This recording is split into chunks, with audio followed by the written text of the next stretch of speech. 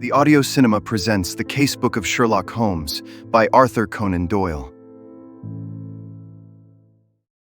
Chapter 1. The Adventure of the Illustrious Client.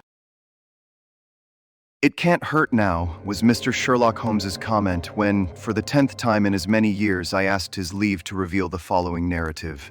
So it was that at last I obtained permission to put on record what was, in some ways, the supreme moment of my friend's career. Both Holmes and I had a weakness for the Turkish bath. It was over a smoke in the pleasant lassitude of the drawing room that I have found him less reticent and more human than anywhere else. On the upper floor of the Northumberland Avenue establishment, there is an isolated corner where two couches lie side by side, and it was on these that we lay upon the 3rd of September 1902, the day when my narrative begins. I had asked him whether anything was stirring, and for answer he had shot his long, thin, nervous arm out of the sheets which enveloped him and had drawn an envelope from the inside pocket of the coat, which hung beside him.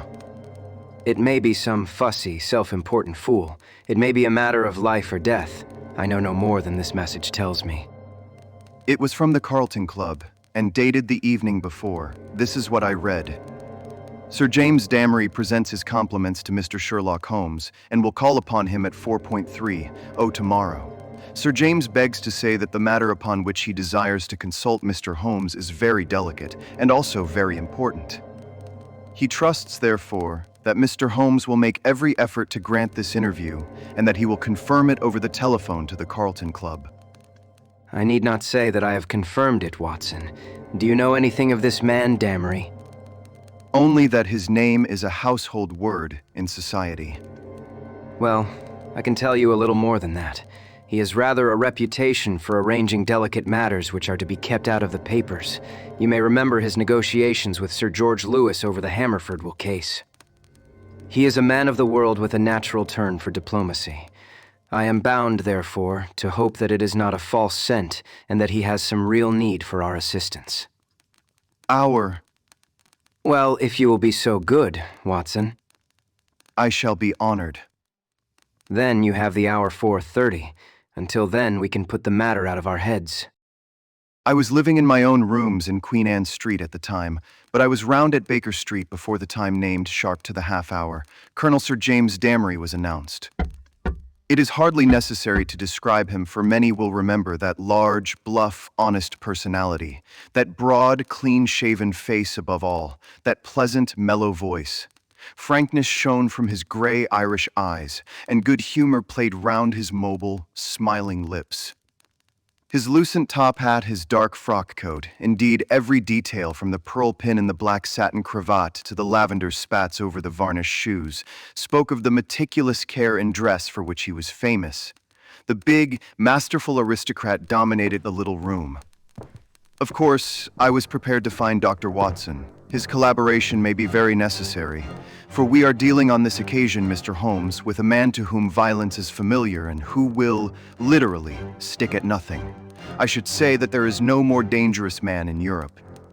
"I've had several opponents to whom that flattering term has been applied. Don't you smoke? Then you will excuse me if I light my pipe. If your man is more dangerous than the late Professor Moriarty, or than the living Colonel Sebastian Moran, then he is indeed worth meeting. May I ask his name?" "Have you ever heard of Baron Gruner?" "You mean the Austrian murderer?" Colonel Dammery threw up his kid-gloved hands with a laugh. "There is no getting past you, Mr. Holmes. Wonderful. So you have already sized him up as a murderer." "It is my business to follow the details of continental crime. Who could possibly have read what happened at Prague and have any doubts as to the man's guilt? It was a purely technical legal point and the suspicious death of a witness that saved him. I am as sure that he killed his wife when the so-called accident happened in the Spletigen Pass as if I had seen him do it. I knew, also, that he had come to England and had a presentiment that sooner or later he would find me some work to do. Well, what has Baron Gruner been up to? I presume it is not this old tragedy which has come up again." "No, it is more serious than that. To revenge crime is important, but to prevent it is more so. It is a terrible thing, Mr. Holmes, to see a dreadful event, an atrocious situation, preparing itself before your eyes, to clearly understand whither it will lead and yet to be utterly unable to avert it. Can a human being be placed in a more trying position? Perhaps not. Then you will sympathize with the client in whose interests I am acting. I did not understand that you were merely an intermediary. Who is the principal? Mr. Holmes, I must beg you not to press that question. It is important that I should be able to assure him that his honored name has been in no way dragged into the matter. His motives are, to the last degree, honorable and chivalrous, but he prefers to remain unknown. I need not say that your fees will be assured and that you will be given a perfectly free hand. Surely the actual name of your client is immaterial. I am sorry. I am accustomed to have mystery at one end of my cases, but to have it at both ends is too confusing. I fear, Sir James, that I must decline to act. Our visitor was greatly disturbed. His large, sensitive face was darkened with emotion and disappointment. You hardly realize the effect of your own action, Mr. Holmes. You place me in a most serious dilemma, for I am perfectly certain that you would be proud to take over the case if I could give you the facts, and yet a promise forbids me from revealing them all. May I, at least, lay all that I can before you? By all means, so long as it is understood that I commit myself to nothing. That is understood. In the first place, you have no doubt heard of General de Merville. De Merville of Khyber fame. Yes, I have heard of him. He has a daughter, Violet de Merville, young, rich, beautiful, accomplished, a wonder woman in every way. It is this daughter, this lovely, innocent girl, whom we are endeavoring to save from the clutches of a fiend. Baron Gruner has some hold over her, then. The strongest of all holds where a woman is concerned, the hold of love. The fellow is, as you may have heard, extraordinarily handsome, with a most fascinating manner, a gentle voice, and that air of romance and mystery which means so much to a woman. He is said to have the whole sex at his mercy, and to have made ample use of the fact. But how came such a man to meet a lady of the standing of Miss Violet de Merville? It was on a Mediterranean yachting voyage. The company, though select, paid their own passages. No doubt the promoters hardly realized the Baron's true character until it was too late. The villain attached himself to the lady, and with such effect that he has completely and absolutely won her heart. To say that she loves him hardly expresses it. She dotes upon him. She is obsessed by him. Outside of him there is nothing on earth. She will not hear one word against him. Everything has been done to cure her of her madness, but in vain. To sum up, she proposes to marry him next month. As she is of age and has a will of iron, it is hard to know how to prevent her. Does she know about the Austrian episode? The cunning devil has told her every unsavory public scandal of his past life, but always in such a way as to make himself out to be an innocent martyr. She absolutely accepts his version and will listen to no other. Dear me, but surely you have inadvertently let out the name of your client. It is no doubt General de Merville. Our visitor fidgeted in his chair. I could deceive you by saying so, Mr. Holmes, but it would not be true. De Merville is a broken man.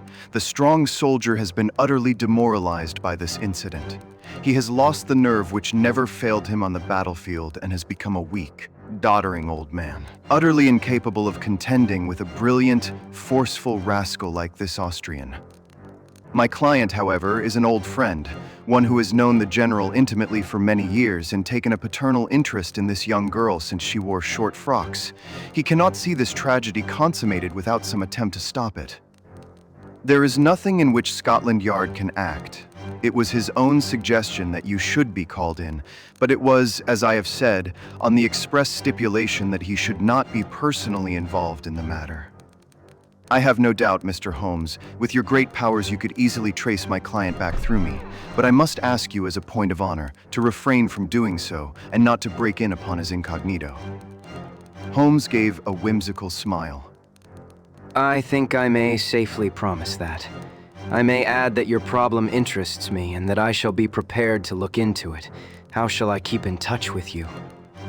The Carlton Club will find me, but in case of emergency, there is a private telephone call, XX.31. Holmes noted it down and sat, still smiling, with the open memorandum book upon his knee. The Baron's present address, please. Vernon Lodge, near Kingston. It is a large house. He has been fortunate in some rather shady speculations and is a rich man, which naturally makes him a more dangerous antagonist. Is he at home at present? Yes. Apart from what you have told me, can you give me any further information about the man? He has expensive tastes. He is a horse fancier. For a short time he played polo at Hurlingham, but then this Prague affair got noised about and he had to leave. He collects books and pictures. He is a man with a considerable artistic side to his nature. He is, I believe, a recognized authority upon Chinese pottery and has written a book upon the subject. A complex mind. All great criminals have that. My old friend Charlie Peace was a violin virtuoso. Wainwright was no mean artist. I could quote many more. Well, Sir James, you will inform your client that I am turning my mind upon Baron Gruner. I can say no more. I have some sources of information of my own, and dare say we may find some means of opening the matter up. When our visitor had left us, Holmes sat so long in deep thought that it seemed to me that he had forgotten my presence. At last, however, he came briskly back to earth. Well, Watson, any views? I should think you had better see the young lady herself. My dear Watson, if her poor old broken father cannot move her, how shall I, a stranger, prevail? And yet there is something in the suggestion if all else fails.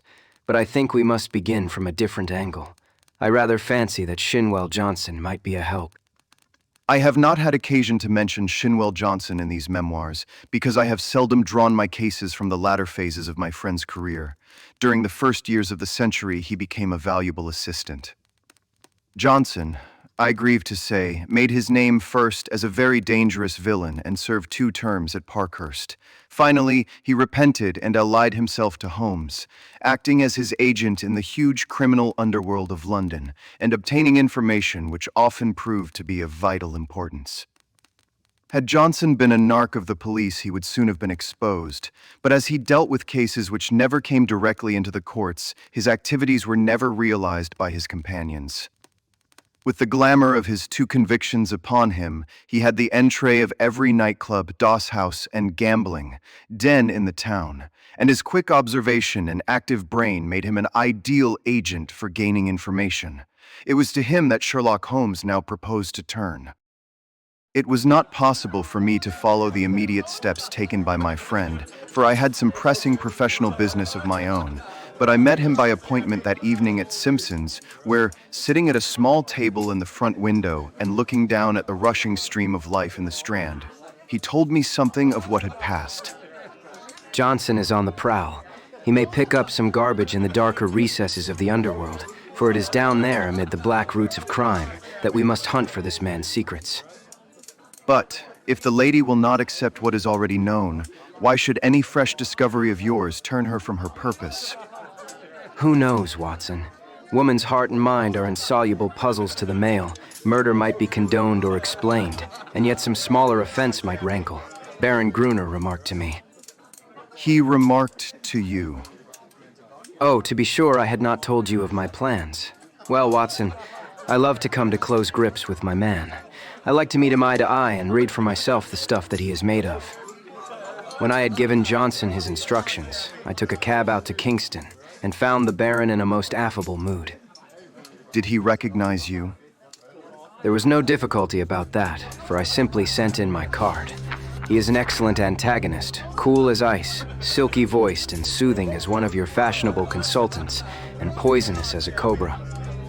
He has breed in him a real aristocrat of crime, with a superficial suggestion of afternoon tea and all the cruelty of the grave behind it. Yes, I am glad to have had my attention called to Baron Adalbert Gruner. You say he was affable. A purring cat who thinks he sees prospective mice. Some people's affability is more deadly than the violence of coarser souls. His greeting was characteristic. I rather thought I should see you sooner or later, Mr. Holmes, said he. You have been engaged, no doubt, by General de Merville to endeavor to stop my marriage with his daughter, Violet. That is so, is it not? I acquiesced. My dear man, said he, you will only ruin your own well-deserved reputation. It is not a case in which you can possibly succeed. You will have barren work, to say nothing of incurring some danger. Let me very strongly advise you to draw off at once. It is curious, I answered, but that was the very advice which I had intended to give you. I have a respect for your brains, Baron, and the little which I have seen of your personality has not lessened it. Let me put it to you as man to man. No one wants to rake up your past and make you unduly uncomfortable. It is over, and you are now in smooth waters. But if you persist in this marriage, you will raise up a swarm of powerful enemies who will never leave you alone until they have made England too hot to hold you. Is the game worth it? Surely you would be wiser if you left the lady alone. It would not be pleasant for you if these facts of your past were brought to her notice. The Baron has little wax tips of hair under his nose, like the short antennae of an insect. These quivered with amusement as he listened, and he finally broke into a gentle chuckle. "Excuse my amusement, Mr. Holmes," said he, "but it is really funny to see you trying to play a hand with no cards in it. I don't think anyone could do it better, but it is rather pathetic, all the same. Not a color card there, Mr. Holmes. Nothing but the smallest of the small." "So you think?" "So I know. Let me make the thing clear to you, for my own hand is so strong that I can afford to show it. I have been fortunate enough to win the entire affection of this lady. This was given to me in spite of the fact that I told her very clearly of all the unhappy incidents in my past life. I also told her that certain wicked and designing persons, I hope you recognize yourself, would come to her and tell her these things, and I warned her how to treat them. You have heard of post-hypnotic suggestion, Mr. Holmes. Well, you will see how it works, for a man of personality can use hypnotism without any vulgar passes or tomfoolery. So she is ready for you, and I have no doubt, would give you an appointment, for she is quite amenable to her father's will, save only in the one little matter. Well, Watson, there seemed to be no more to say, so I took my leave with as much cold dignity as I could summon. But, as I had my hand on the door handle, he stopped me. "By the way, Mr. Holmes," said he, "did you know Lebrun, the French agent?" "Yes," said I. "Do you know what befell him?" "I heard that he was beaten by some Apaches in the Montmartre district and crippled for life." "Quite true, Mr. Holmes. By a curious coincidence, he had been inquiring into my affairs only a week before. Don't do it, Mr. Holmes. It is not a lucky thing to do. Several have found that out. My last word to you is, go your own way and let me go mine. Goodbye." So, there you are, Watson. You are up to date now. The fellow seems dangerous. Mighty dangerous. I disregard the blusterer, but this is the sort of man who says rather less than he means. Must you interfere? Does it really matter if he marries the girl? Considering that he undoubtedly murdered his last wife, I should say it mattered very much. Besides, the client... Well, we need not discuss that. When you have finished your coffee, you had best come home with me, for the blithe Shinwell will be there with his report. We found him sure enough, a huge, coarse, red-faced, scorbutic man, with a pair of vivid black eyes, which were the only external sign of the very cunning mind within. It seems that he had dived down into what was peculiarly his kingdom, and beside him on the settee was a brand which he had brought up in the shape of a slim, flame-like young woman with a pale, intense face, youthful, and yet so worn with sin and sorrow that one read the terrible years which had left their leprous mark upon her. This is Miss Kitty Winter. What she don't know, well, there, she'll speak for herself. Put my hand right on her, Mr. Holmes, within an hour of your message. I am easy to find. Hell, London gets me every time. Same address for Porky Shinwell. We're old mates, Porky, you and I. But, by gripes, there is another who ought to be down in a lower hell than we if there was any justice in the world. That is the man you are after, Mr. Holmes. Holmes smiled. I gather we have your good wishes, Miss Winter. If I can help to put him where he belongs, I am yours to the rattle. There was an intensity of hatred in her white, set face and her blazing eyes such as woman seldom and man never can attain. You needn't go into my past, Mr. Holmes. That is neither here nor there. But what I am, Adelbert Gruner made me, if I could pull him down. She clutched frantically with her hands into the air. Oh, If I could only pull him into the pit where he has pushed so many. You know how the matter stands? Porky Shinwell has been telling me. He is after some other poor fool and wants to marry her this time. You want to stop it? Well, you surely know enough about this devil to prevent any decent girl in her senses wanting to be in the same parish with him. She is not in her senses. She is madly in love. She has been told all about him. She cares nothing. Told about the murder. Yes. My lord, she must have a nerve. She puts them all down as slanders. Couldn't you lay proofs before her silly eyes? Well, can you help us do so? Ain't I a proof myself? If I stood before her and told her how he used me. Would you do this? Would I? Would I not? Well, it might be worth trying, but he has told her most of his sins and had pardon from her, and I understand she will not reopen the question. I'll lay he didn't tell her all. I caught a glimpse of one or two murders besides the one that made such a fuss. He would speak of someone in his velvet way and then look at me with a steady eye and say, he died within a month. It wasn't hot air either.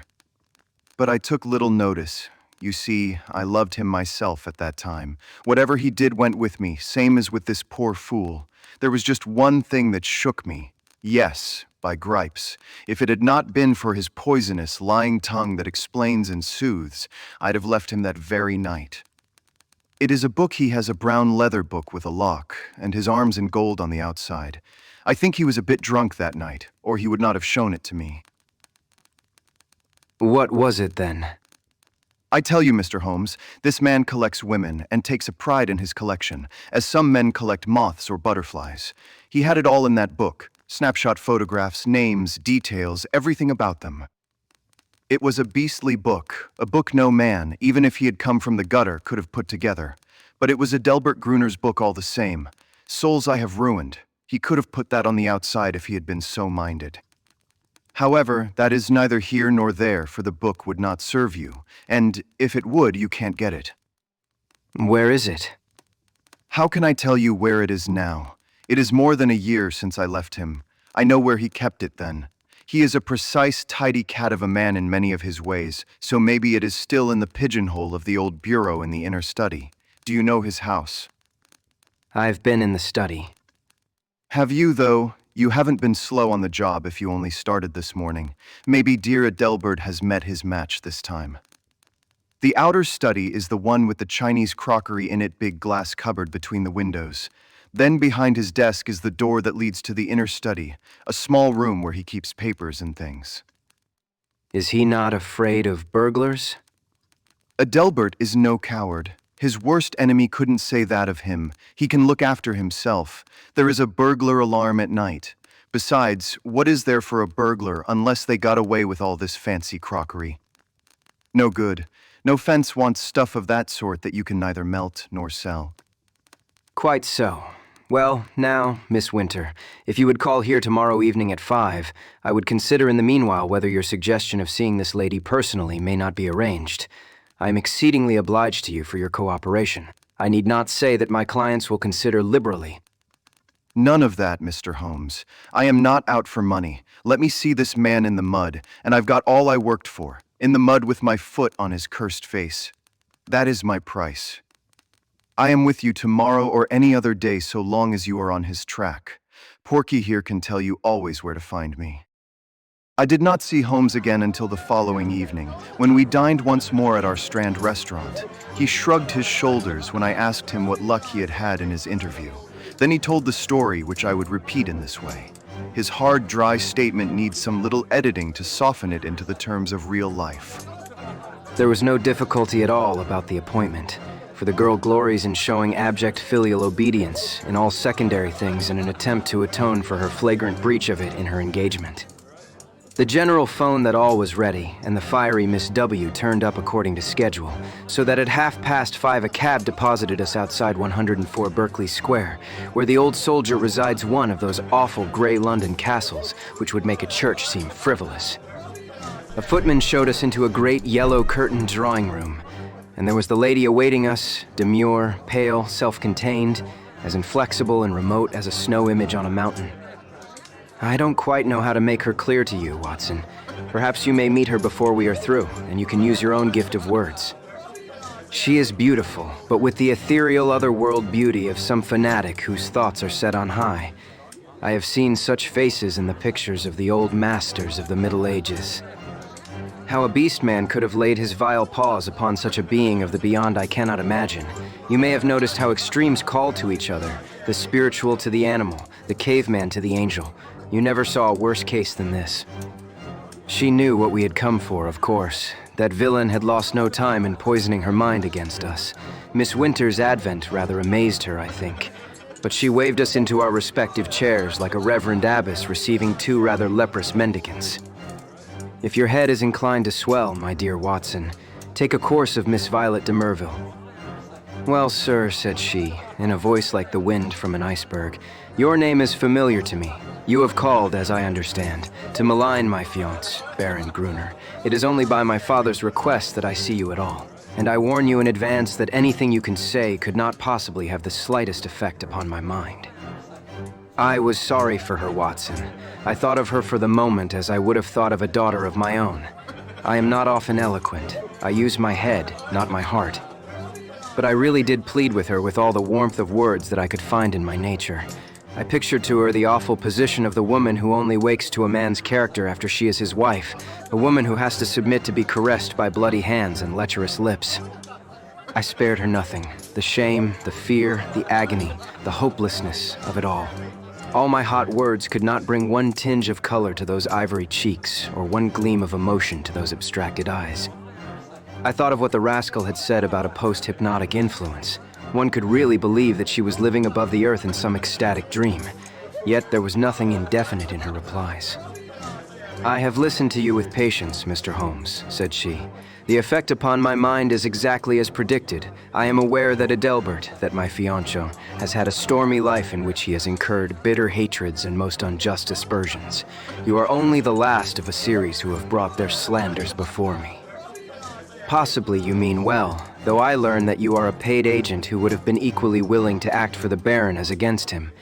But in any case, I wish you to understand once for all that I love him, and that he loves me, and that the opinion of all the world is no more to me than the twitter of those birds outside the window.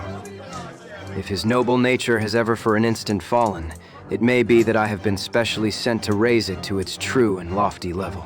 I am not clear. Here she turned her eyes upon my companion, who this young lady may be.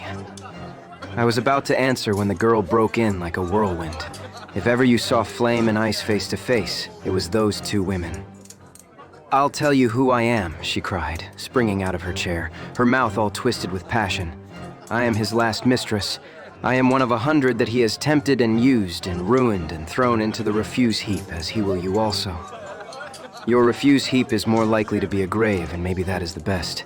I tell you, you foolish woman, if you marry this man, he'll be the death of you. It may be a broken heart, or it may be a broken neck, but he'll have you one way or the other. It is not out of love for you, I am speaking. I don't care a tinker's curse whether you live or die. It is out of hate for him, and to spite him and to get back on him for what he did to me. But it is all the same, and you needn't look at me like that. My fine lady, for you may be lower than I am before you are through with it. I should prefer not to discuss such matters, said Miss de Merville coldly. Let me say once for all that I am aware of 3 passages in my fiancé's life in which he became entangled with designing women, and that I am assured of his hearty repentance for any evil that he may have done. 3 passages, screamed my companion. You fool, you unutterable fool. Mr. Holmes, I beg that you will bring this interview to an end, said the icy voice. I have obeyed my father's wish in seeing you, but I am not compelled to listen to the ravings of this person. With an oath, Miss Winter darted forward, and if I had not caught her wrist, she would have clutched this maddening woman by the hair. I dragged her towards the door, and was lucky to get her back into the cab without a public scene, for she was beside herself with rage. In a cold way, I felt pretty furious myself, Watson, for there was something indescribably annoying in the calm aloofness and supreme self-complacence of the woman whom we were trying to save. So now, once again, you know exactly how we stand, and it is clear that I must plan some fresh opening move, for this gambit won't work. I'll keep in touch with you, Watson, for it is more than likely that you will have your part to play, though it is just possible that the next move may lie with them rather than with us." And it did.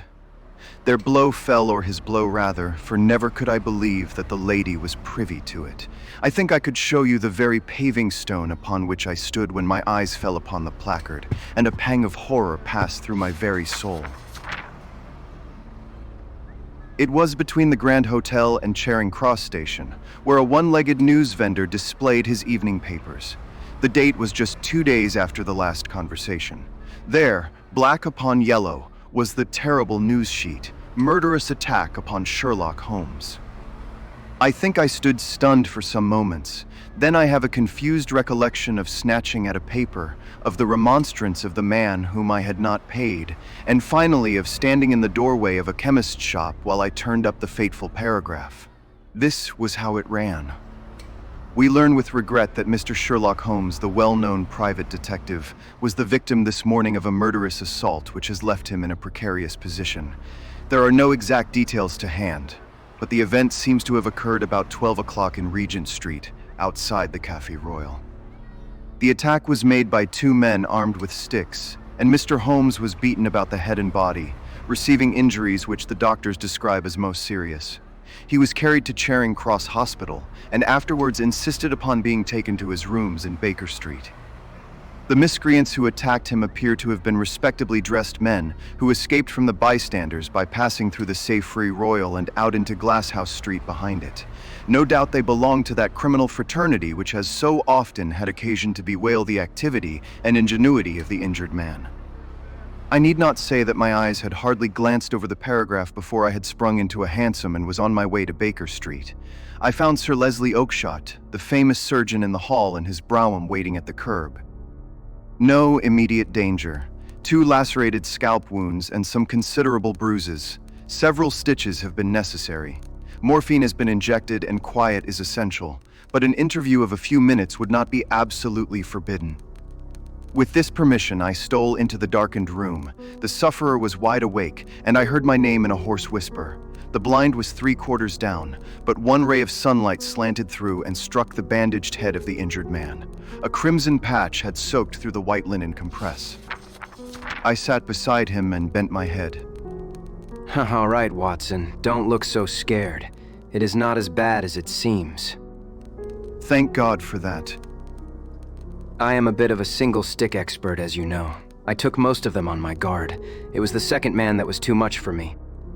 What can I do, Holmes? Of course, it was that damned fellow who set them on. I'll go and thrash the hide off him if you give the word. Good old Watson. No, we can do nothing there unless the police lay their hands on the men. But their getaway had been well prepared. We may be sure of that. Wait a little. I have my plans. The first thing is to exaggerate my injuries. They'll come to you for news. Put it on thick, Watson. Lucky if I live the week out. Concussion, delirium, what you like. You can't overdo it. But Sir Leslie Oakshott... Oh, he is all right. He shall see the worst side of me. I'll look after that. Anything else? Yes. Tell Shinwell Johnson to get that girl out of the way. Those beauties will be after her now. They know, of course, that she was with me in the case. If they dared to do me in, it is not likely they will neglect her. That is urgent. Do it tonight. I'll go now. Anything more? Put my pipe on the table and the tobacco slipper, right? Come in each morning and we will plan our campaign. I arranged with Johnson that evening to take Miss Winter to a quiet suburb and see that she lay low until the danger was past. For 6 days, the public were under the impression that Holmes was at the door of death. The bulletins were very grave and there were sinister paragraphs in the papers.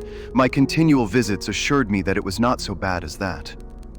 His wiry constitution and his determined will were working wonders. He was recovering fast, and I had suspicions at times that he was really finding himself faster than he pretended, even to me. There was a curious secretive streak in the man which led to many dramatic effects, but left even his closest friend guessing as to what his exact plans might be.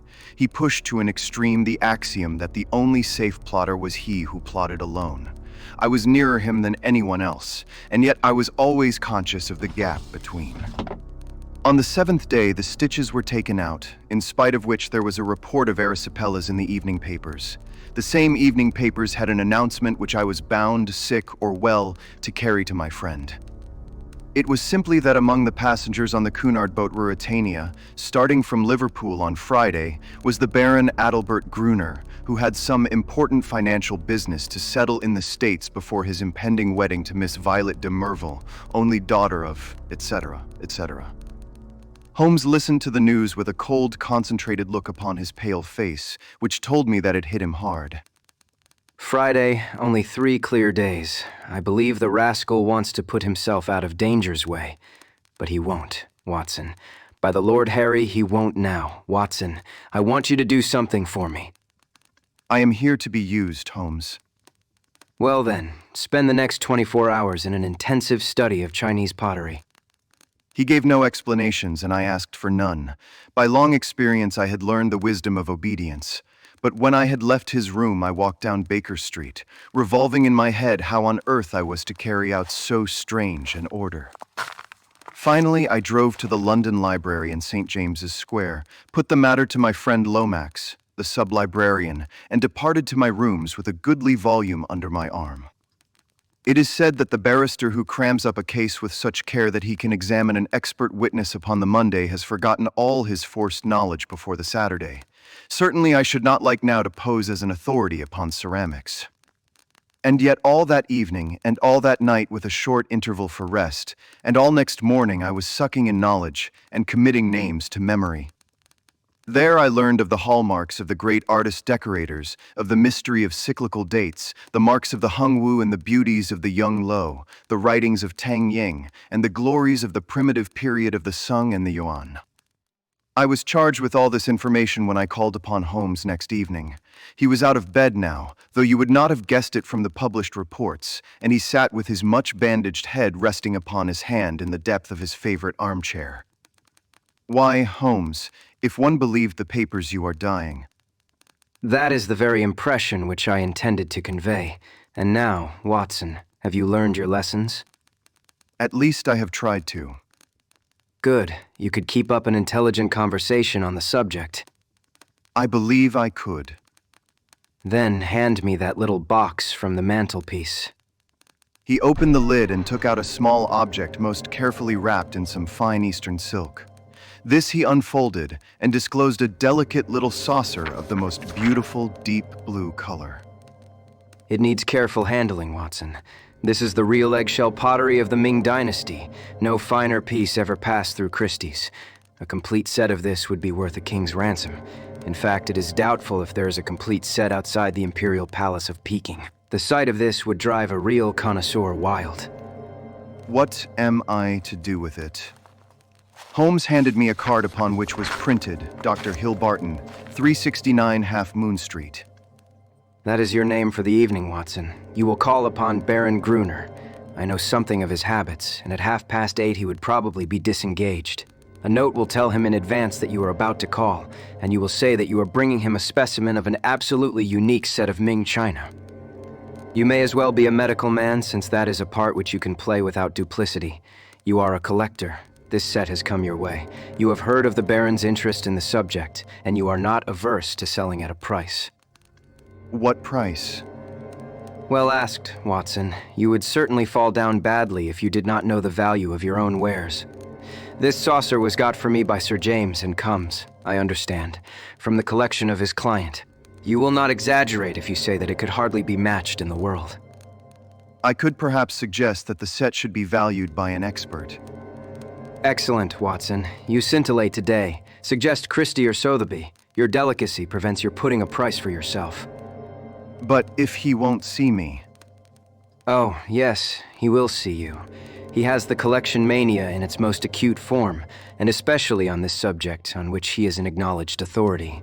Sit down, Watson, and I will dictate the letter. No answer needed. You will merely say that you are coming and why. It was an admirable document, short, courteous, and stimulating to the curiosity of the connoisseur. A district messenger was duly dispatched with it. On the same evening, with the precious saucer in my hand and the card of Dr. Hill Barton in my pocket, I set off on my own adventure. The beautiful house and grounds indicated that Baron Gruner was, as Sir James had said, a man of considerable wealth. A long winding drive, with banks of rare shrubs on either side, opened out into a great gravelled square adorned with statues. The place had been built by a South African gold king in the days of the Great Boom, and the long, low house with the turrets at the corners, though an architectural nightmare, was imposing in its size and solidity. A butler who would have adorned a bench of bishops showed me in and handed me over to a plush-clad footman, who ushered me into the Baron's presence. He was standing at the open front of a great case which stood between the windows and which contained part of his Chinese collection. He turned as I entered with a small brown vase in his hand. "Pray sit down, Doctor. I was looking over my own treasures and wondering whether I could really afford to add to them. This little Tang specimen, which dates from the 7th century, would probably interest you. I am sure you never saw finer workmanship or a richer glaze. Have you the Ming saucer with you of which you spoke?" I carefully unpacked it and handed it to him. He seated himself at his desk, pulled over the lamp, for it was growing dark, and set himself to examine it. As he did so, the yellow light beat upon his own features, and I was able to study them at my ease. He was certainly a remarkably handsome man. His European reputation for beauty was fully deserved. In figure, he was not more than of middle size, but was built upon graceful and active lines. His face was swarthy, almost oriental, with large, dark, languorous eyes which might easily hold an irresistible fascination for women. His hair and mustache were raven black, the latter short, pointed, and carefully waxed. His features were regular and pleasing, save only his straight, thin-lipped mouth. If ever I saw a murderer's mouth, it was there. A cruel, hard gash in the face, compressed, inexorable, and terrible. He was ill-advised to train his mustache away from it, for it was nature's danger signal, set as a warning to his victims. His voice was engaging and his manners perfect. In age, I should have put him at little over 30, though his record afterwards showed that he was 42. Very fine indeed. And you say you have a set of 6 to correspond. What puzzles me is that I should not have heard of such magnificent specimens. I only know of one in England to match this, and it is certainly not likely to be in the market. Would it be indiscreet if I were to ask you, Dr. Hill Barton, how you obtained this? Does it really matter? You can see that the piece is genuine, and as to the value, I am content to take an expert's valuation. Very mysterious. In dealing with objects of such value, one naturally wishes to know all about the transaction. That the piece is genuine is certain. I have no doubts at all about that. But suppose I am bound to take every possibility into account, that it should prove afterwards that you had no right to sell. I would guarantee you against any claim of the sort. That, of course, would open up the question as to what your guarantee was worth. My bankers would answer that. Quite so. And yet the whole transaction strikes me as rather unusual. You can do business or not. I have given you the first offer as I understood that you are a connoisseur, but I shall have no difficulty in other quarters. Who told you I was a connoisseur? I was aware that you had written a book upon the subject. Have you read the book? Number. Dear me. This becomes more and more difficult for me to understand. You are a connoisseur and collector with a very valuable piece in your collection, and yet you have never troubled to consult the one book which would have told you of the real meaning and value of what you held. How do you explain that? I am a very busy man. I am a doctor in practice. That is no answer. If a man has a hobby, he follows it up, whatever his other pursuits may be. You said in your note that you were a connoisseur. So, I am. Might I ask you a few questions to test you?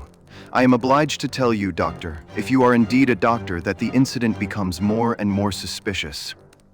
I would ask you, what do you know of the Emperor Shomu, and how do you associate him with the Shoso near Nara? Dear me, does that puzzle you? Tell me a little about the Northern Wei dynasty and its place in the history of ceramics. I sprang from my chair and simulated anger. This is intolerable, sir. I came here to do you a favor and not to be examined as if I were a schoolboy. My knowledge on these subjects may be second only to your own, but I certainly shall not answer questions which have been put in so offensive a way. He looked at me steadily. The languor had gone from his eyes. They suddenly glared. There was a gleam of teeth from between those cruel lips. "What is the game? You are here as a spy. You are an emissary of Holmes. This is a trick that you are playing upon me. The fellow is dying, I hear, so he sends his tools to keep watch upon me. You've made your way in here without leave, and, by God, you may find it harder to get out than to get in." He had sprung to his feet, and I stepped back, bracing myself for an attack, for the man was beside himself with rage. He may have suspected me from the first. Certainly this cross-examination had shown him the truth, but it was clear that I could not hope to deceive him. He dived his hand into a side drawer and rummaged furiously. Then something struck upon his ear, for he stood listening intently. And he dashed into the room behind him. 2 steps took me to the open door, and my mind will ever carry a clear picture of the scene within. The window leading out to the garden was wide open. Beside it, looking like some terrible ghost, his head girt with bloody bandages, his face drawn in white, stood Sherlock Holmes. The next instant he was through the gap, and I heard the crash of his body among the laurel bushes outside. With a howl of rage, the master of the house rushed after him to the open window. And then, it was done in an instant, and yet I clearly saw it. A woman's arm shot out from among the leaves. At the same instant, the Baron uttered a horrible cry, a yell, which will always ring in my memory. He clapped his 2 hands to his face and rushed round the room, beating his head horribly against the walls. Then he fell upon the carpet, rolling and writhing, while scream after scream resounded through the house. "Water! For God's sake, water!" I seized a carafe from a side table and rushed to his aid. At the same moment, the butler and several footmen ran in from the hall. I remember that one of them fainted as I knelt by the injured man and turned that awful face to the light of the lamp. The vitriol was eating into it everywhere and dripping from the ears and the chin. One eye was already white and glazed. The other was red and inflamed. The features which I had admired a few minutes before were now like some beautiful painting over which the artist has passed a wet and foul sponge. They were blurred, discolored, inhuman, terrible. In a few words, I explained exactly what had occurred so far as the vitriol attack was concerned. Some had climbed through the window and others had rushed out onto the lawn, but it was dark and it had begun to rain. Between his screams, the victim raged and raved against the avenger. It was that hellcat, Kitty Winter. Oh, the she-devil! She shall pay for it! She shall pay! Oh, God in heaven! This pain is more than I can bear. I bathed his face in oil, put cotton wadding on the raw surfaces, and administered a hypodermic of morphia. All suspicion of me had passed from his mind in the presence of this shock, and he clung to my hands as if I might have the power even yet to clear those dead fish eyes which gazed up at me. I could have wept over the ruin had I not remembered very clearly the vile life which had led up to so hideous a change. It was loathsome to feel the pawing of his burning hands, and I was relieved when his family surgeon, closely followed by a specialist, came to relieve me of my charge. An inspector of police had also arrived, and to him I handed my real card. It would have been useless as well as foolish to do otherwise, for I was nearly as well known by sight at the Yard as Holmes himself. Then I left that house of gloom and terror. Within an hour I was at Baker Street. Holmes was seated in his familiar chair, looking very pale and exhausted. Apart from his injuries, even his iron nerves had been shocked by the events of the evening, and he listened with horror to my account of the Baron's transformation. The wages of sin, Watson, the wages of sin. Sooner or later, it will always come. God knows, there was sin enough. He added, taking up a brown volume from the table. Here is the book the woman talked of. If this will not break off the marriage, nothing ever could. But it will, Watson. It must. No self-respecting woman could stand it. It is his love diary. Or his lust diary. Call it what you will. The moment the woman told us of it, I realized what a tremendous weapon was there, if we could but lay our hands on it. I said nothing at the time to indicate my thoughts, for this woman might have given it away, but I brooded over it. Then this assault upon me gave me the chance of letting the Baron think that no precautions need be taken against me. That was all to the good. I would have waited a little longer, but his visit to America forced my hand. He would never have left so compromising a document behind him. Therefore, we had to act at once. Burglary at night is impossible. He takes precautions. But there was a chance in the evening if I could only be sure that his attention was engaged. That was where you and your blue saucer came in. But I had to be sure of the position of the book, and I knew I had only a few minutes in which to act, for my time was limited by your knowledge of Chinese pottery. Therefore, I gathered the girl up at the last moment. How could I guess what the little packet was that she carried so carefully under her cloak? I thought she had come altogether on my business, but it seems she had some of her own. He guessed I came from you. I feared he would, but you held him in play just long enough for me to get the book, though not long enough for an unobserved escape. Ah, Sir James, I am very glad you have come.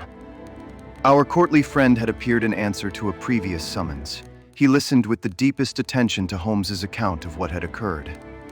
You have done wonders, but if these injuries are as terrible as Dr. Watson describes, then surely our purpose of thwarting the marriage is sufficiently gained without the use of this horrible book. Holmes shook his head. Women of the de Merville type do not act like that. She would love him the more as a disfigured martyr. No, it is his moral side, not his physical, which we have to destroy. That book will bring her back to Earth, and I know nothing else that could. It is in his own writing. She cannot get past it. Sir James carried away both it and the precious saucer. As I was myself overdue, I went down with him into the street. A brougham was waiting for him. He sprang in, gave a hurried order to the cockaded coachman, and drove swiftly away. He flung his overcoat half out of the window to cover the armorial bearings upon the panel, but I had seen them in the glare of our fanlight nonetheless. I gasped with surprise. Then I turned back and ascended the stair to Holmes's room. I have found out who our client is. Why, Holmes, it is... It is a loyal friend and a chivalrous gentleman. Let that now and forever be enough for us. I do not know how the incriminating book was used. Sir James may have managed it, or it is more probable that so delicate a task was entrusted to the young lady's father. The effect, at any rate, was all that could be desired. 3 days later appeared a paragraph in the Morning Post to say that the marriage between Baron Adalbert Gruner and Miss Violet de Merville would not take place. The same paper had the first police court hearing of the proceedings against Miss Kitty Winter on the grave charge of vitriol throwing. Such extenuating circumstances came out in the trial that the sentence, as will be remembered, was the lowest that was possible for such an offense. Sherlock Holmes was threatened with a prosecution for burglary, but when an object is good and a client is sufficiently illustrious, even the rigid British law becomes human and elastic. My friend has not yet stood in the dock.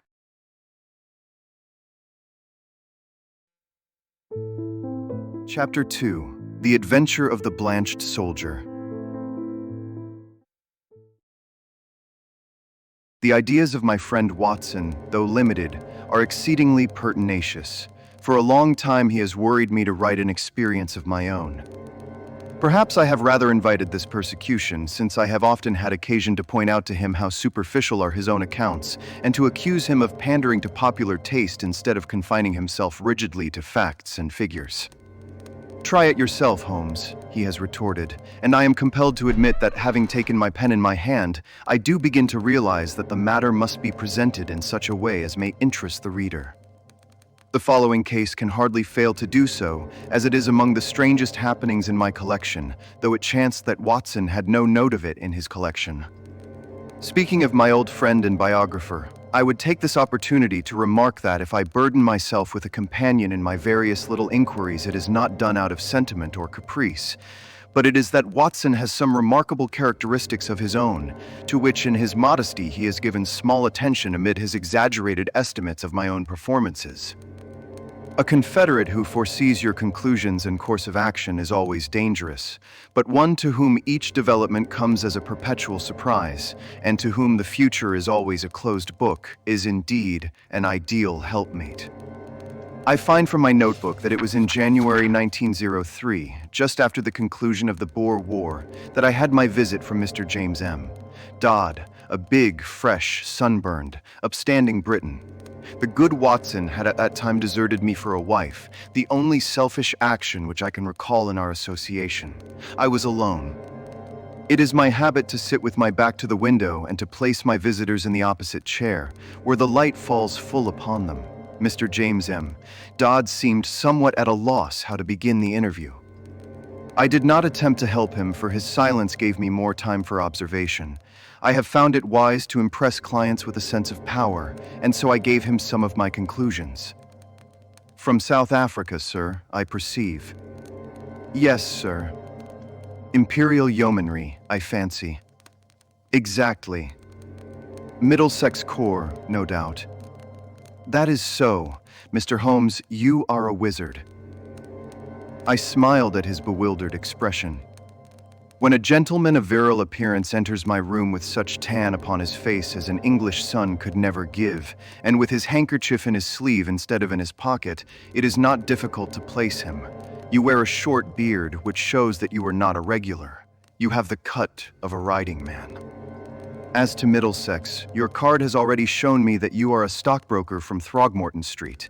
What other regiment would you join? You see everything. I see no more than you, but I have trained myself to notice what I see. However, Mr. Dodd, it was not to discuss the science of observation that you called upon me this morning. What has been happening at Tewkesbury Old Park? Mr. Holmes. My dear sir, there is no mystery. Your letter came with that heading, and as you fixed this appointment in very pressing terms, it was clear that something sudden and important had occurred. Yes, indeed, but the letter was written in the afternoon, and a good deal has happened since then. If Colonel Emsworth had not kicked me out. Kicked you out? Well, that was what it amounted to. He is a hard nail, is Colonel Emsworth, the greatest martinet in the army in his day, and it was a day of rough language too. I couldn't have stuck the colonel if it had not been for Godfrey's sake. I lit my pipe and leaned back in my chair. Perhaps you will explain what you are talking about. My client grinned mischievously. I had got into the way of supposing that you knew everything without being told, but I will give you the facts, and I hope to God that you will be able to tell me what they mean. I've been awake all night puzzling my brain, and the more I think, the more incredible does it become. When I joined up in January 1901, just 2 years ago, young Godfrey Emsworth had joined the same squadron. He was Colonel Emsworth's only son Emsworth, the Crimean VC, and he had the fighting blood in him, so it is no wonder he volunteered. There was not a finer lad in the regiment. We formed a friendship, the sort of friendship which can only be made when one lives the same life and shares the same joys and sorrows. He was my mate, and that means a good deal in the army. We took the rough and the smooth together for a year of hard fighting. Then he was hit with a bullet from an elephant gun in the action near Diamond Hill outside Pretoria. I got one letter from the hospital at Cape Town and one from Southampton. Since then, not a word, not one word. Mr. Holmes, for 6 months and more, and he my closest pal. Well, when the war was over and we all got back, I wrote to his father and asked where Godfrey was. No answer. I waited a bit and then I wrote again. This time I had a reply, short and gruff. Godfrey had gone on a voyage round the world, and it was not likely that he would be back for a year. That was all. I wasn't satisfied, Mr. Holmes. The whole thing seemed to me so damned unnatural. He was a good lad and he would not drop a pal like that. It was not like him. Then, again, I happened to know that he was heir to a lot of money, and also that his father and he did not always hit it off too well. The old man was sometimes a bully, and young Godfrey had too much spirit to stand it. No, I wasn't satisfied, and I determined that I would get to the root of the matter. It happened, however, that my own affairs needed a lot of straightening out after 2 years' absence, and so it is only this week that I have been able to take up Godfrey's case again. But since I have taken it up, I mean to drop everything in order to see it through. Mr. James M. Dodd appeared to be the sort of person whom it would be better to have as a friend than as an enemy. His blue eyes were stern, and his square jaw had set hard as he spoke. Well, what have you done? My first move was to get down to his home Tewkesbury Old Park near Bedford, and to see for myself how the ground lay. I wrote to the mother, therefore. I had had quite enough of the curmudgeon of a father, and I made a clean frontal attack. Godfrey was my chum. I had a great deal of interest, which I might tell her of our common experiences. I should be in the neighborhood. Would there be any objection, etc.? In reply, I had quite an amiable answer from her and an offer to put me up for the night. Tuxbury Old Hall is inaccessible 5 miles from anywhere. There was no trap at the station, so I had to walk, carrying my suitcase, and it was nearly dark before I arrived. It is a great wandering house, standing in a considerable park. I should judge it was of all sorts of ages and styles, starting on a half-timbered Elizabethan foundation and ending in a Victorian portico. Inside it was all paneling and tapestry and half-effaced old pictures, a house of shadows and mystery. There was a butler, old Ralph, who seemed about the same age as the house, and there was his wife, who might have been older. She had been Godfrey's nurse, and I had heard him speak of her as second only to his mother in his affections, so I was drawn to her in spite of her queer appearance. The mother I liked also, a gentle little white mouse of a woman. It was only the colonel himself whom I barred. We had a bit of a barney right away, and I should have walked back to the station if I had not felt that it might be playing his game for me to do so. I was shown straight into his study, and there I found him, a huge bow-backed man with a smoky skin and a straggling gray beard, seated behind his littered desk. A red-veined nose jutted out like a vulture's beak, and 2 fierce gray eyes glared at me from under tufted brows. I could understand now why Godfrey seldom spoke of his father. "Well, sir," said he in a rasping voice, "I should be interested to know the real reasons for this visit." I answered that I had explained them in my letter to his wife. Yes, you said that you had known Godfrey in Africa. We have, of course, only your word for that. I have his letters to me in my pocket. Kindly let me see them." He glanced at the 2 which I handed him, and then he tossed them back. "Well, what then?" he asked. "I was fond of your son Godfrey, sir. Many ties and memories united us. Is it not natural that I should wonder at his sudden silence, and should wish to know what has become of him? I have some recollection, sir, that I had already corresponded with you and had told you what had become of him. He has gone upon a voyage round the world. His health was in a poor way after his African experiences, and both his mother and I were of opinion that complete rest and change were needed. Kindly pass that explanation on to any other friends who may be interested in the matter." "Certainly," I answered, "but perhaps you would have the goodness to let me have the name of the steamer and of the line by which he sailed, together with the date. I have no doubt that I should be able to get a letter through to him." My request seemed both to puzzle and to irritate my host. His great eyebrows came down over his eyes, and he tapped his fingers impatiently on the table. He looked up at last with the expression of one who has seen his adversary make a dangerous move at chess and has decided how to meet it. "Many people, Mr. Dodd," said he, "would take offense at your infernal pertinacity and would think that this insistence had reached the point of damned impertinence. You must put it down, sir, to my real love for your son." "Exactly. I have already made every allowance upon that score.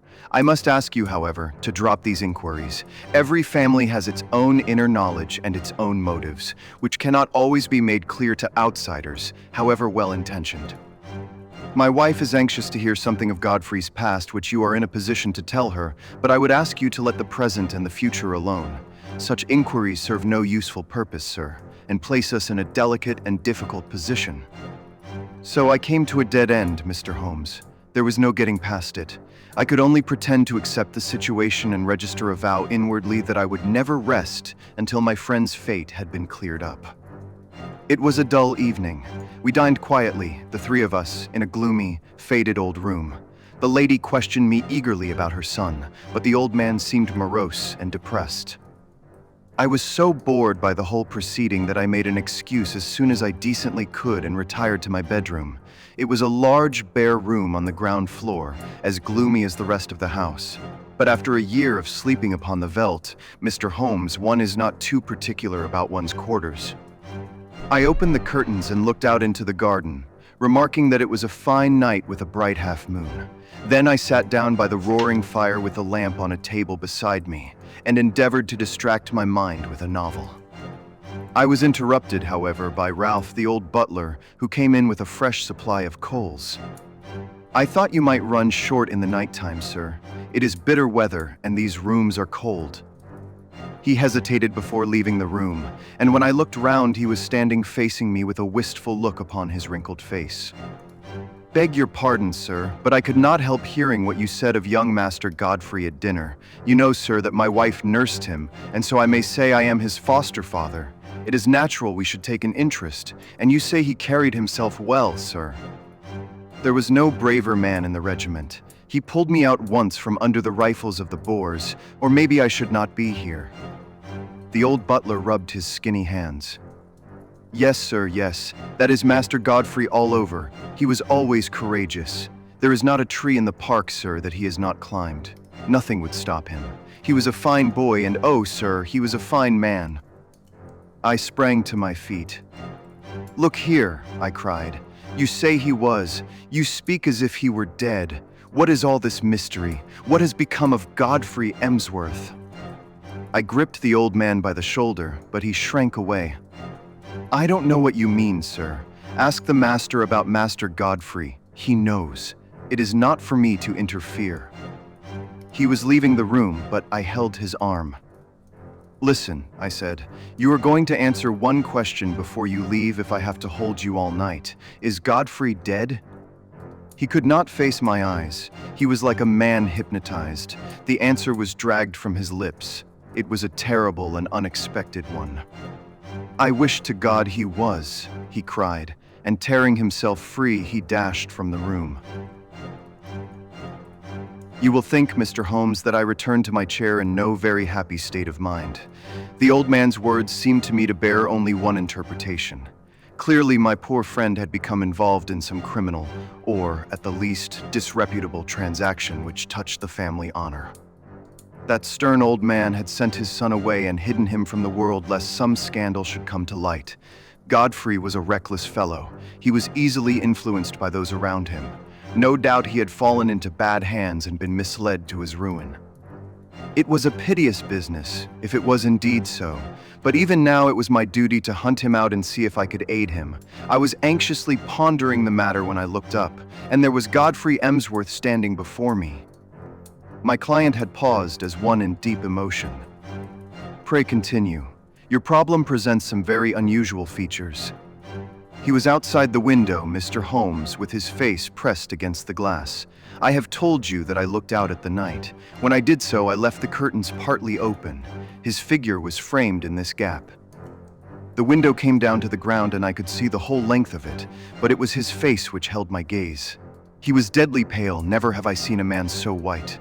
I reckon ghosts may look like that, but his eyes met mine, and they were the eyes of a living man. He sprang back when he saw that I was looking at him, and he vanished into the darkness. There was something shocking about the man, Mr. Holmes.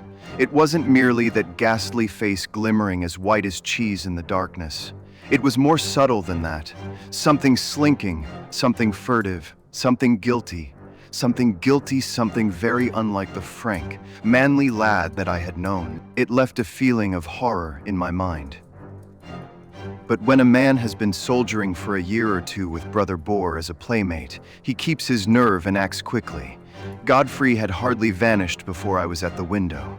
There was an awkward catch, and I was some little time before I could throw it up. Then I nipped through and ran down the garden path in the direction that I thought he might have taken. It was a long path, and the light was not very good, but it seemed to me something was moving ahead of me. I ran on and called his name, but it was no use. When I got to the end of the path, there were several others branching in different directions to various outhouses. I stood hesitating, and as I did so, I heard distinctly the sound of a closing door. It was not behind me in the house, but ahead of me, somewhere in the darkness. That was enough, Mr. Holmes, to assure me that what I had seen was not a vision. Godfrey had run away from me, and he had shut a door behind him. Of that I was certain. There was nothing more I could do, and I spent an uneasy night turning the matter over in my mind, and trying to find some theory which would cover the facts. Next day I found the colonel rather more conciliatory, and as his wife remarked that there were some places of interest in the neighborhood, it gave me an opening to ask whether my presence for one more night would incommode them. A somewhat grudging acquiescence from the old man gave me a clear day in which to make my observations. I was already perfectly convinced that Godfrey was in hiding somewhere near, but where and why remained to be solved. The house was so large and so rambling that a regiment might be hid away in it and no one the wiser. If the secret lay there, it was difficult for me to penetrate it, but the door which I had heard close was certainly not in the house. I must explore the garden and see what I could find. There was no difficulty in the way, for the old people were busy in their own fashion and left me to my own devices. There were several small outhouses, but at the end of the garden there was a detached building of some size large enough for a gardener's or a gamekeeper's residence. Could this be the place whence the sound of that shutting door had come? I approached it in a careless fashion, as though I were strolling aimlessly round the grounds. As I did so, a small, brisk, bearded man in a black coat and bowler hat, not at all the gardener type, came out of the door. To my surprise, he locked it after him and put the key in his pocket. Then he looked at me with some surprise on his face. "Are you a visitor here?" he asked. I explained that I was, and that I was a friend of Godfrey's. "What a pity that he should be away on his travels, for he would have so liked to see me," I continued. "Quite so, exactly," said he, with a rather guilty air. "No doubt you will renew your visit at some more propitious time." He passed on, but when I turned, I observed that he was standing watching me, half concealed by the laurels at the far end of the garden. I had a good look at the little house as I passed it, but the windows were heavily curtained, and so far as one could see, it was empty. I might spoil my own game and even be ordered off the premises if I were too audacious, for I was still conscious that I was being watched. Therefore, I strolled back to the house and waited for night before I went on with my inquiry. When all was dark and quiet, I slipped out of my window and made my way as silently as possible to the mysterious lodge. I have said that it was heavily curtained, but now I found that the windows were shuttered as well. Some light, however, was breaking through one of them, so I concentrated my attention upon this. I was in luck, for the curtain had not been quite closed, and there was a crack in the shutter so that I could see the inside of the room. It was a cheery place enough, a bright lamp and a blazing fire. Opposite to me was seated the little man whom I had seen in the morning. He was smoking a pipe and reading a paper. "What paper?" My client seemed annoyed at the interruption of his narrative. "Can it matter? It is most essential. I really took no notice. Possibly you observed whether it was a broad-leafed paper or of that smaller type which one associates with weeklies. Now that you mention it, it was not large. It might have been the Spectator. However, I had little thought to spare upon such details, for a second man was seated with his back to the window, and I could swear that this second man was Godfrey. I could not see his face, but I knew the familiar slope of his shoulders.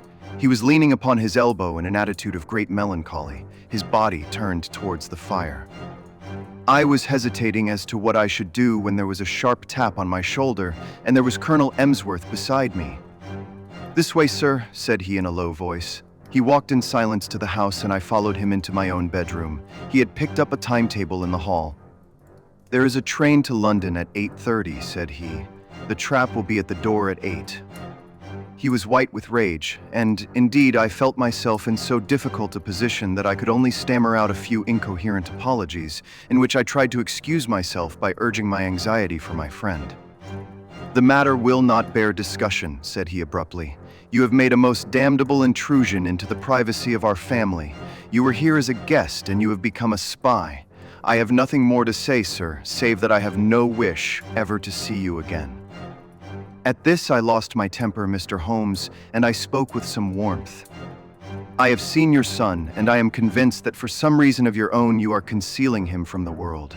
I have no idea what your motives are in cutting him off in this fashion, but I am sure that he is no longer a free agent. I warn you, Colonel Emsworth, that until I am assured as to the safety and well-being of my friend, I shall never desist in my efforts to get to the bottom of the mystery, and I shall certainly not allow myself to be intimidated by anything which you may say or do." The old fellow looked diabolical, and I really thought he was about to attack me. I have said that he was a gaunt, fierce old giant, and though I am no weakling, I might have been hard put to it to hold my own against him. However, after a long glare of rage, he turned upon his heel and walked out of the room. For my part, I took the appointed train in the morning, with the full intention of coming straight to you and asking for your advice and assistance at the appointment for which I had already written. Such was the problem which my visitor laid before me. It presented, as the astute reader will have already perceived, few difficulties in its solution, for a very limited choice of alternatives must get to the root of the matter. Still, elementary as it was, there were points of interest and novelty about it, which may excuse my placing it upon record. I now proceeded, using my familiar method of logical analysis, to narrow down the possible solutions. The servants, how many were in the house? To the best of my belief, there were only the old butler and his wife. They seemed to live in the simplest fashion. There was no servant, then, in the detached house. None, unless the little man with the beard acted as such. He seemed, however, to be quite a superior person. That seems very suggestive. Had you any indication that food was conveyed from the one house to the other? Now that you mention it, I did see old Ralph carrying a basket down the garden walk and going in the direction of this house. The idea of food did not occur to me at the moment. Did you make any local inquiries? Yes, I did. I spoke to the station master and also to the innkeeper in the village. I simply asked if they knew anything of my old comrade, Godfrey Emsworth. Both of them assured me that he had gone for a voyage round the world. He had come home and then had almost at once started off again. The story was evidently universally accepted. You said nothing of your suspicions.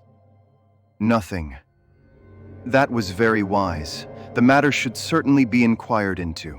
I will go back with you to Tewkesbury Old Park. Today. It happened that at the moment I was clearing up the case which my friend Watson has described as that of the Abbey School, in which the Duke of Greyminster was so deeply involved, I had also a commission from the Sultan of Turkey, which called for immediate action, as political consequences of the gravest kind might arise from its neglect. Therefore, it was not until the beginning of the next week, as my diary records, that I was able to start forth on my mission to Bedfordshire in company with Mr. James M. Dodd. As we drove to Euston, we picked up a grave and taciturn gentleman of iron-gray aspect, with whom I had made the necessary arrangements. This is an old friend. It is possible that his presence may be entirely unnecessary, and on the other hand, it may be essential. It is not necessary at the present stage to go further into the matter. The narratives of Watson have accustomed the reader, no doubt, to the fact that I do not waste words or disclose my thoughts while a case is actually under consideration. Dodd seemed surprised, but nothing more was said, and the three of us continued our journey together.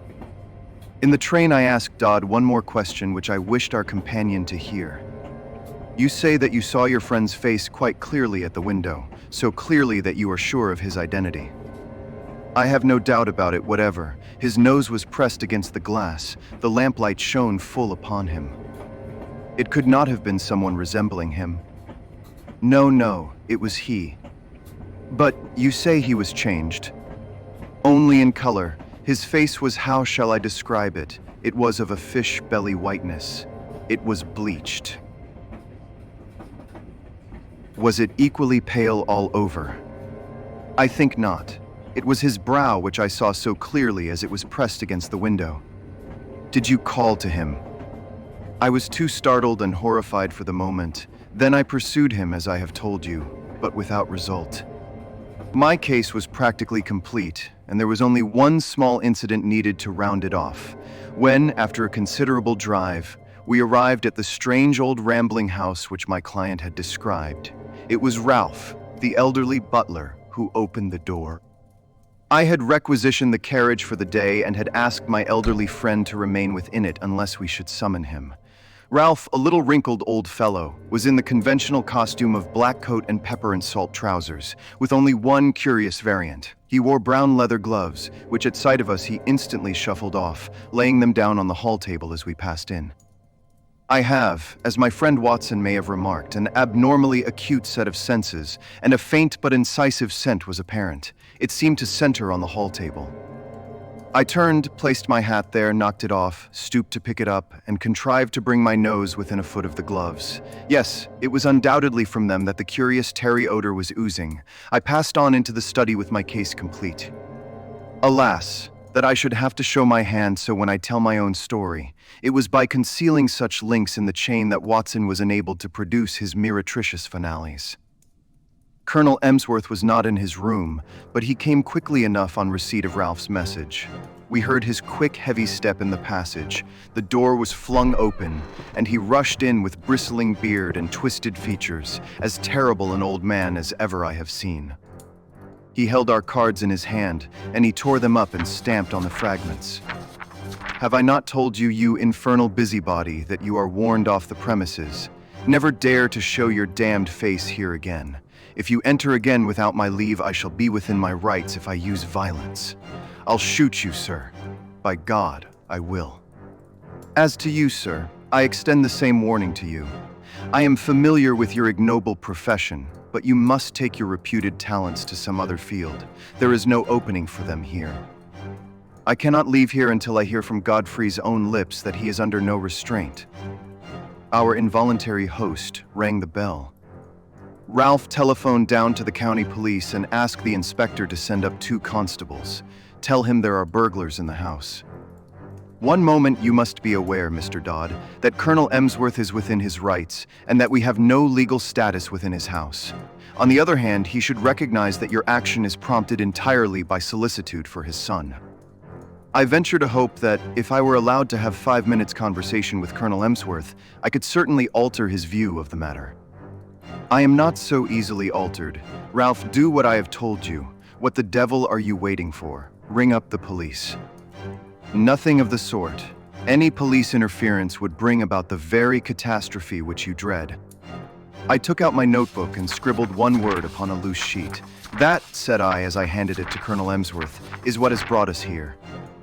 He stared at the writing with a face from which every expression save amazement had vanished. How do you know? It is my business to know things. That is my trade. He sat in deep thought, his gaunt hand tugging at his straggling beard. Then he made a gesture of resignation. Well, if you wish to see Godfrey, you shall. It is no doing of mine, but you have forced my hand. Ralph, tell Mr. Godfrey and Mr. Kent that in 5 minutes we shall be with them. At the end of that time, we passed down the garden path and found ourselves in front of the mystery house at the end. A small bearded man stood at the door with a look of considerable astonishment upon his face. This is very sudden, Colonel Emsworth. This will disarrange all our plans. I can't help it, Mr. Kent. Our hands have been forced. Can Mr. Godfrey see us? Yes, he is waiting inside. He turned and led us into a large, plainly furnished front room. A man was standing with his back to the fire, and at the sight of him my client sprang forward with outstretched hand. Why, Godfrey, old man, this is fine. But the other waved him back. Don't touch me, Jimmy. Keep your distance. Yes, you may well stare. I don't quite look the smart Lance Corporal Emsworth of B Squadron, do I? His appearance was certainly extraordinary. One could see that he had indeed been a handsome man with clear-cut features sunburned by an African sun. But mottled in patches over this darker surface were curious whitish patches which had bleached his skin. That is why I don't court visitors. I don't mind you, Jimmy, but I could have done without your friend. I suppose there is some good reason for it, but you have me at a disadvantage. I wanted to be sure that all was well with you, Godfrey. I saw you that night when you looked into my window, and I could not let the matter rest till I had cleared things up. Old Ralph told me you were there, and I couldn't help taking a peep at you. I hoped you would not have seen me, and I had to run to my burrow when I heard the window go up. But what in heaven's name is the matter? Well, it is not a long story to tell. You remember that morning fight at Buffelsprout, outside Pretoria, on the Eastern Railway line. You heard I was hit. Yes, I heard that, but I never got particulars. 3 of us got separated from the others. It was very broken country. You may remember, there was Simpson, the fellow we called Baldy Simpson, and Anderson, and we were clearing Brother Boar, but he lay low and got the 3 of us. The other 2 were killed. I got an elephant bullet through my shoulder. I stuck onto my horse, however, and he galloped several miles before I fainted and rolled off the saddle. When I came to myself, it was nightfall, and I raised myself up, feeling very weak and ill. To my surprise, there was a house close beside me, a fairly large house with a broad stoep and many windows. It was deadly cold. You remember the kind of numb cold which used to come at evening, a deadly, sickening sort of cold, very different from a crisp, healthy frost. Well, I was chilled to the bone, and my only hope seemed to lie in reaching that house. I staggered to my feet and dragged myself along, hardly conscious of what I did. I have a dim memory of slowly ascending the steps, entering a wide-open door, passing into a large room which contained several beds, and throwing myself down with a gasp of satisfaction upon one of them. It was unmade, but that troubled me not at all. I drew the clothes over my shivering body, and in a moment I was in a deep sleep. It was morning when I wakened, and it seemed to me that instead of coming out into a world of sanity, I had emerged into some extraordinary nightmare. The African sun flooded through the big, curtainless windows, and every detail of the great, bare, whitewashed dormitory stood out hard and clear. In front of me was standing a small, dwarf-like man with a huge, bulbous head, who was jabbering excitedly in Dutch, waving two horrible hands which looked to me like brown sponges. Behind him stood a group of people who seemed to be intensely amused by the situation, but a chill came over me as I looked at them. Not one of them was a normal human being. Everyone was twisted or swollen or disfigured in some strange way. The laughter of these strange monstrosities was a dreadful thing to hear. It seemed that none of them could speak English, but the situation wanted clearing up, for the creature with the big head was growing furiously angry and uttering wild beast cries. He had laid his deformed hands upon me, and was dragging me out of bed, regardless of the fresh flow of blood from my wound. The little monster was as strong as a bull, and I don't know what he might have done to me had not an elderly man who was clearly in authority been attracted to the room by the hubbub. He said a few stern words in Dutch, and my persecutor shrank away. Then he turned upon me, gazing at me in the utmost amazement. "How in the world did you come here?" he asked, in amazement. "Wait a bit.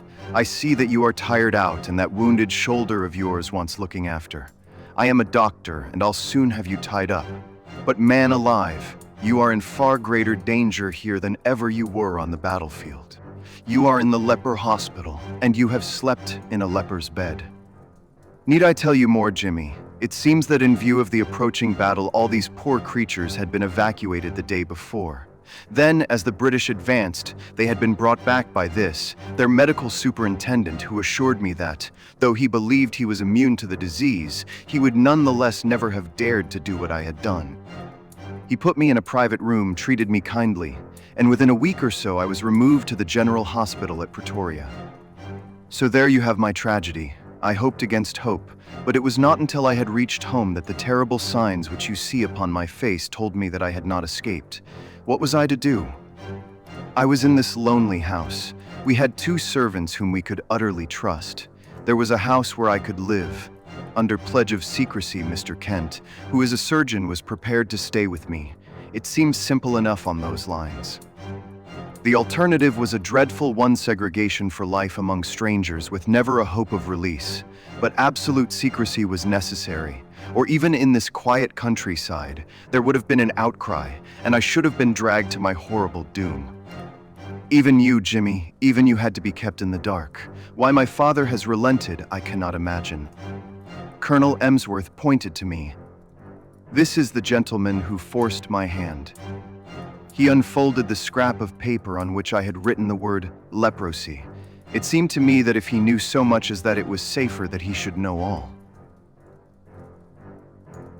And so it was. Who knows but good may come of it. I understand that only Mr. Kent has seen the patient. May I ask, sir, if you are an authority on such complaints, which are, I understand, tropical or semi-tropical in their nature? I have the ordinary knowledge of the educated medical man. I have no doubt, sir, that you are fully competent, but I am sure that you will agree that in such a case a second opinion is valuable. You have avoided this, I understand, for fear that pressure should be put upon you to segregate the patient. That is so. I foresaw this situation, and I have brought with me a friend whose discretion may absolutely be trusted. I was able once to do him a professional service, and he is ready to advise as a friend rather than as a specialist. His name is Sir James Saunders. The prospect of an interview with Lord Roberts would not have excited greater wonder and pleasure in a raw subaltern than was now reflected upon the face of Mr. Kent. I shall indeed be proud. Then I will ask Sir James to step this way. He is at present in the carriage outside the door. Meanwhile, Colonel Emsworth, we may perhaps assemble in your study, where I could give the necessary explanations. And here it is that I miss my Watson. By cunning questions and ejaculations of wonder, he could elevate my simple art, which is but systematized common sense, into a prodigy. When I tell my own story, I have no such aid. And yet I will give my process of thought even as I gave it to my small audience, which included Godfrey's mother, in the study of Colonel Emsworth. That process starts upon the supposition that when you have eliminated all which is impossible, then whatever remains, however improbable, must be the truth. It may well be that several explanations remain, in which case one tries test after test until one or other of them has a convincing amount of support. We will now apply this principle to the case in point. As it was first presented to me, there were three possible explanations of the seclusion or incarceration of this gentleman in an outhouse of his father's mansion. There was the explanation that he was in hiding for a crime, or that he was mad and that they wished to avoid an asylum, or that he had some disease which caused his segregation. I could think of no other adequate solutions. These, then, had to be sifted and balanced against each other. The criminal solution would not bear inspection. No unsolved crime had been reported from that district. I was sure of that. If it were some crime not yet discovered, then clearly it would be to the interest of the family to get rid of the delinquent and send him abroad rather than keep him concealed at home. I could see no explanation for such a line of conduct. Insanity was more plausible. The presence of the second person in the outhouse suggested a keeper. The fact that he locked the door when he came out strengthened the supposition and gave the idea of constraint. On the other hand, this constraint could not be severe, or the young man could not have got loose and come down to have a look at his friend. You will remember, Mr. Dodd, that I felt round for points, asking you, for example, about the paper which Mr. Kent was reading. Had it been the Lancet or the British Medical Journal, it would have helped me. It is not illegal, however, to keep a lunatic upon private premises so long as there is a qualified person in attendance, and that the authorities have been duly notified. Why, then, all this desperate desire for secrecy? Once again, I could not get the theory to fit the facts. There remained the third possibility, into which, rare and unlikely as it was, everything seemed to fit. Leprosy is not uncommon in South Africa. By some extraordinary chance, this youth might have contracted it. His people would be placed in a very dreadful position since they would desire to save him from segregation. Great secrecy would be needed to prevent rumors from getting about and subsequent interference by the authorities. A devoted medical man, if sufficiently paid, would easily be found to take charge of the sufferer. There would be no reason why the latter should not be allowed freedom after dark. Bleaching of the skin is a common result of the disease. The case was a strong one, so strong that I determined to act as if it were actually proved. When on arriving here, I noticed that Ralph, who carries out the meals, had gloves which are impregnated with disinfectants. My last doubts were removed. A single word showed you, sir, that your secret was discovered. And if I wrote rather than said it, it was to prove to you that my discretion was to be trusted. I was finishing this little analysis of the case when the door was opened and the austere figure of the great dermatologist was ushered in. But for once his sphinx-like features had relaxed, and there was a warm humanity in his eyes. He strode up to Colonel Emsworth and shook him by the hand. It is often my lot to bring ill tidings and seldom good. This occasion is the more welcome. It is not leprosy. What? A well-marked case of pseudo-leprosy or ichthyosis. A scale-like affection of the skin, unsightly, obstinate, but possibly curable, and certainly non-infective. Yes, Mr. Holmes, the coincidence is a remarkable one. But is it coincidence? Are there not subtle forces at work of which we know little? Are we assured that the apprehension from which this young man has no doubt suffered terribly since his exposure to its contagion may not produce a physical effect which simulates that which it fears? At any rate, I pledge my professional reputation, but the lady has fainted. I think that Mr. Kent had better be with her until she recovers from this joyous shock.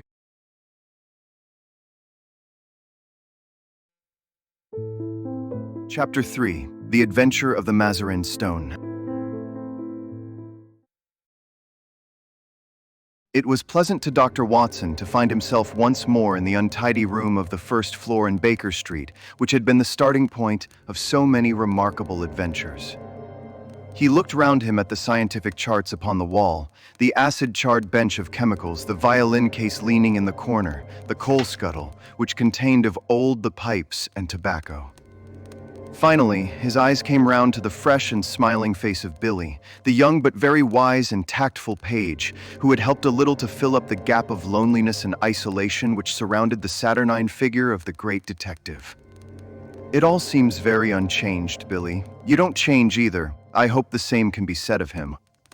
Billy glanced with some solicitude at the closed door of the bedroom. "I think he is in bed and asleep." It was 7 in the evening of a lovely summer's day, but Dr. Watson was sufficiently familiar with the irregularity of his old friend's hours to feel no surprise at the idea. "That means a case, I suppose." "Yes, sir, he is very hard at it just now. I am frightened for his health. He gets paler and thinner, and he eats nothing." "When will you be pleased to dine, Mr. Holmes?" Mrs. Hudson asked. 7:30, the day after tomorrow," said he. "You know his way when he is keen on a case." "Yes, Billy, I know. He is following someone. Yesterday he was out as a workman looking for a job. Today he was an old woman. Fairly took me in, he did, and I ought to know his ways by now." Billy pointed with a grin to a very baggy parasol which leaned against the sofa. "That is part of the old woman's outfit." "But what is it all about, Billy?" Billy sank his voice, as one who discusses great secrets of state. "I don't mind telling you, sir, but it should go no farther. It is this case of the Crown Diamond." "What, the £100,000 burglary?" "Yes, sir, they must get it back, sir. Why, we had the Prime Minister and the Home Secretary both sitting on that very sofa. Mr. Holmes was very nice to them. He soon put them at their ease and promised he would do all he could. Then there is Lord Cantlemere." "Ah. Yes, sir, you know what that means. He is a stiff sir, if I may say so. I can get along with the Prime Minister, and I've nothing against the Home Secretary, who seemed a civil, obliging sort of man, but I can't stand his lordship. Neither can Mr. Holmes, sir. You see, he don't believe in Mr. Holmes, and he was against employing him. He'd rather he failed. And Mr. Holmes knows it. Mr. Holmes always knows whatever there is to know. Well, we'll hope he won't fail and that Lord Cantlemere will be confounded. But I say, Billy, what is that curtain for across the window?" "Mr. Holmes had it put up there 3 days ago. We've got something funny behind it." Billy advanced and drew away the drapery which screened the alcove of the bow window. Dr. Watson could not restrain a cry of amazement. There was a facsimile of his old friend, dressing gown and all, the face turned 3/4 towards the window and downwards, as though reading an invisible book while the body was sunk deep in an armchair. Billy detached the head and held it in the air. "We put it at different angles so that it may seem more lifelike. I wouldn't dare touch it if the blind were not down, but when it is up you can see this from across the way. We used something of the sort once before. Before my time." He drew the window curtains apart and looked out into the street. "There are folk who watch us from over yonder. I can see a fellow now at the window. Have a look for yourself." Watson had taken a step forward when the bedroom door opened and the long, thin form of Holmes emerged, his face pale and drawn, but his step and bearing as active as ever. With a single spring he was at the window and had drawn the blind once more. That will do, Billy. You are in danger of your life then, my boy, and I can't do without you just yet. Well, Watson, it is good to see you in your old quarters once again. You come at a critical moment. "So, I gather." You can go, Billy. That boy is a problem, Watson. How far am I justified in allowing him to be in danger? "Danger of what, Holmes?" Of sudden death. I am expecting something this evening. "Expecting what?" To be murdered, Watson. No, you are joking, Holmes. Even my limited sense of humor could evolve a better joke than that. But we may be comfortable in the meantime, may we not? Is alcohol permitted? The gasogene and cigars are in the old place. Let me see you once more in the customary armchair. You have not, I hope, learned to despise my pipe and my lamentable tobacco. It has to take the place of food these days. But why not eat? Because the faculties become refined when you starve them. Why, surely, as a doctor, my dear Watson, you must admit that what your digestion gains in the way of blood supply is so much lost to the brain. I am a brain, Watson. The rest of me is a mere appendix. Therefore, it is the brain I must consider. But this danger, Holmes. Yes, in case it should come off. It would perhaps be as well that you should burden your memory with the name and address of the murderer. You can give it to Scotland Yard with my love and a parting blessing. Silvius is the name Count Negretto Silvius. Write it down, man, write it down. 136 Moorside Gardens. W got it? Watson's honest face was twitching with anxiety. He knew only too well the immense risks taken by Holmes, and was well aware that what he said was more likely to be understatement than exaggeration. Watson was always the man of action, and he rose to the occasion. Count me in, Holmes. I have nothing to do for a day or two. Your morals don't improve, Watson. You have added fibbing to your other vices. You bear every sign of the busy medical man, with calls on him every hour. Not such important ones, but can't you have this fellow arrested? Yes, Watson, I could. That is what worries him so. But why don't you? Because I don't know where the diamond is. Billy told me, the missing crown jewel. Yes, the great yellow Mazarin stone. I've cast my net and I have my fish, but I have not got the stone. What is the use of taking them? We can make the world a better place by laying them by the heels, but that is not what I am out for. It is the stone I want. And is this Count Silvius one of your fish? Yes, and he is a shark. He bites. The other is Sam Merton, the boxer. Not a bad fellow, Sam, but the Count has used him. Sam's not a shark. He is a great big silly bull-headed gudgeon, but he is flopping about in my net all the same. Where is this Count Silvius? I've been at his very elbow all the morning. You've seen me as an old lady, Watson. I was never more convincing. He actually picked up my parasol for me. "By your leave, madam," said he. "Half Italian, you know, and with the southern graces of manner when in the mood, but a devil incarnate in the other mood. Life is full of whimsical happenings, Watson." It might have been tragedy. Well, perhaps it might. I followed him to old Straubenzie's workshop in the Minories. Straubenzee made the air gun, a very pretty bit of work, as I understand, and I rather fancy it is in the opposite window at the present moment. Have you seen the dummy? Of course, Billy showed it to you. Well, it may get a bullet through its beautiful head at any moment. Billy, what is it? The boy had reappeared in the room with a card upon a tray. Holmes glanced at it with raised eyebrows and an amused smile. The man himself.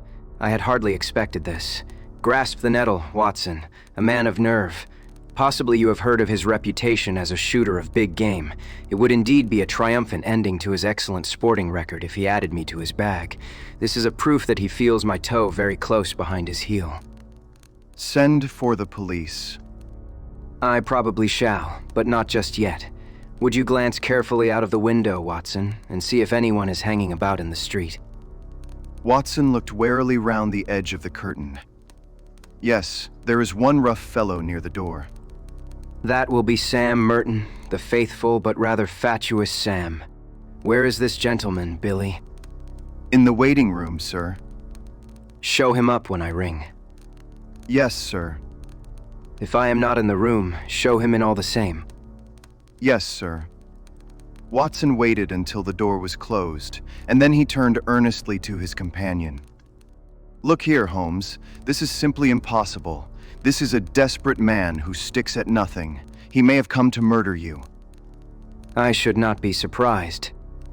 I insist upon staying with you. You would be horribly in the way. In his way? No, my dear fellow, in my way.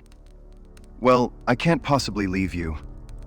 Yes, you can, Watson, and you will, for you have never failed to play the game. I am sure you will play it to the end. This man has come for his own purpose, but he may stay for mine. Holmes took out his notebook and scribbled a few lines. Take a cab to Scotland Yard and give this to Youghal of the Cid come back with the police. The fellow's arrest will follow. I'll do that with joy. Before you return, I may have just time enough to find out where the stone is. I think we will go out through the bedroom. This second exit is exceedingly useful. I rather want to see my shark without his seeing me, and I have, as you will remember, my own way of doing it. It was, therefore, an empty room into which Billy, a minute later, ushered Count Silvius.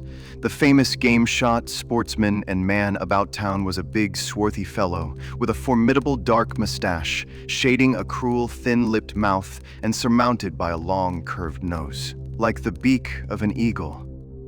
He was well dressed, but his brilliant necktie, shining pin, and glittering rings were flamboyant in their effect.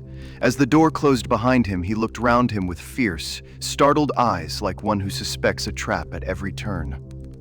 Then he gave a violent start as he saw the impassive head and the collar of the dressing gown which projected above the armchair in the window.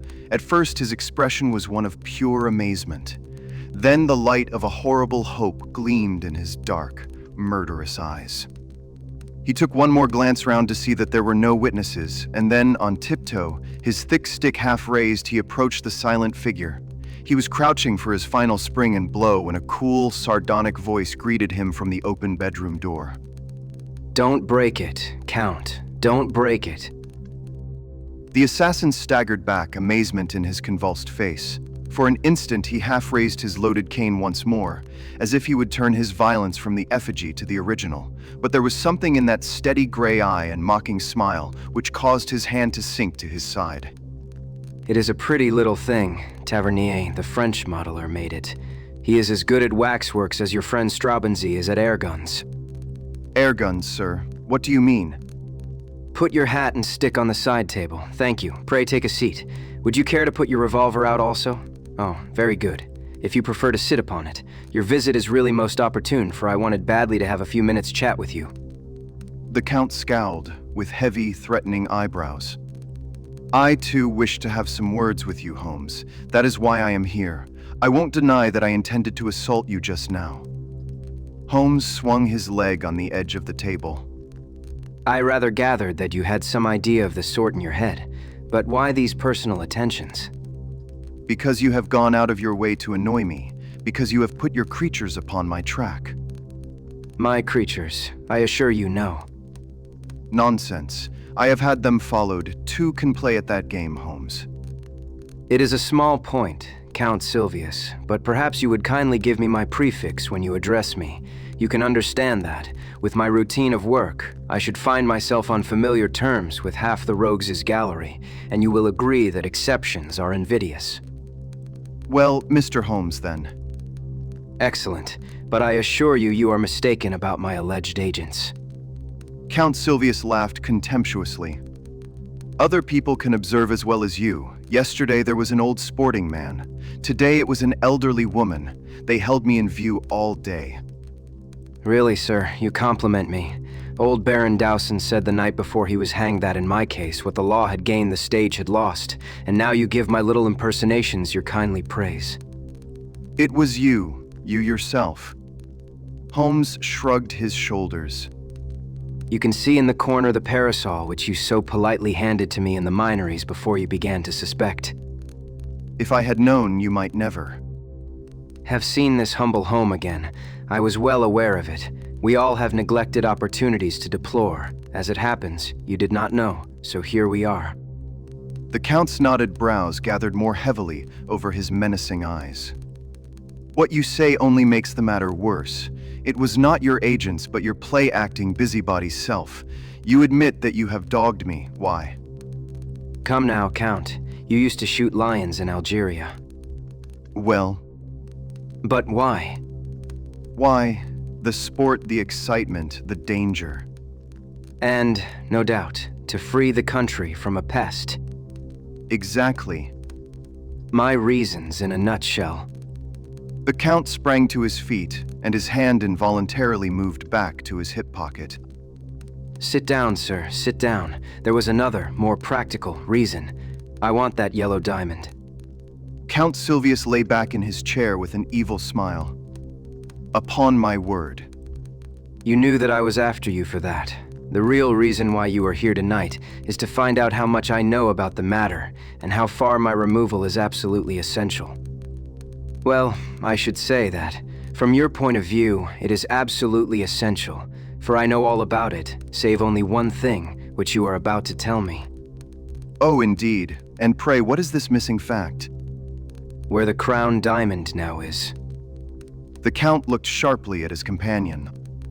Oh, you want to know that, do you? How the devil should I be able to tell you where it is? You can, and you will. Indeed. You can't bluff me, Count Silvius. Holmes's eyes, as he gazed at him, contracted and lightened until they were like two menacing points of steel. You are absolute plate glass. I see to the very back of your mind. Then of course you see where the diamond is. Holmes clapped his hands with amusement and then pointed a derisive finger. Then you do know. You have admitted it. I admit nothing. Now, Count, if you will be reasonable, we can do business. If not, you will get hurt. Count Silvius threw up his eyes to the ceiling. And you talk about bluff. Holmes looked at him thoughtfully, like a master chess player who meditates his crowning move. Then he threw open the table drawer and drew out a squat notebook. Do you know what I keep in this book? No, sir. I do not. You. Me? Yes, sir, you. You are all here, every action of your vile and dangerous life.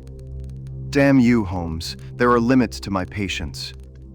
It is all here, Count. The real facts as to the death of old Mrs. Harold, who left you the Blymer estate which you so rapidly gambled away. You are dreaming. And the complete life history of Miss Minnie Warrender. Tut, you will make nothing of that. Plenty more here, Count. Here is the robbery in the train deluxe to the Riviera on the 13th of February, 1892. Here is the forged check in the same year on the Sierra d'Italy and Ice. No, you are wrong there. And then I am right on the others. Now, Count, you are a card player. When the other fellow has all the trumps, it saves time to throw down your hand. What has all this talk to do with the jewel of which you spoke? Gently, Count. Restrain that eager mind. Let me get to the points in my own humdrum fashion. I have all this against you, but above all, I have a clear case against both you and your fighting bully in the case of the Crown Diamond. Indeed. I have the cabman who took you to Whitehall and the cabman who brought you away. I have the commissioner who saw you near the case. I have Ike Sanders who refused to cut it up for you. Ike has peached and the game is up. The veins stood out on the Count's forehead. His dark, hairy hands were clenched in a convulsion of restrained emotion. He tried to speak, but the words would not shape themselves. That is the hand I play from. I put it all upon the table, but one card is missing. It is the King of Diamonds. I don't know where the stone is. You never shall know. No, now, be reasonable, Count. Consider the situation. You are going to be locked up for 20 years. So is Sam Merton. What good are you going to get out of your diamond? None in the world. But if you hand it over, well, I'll compound a felony. We don't want you or Sam, we want the stone. Give that up, and so far as I am concerned, you can go free so long as you behave yourself in the future. If you make another slip, well, it will be the last. But this time my commission is to get the stone, not you. But if I refuse... Why then, alas, it must be you and not the stone. Billy had appeared in answer to a ring. I think, Count, that it would be as well to have your friend Sam at this conference. After all, his interests should be represented. Billy, you will see a large and ugly gentleman outside the front door. Ask him to come up. If he won't come, sir. No violence, Billy. Don't be rough with him. If you tell him that Count Silvius wants him, he will certainly come. What are you going to do now? My friend Watson was with me just now. I told him that I had a shark and a gudgeon in my net. Now I am drawing the net and up they come together. The Count had risen from his chair, and his hand was behind his back. Holmes held something half protruding from the pocket of his dressing gown.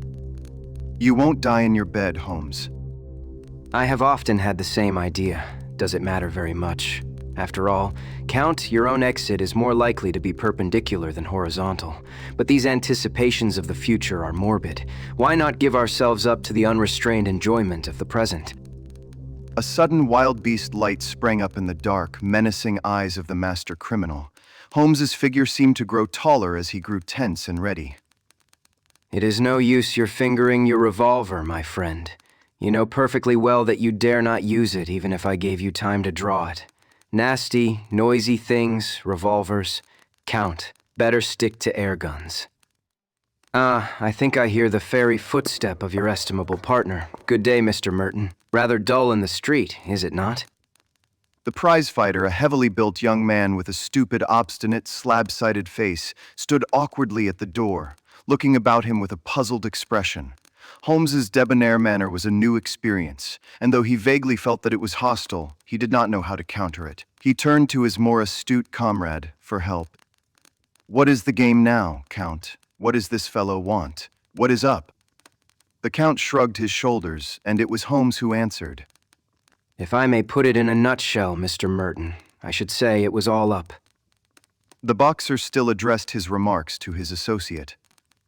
"Is this cove trying to be funny, or what? I am not in the funny mood myself." No, I expect not. I think I can promise you that you will feel even less humorous as the evening advances.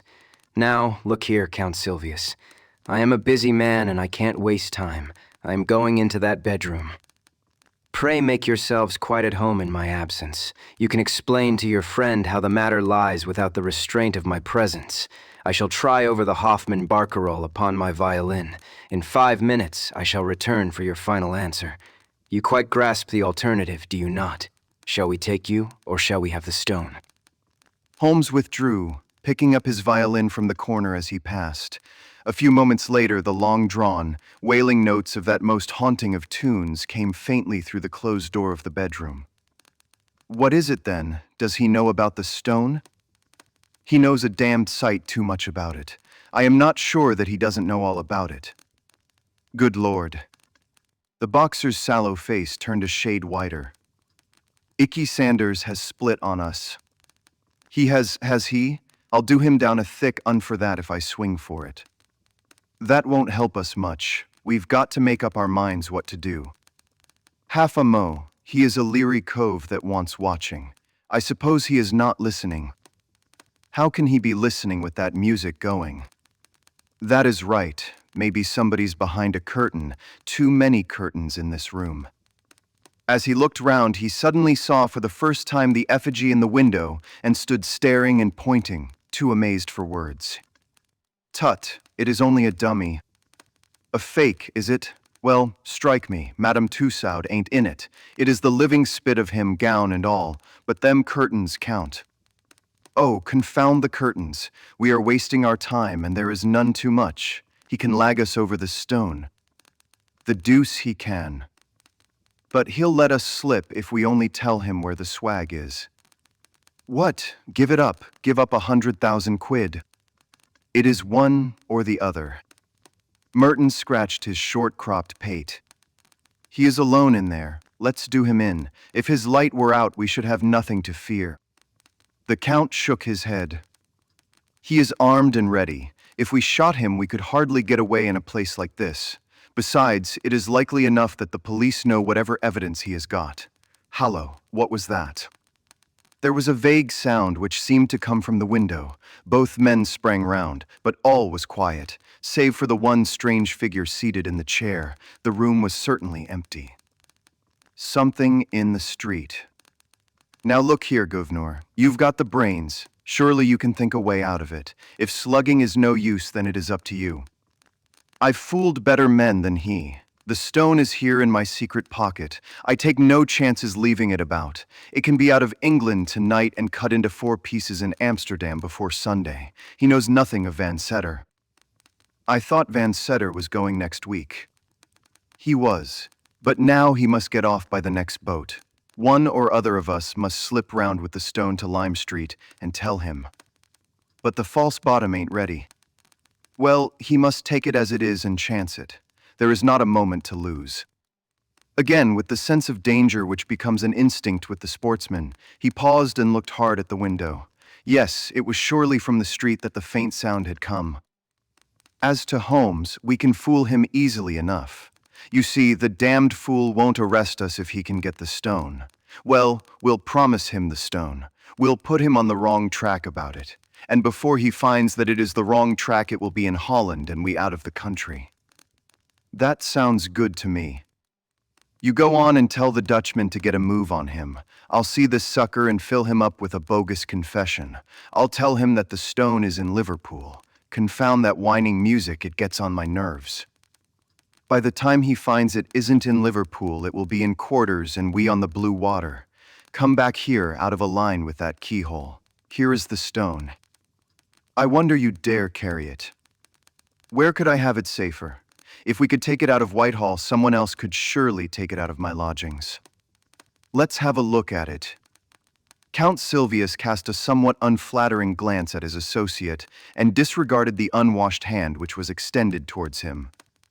What do you think I am going to snatch it off you? See here, mister, I am getting a bit tired of your ways. Well, no offense, Sam. We can't afford to quarrel. Come over to the window if you want to see the beauty properly. Now hold it to the light. Here. Thank you. With a single spring, Holmes had leaped from the dummy's chair and had grasped the precious jewel. He held it now in one hand while his other pointed a revolver at the Count's head. The two villains staggered back in utter amazement. Before they had recovered, Holmes had pressed the electric bell. No violence, gentlemen. No violence. I beg of you. Consider the furniture. It must be very clear to you that your position is an impossible one. The police are waiting below. The Count's bewilderment overmastered his rage and fear. But how the deuce? Your surprise is very natural. You are not aware that a second door from my bedroom leads behind that curtain.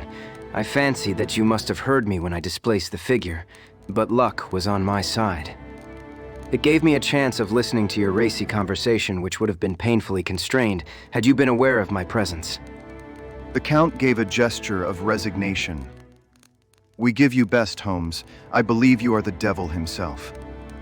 Not far from him, at any rate. Sam Merton's slow intellect had only gradually appreciated the situation. Now, as the sound of heavy steps came from the stairs outside, he broke silence at last. A fair cop, but I say, what about that bloomin' fiddle? I hear it yet. Tut, you are perfectly right. Let it play. These modern gramophones are a remarkable invention. There was an inrush of police. The handcuffs clicked, and the criminals were led to the waiting cab. Watson lingered with Holmes, congratulating him upon this fresh leaf added to his laurels. Once more, their conversation was interrupted by the imperturbable Billy with his card tray. Lord Cantilemer, sir. Show him up, Billy. This is the eminent peer who represents the very highest interests. He is an excellent and loyal person, but rather of the old regime. Shall we make him unbend? Dare we venture upon a slight liberty? He knows. We may conjecture nothing of what has occurred.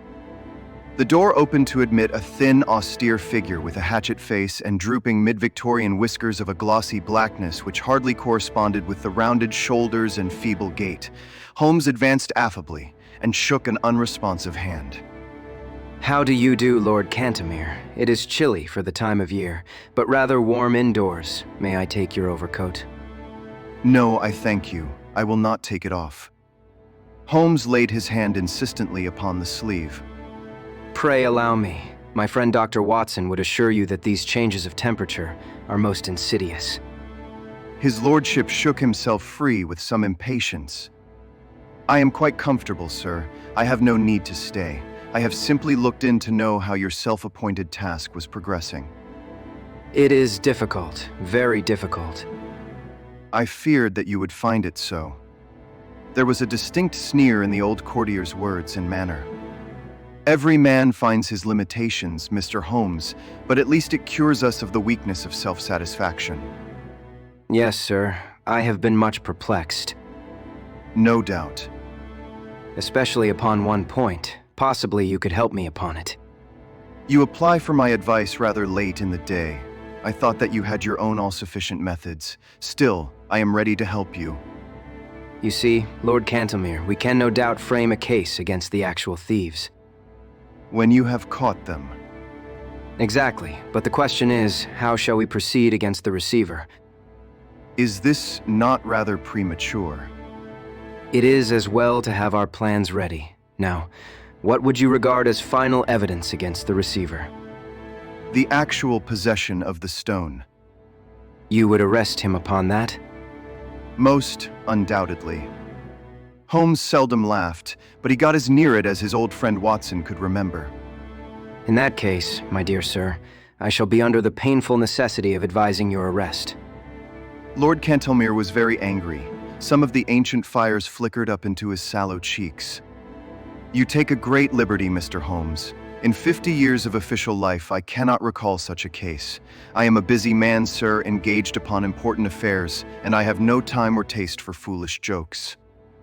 I may tell you frankly, sir, that I have never been a believer in your powers, and that I have always been of the opinion that the matter was far safer in the hands of the regular police force. Your conduct confirms all my conclusions. I have the honor, sir, to wish you good evening. Holmes had swiftly changed his position and was between the pier and the door. One moment, sir. To actually go off with the Mazarin stone would be a more serious offense than to be found in temporary possession of it. Sir, this is intolerable. Let me pass. Put your hand in the right-hand pocket of your overcoat. What do you mean, sir? Come, do what I ask. An instant later, the amazed peer was standing, blinking and stammering, with the great yellow stone on his shaking palm. How is this, Mr. Holmes? Too bad, Lord Cantlemere, too bad. My old friend here will tell you that I have an impish habit of practical joking, also that I can never resist a dramatic situation. I took the liberty, the very great liberty, I admit, of putting the stone into your pocket at the beginning of our interview. The old peer stared from the stone to the smiling face before him. Sir, I am bewildered. But yes, it is indeed the Mazarin stone. We are greatly your debtors, Mr. Holmes. Your sense of humor may, as you admit, be somewhat perverted, and its exhibition remarkably untimely. But at least I withdraw any reflection I have made upon your amazing professional powers. But how... The case is but half finished. The details can wait. No doubt, Lord Cantlemere, your pleasure in telling of this successful result in the exalted circle, to which you return, will be some small atonement for my practical joke. Billy, you will show his lordship out, and tell Mrs. Hudson that I should be glad if she would send up dinner for two as soon as possible.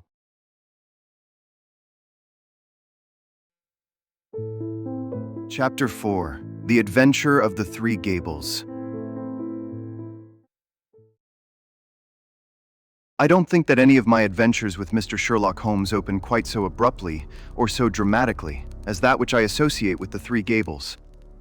I had not seen Holmes for some days and had no idea of the new channel into which his activities had been directed. He was in a chatty mood that morning, however, and had just settled me into the well-worn low armchair on one side of the fire, while he had curled down with his pipe in his mouth upon the opposite chair when our visitor arrived. If I had said that a mad bull had arrived, it would give a clearer impression of what occurred. The door had flown open and a huge Negro had burst into the room. He would have been a comic figure if he had not been terrific, for he was dressed in a very loud gray check suit with a flowing salmon-colored tie. His broad face and flattened nose were thrust forward, as his sullen dark eyes, with a smoldering gleam of malice in them, turned from one of us to the other. "Which of you gentlemen is Master Holmes?" Holmes raised his pipe with a languid smile.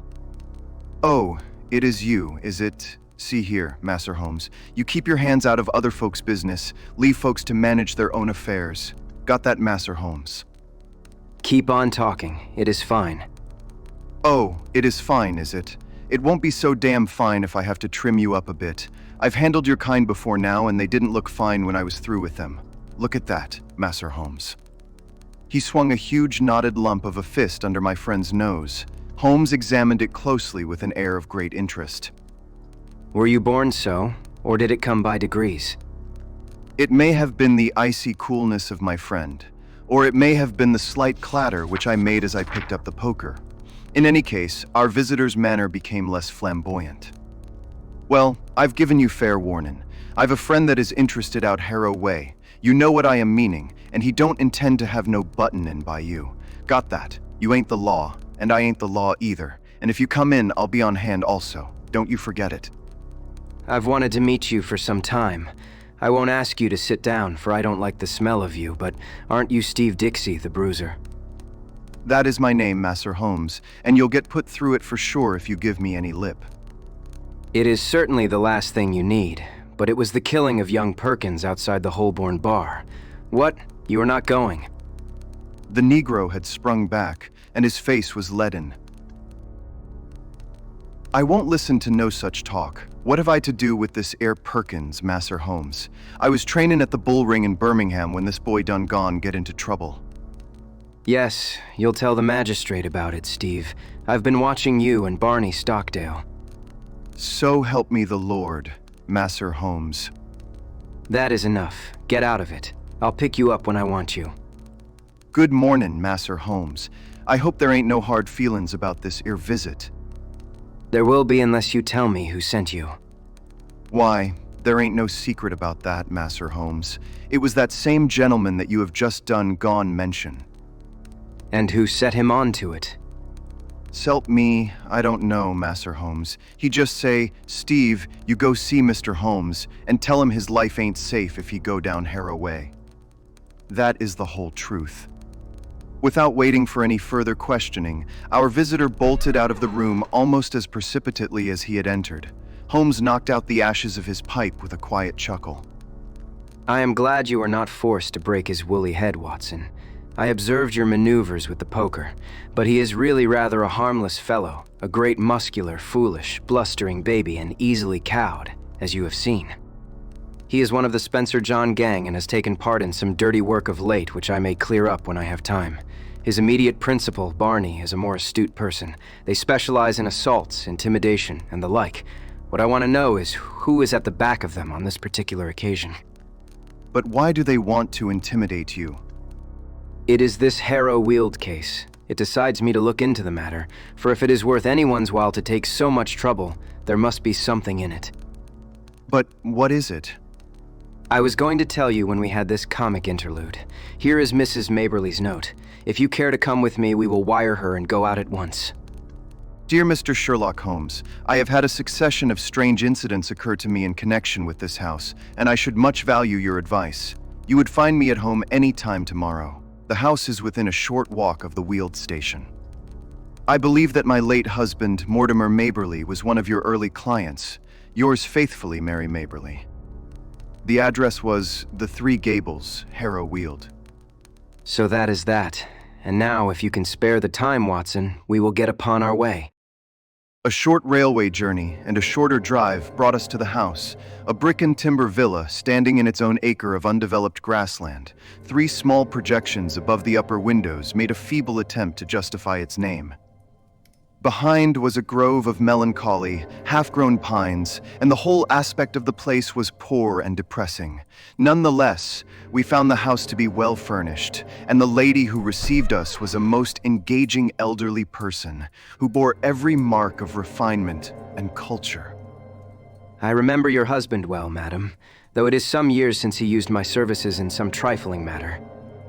Probably you would be more familiar with the name of my son Douglas. Holmes looked at her with great interest. Dear me, are you the mother of Douglas Maberly? I knew him slightly. But of course, all London knew him. What a magnificent creature he was. Where is he now? Dead, Mr. Holmes, dead. He was attached at Rome, and he died there of pneumonia last month. I am sorry. One could not connect death with such a man. I have never known anyone so vitally alive. He lived intensely every fiber of him. Too intensely, Mr. Holmes. That was the ruin of him. You remember him as he was debonair and splendid. You did not see the moody, morose, brooding creature into which he developed. His heart was broken. In a single month, I seemed to see my gallant boy turn into a worn-out, cynical man. A love affair, a woman. Or a fiend. Well, it was not to talk of my poor lad that I asked you to come, Mr. Holmes. Dr. Watson and I are at your service. There have been some very strange happenings. I have been in this house more than a year now, and as I wish to lead a retired life, I have seen little of my neighbors. 3 days ago, I had a call from a man who said that he was a house agent. He said that this house would exactly suit a client of his, and that if I would part with it, money would be no object. It seemed to me very strange, as there are several empty houses on the market which appear to be equally eligible, but naturally I was interested in what he said. I therefore named a price which was £500 more than I gave. He at once closed with the offer, but added that his client desired to buy the furniture as well, and would I put a price upon it. Some of this furniture is from my old home, and it is, as you see, very good, so that I named a good round sum. To this also he at once agreed. I had always wanted to travel, and the bargain was so good a one that it really seemed that I should be my own mistress for the rest of my life. Yesterday the man arrived with the agreement all drawn out. Luckily I showed it to Mr. Sutro, my lawyer, who lives in Harrow. He said to me, "This is a very strange document. Are you aware that if you sign it you could not legally take anything out of the house? Not even your own private possessions?" When the man came again in the evening, I pointed this out, and I said that I meant only to sell the furniture. No, everything," said he. "But my clothes, my jewels?" Well, some concession might be made for your personal effects, but nothing shall go out of the house unchecked. My client is a very liberal man, but he has his fads and his own way of doing things. It is everything or nothing with him." "Then it must be nothing," said I, and there the matter was left, but the whole thing seemed to me to be so unusual that I thought. Here we had a very extraordinary interruption. Holmes raised his hand for silence. Then he strode across the room, flung open the door, and dragged in a great gaunt woman whom he had seized by the shoulder. She entered with ungainly struggles, like some huge awkward chicken, torn squawking out of its coop. "Leave me alone. What are you a doing of?" "Why, Susan, what is this?" "Well, ma'am, I was comin' in to ask if the visitors was stayin' for lunch when this man jumped out at me." I have been listening to her for the last 5 minutes, but did not wish to interrupt your most interesting narrative. Just a little wheezy, Susan, are you not? You breathe too heavily for that kind of work. "Who be you, anyhow? And what right have you a pullin' me about like this?" It was merely that I wished to ask a question in your presence. Did you, Mrs. Maberly, mention to anyone that you were going to write to me and consult me? "No, Mr. Holmes, I did not." Who posted your letter? "Susan did." Exactly. Now, Susan, to whom was it that you wrote or sent a message to say that your mistress was asking advice from me? "It is a lie. I sent no message." Now, Susan, wheezy people may not live long, you know. It is a wicked thing to tell fibs. Whom did you tell? "Susan, I believe you are a bad, treacherous woman. I remember now that I saw you speaking to someone over the hedge. That was my own business." Suppose I tell you that it was Barney Stockdale to whom you spoke. "Well, if you know, what do you want to ask for?" I was not sure, but I know now. Well now, Susan, it will be worth £10 to you if you will tell me who is at the back of Barney. "Someone that could lay down £1,000 for every 10 you have in the world." So, a rich man? No, you smiled. A rich woman. Now we have got so far, you may as well give the name and earn the tenner. "I'll see you in hell first." Oh, Susan, language. "I am clearing out of here. I've had enough of you all. I'll send for my box tomorrow." She flounced for the door. Goodbye, Susan. Paregoric is the stuff. Now, this gang means business. Look how close they play the game. Your letter to me had the 10 p.m. postmark, and yet Susan passes the word to Barney. Barney has time to go to his employer and get instructions. He or she, I incline to the latter from Susan's grin when she thought I had blundered, forms a plan. Black Steve is called in, and I am warned off by 11 o'clock next morning. That is quick work, you know. "But what do they want?" Yes, that is the question. Who had the house before you?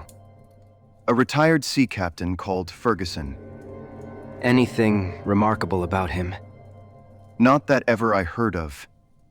I was wondering whether he could have buried something. Of course, when people bury treasure nowadays, they do it in the post office bank.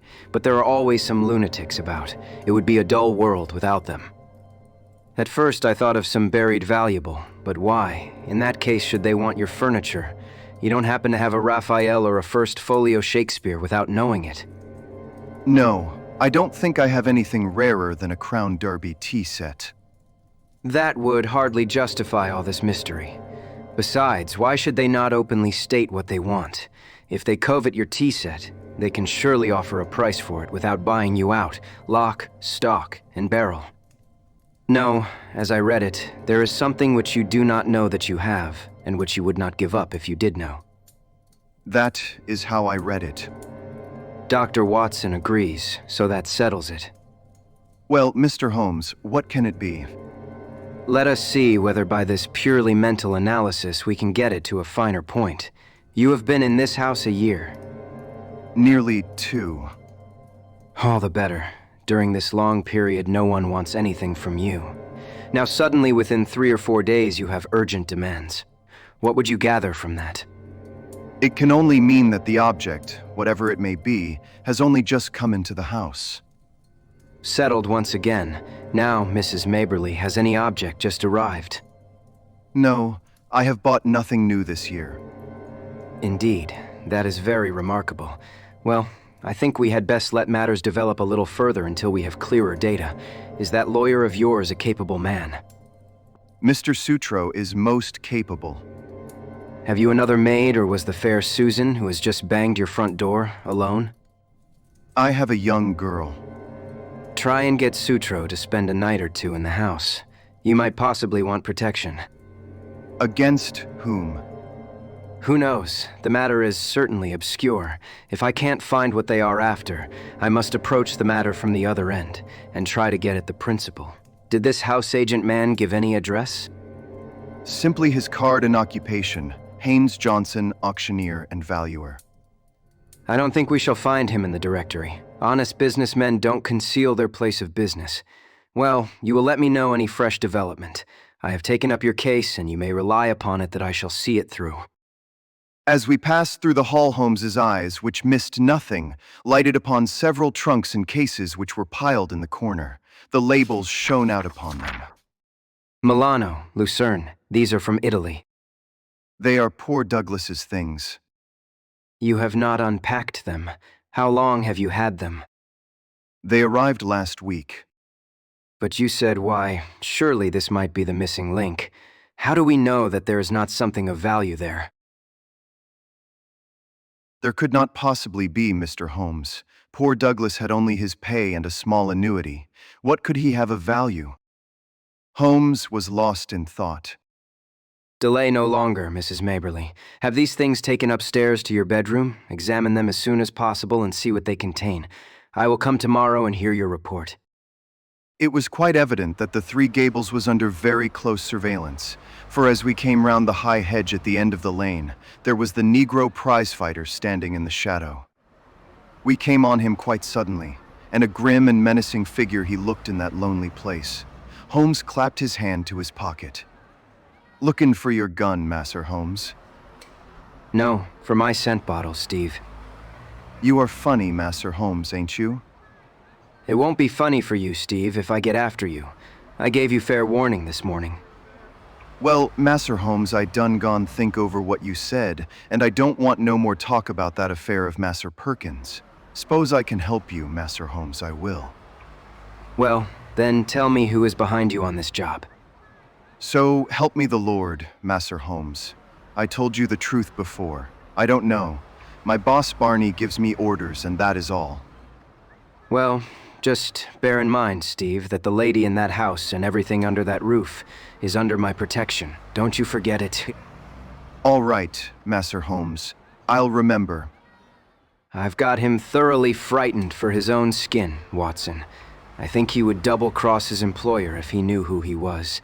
It was lucky I had some knowledge of the Spencer John crowd, and that Steve was one of them.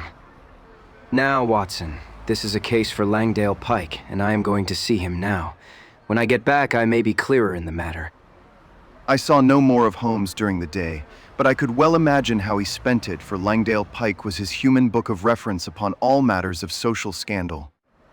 This strange, languid creature spent his waking hours in the bow window of a St. James's Street club, and was the receiving station, as well as the transmitter, for all the gossip of the metropolis. He made, it was said, a four-figure income by the paragraphs which he contributed every week to the garbage papers which cater for an inquisitive public. If ever, far down in the turbid depths of London life, there was some strange swirl or eddy, it was marked with automatic exactness by this human dial upon the surface. Holmes discreetly helped Langdale to knowledge, and on occasion was helped in turn. When I met my friend in his room early next morning, I was conscious from his bearing that all was well, but nonetheless a most unpleasant surprise was awaiting us. It took the shape of the following telegram. Please come out at once. Client's house burgled in the night. Police in possession, Sutro.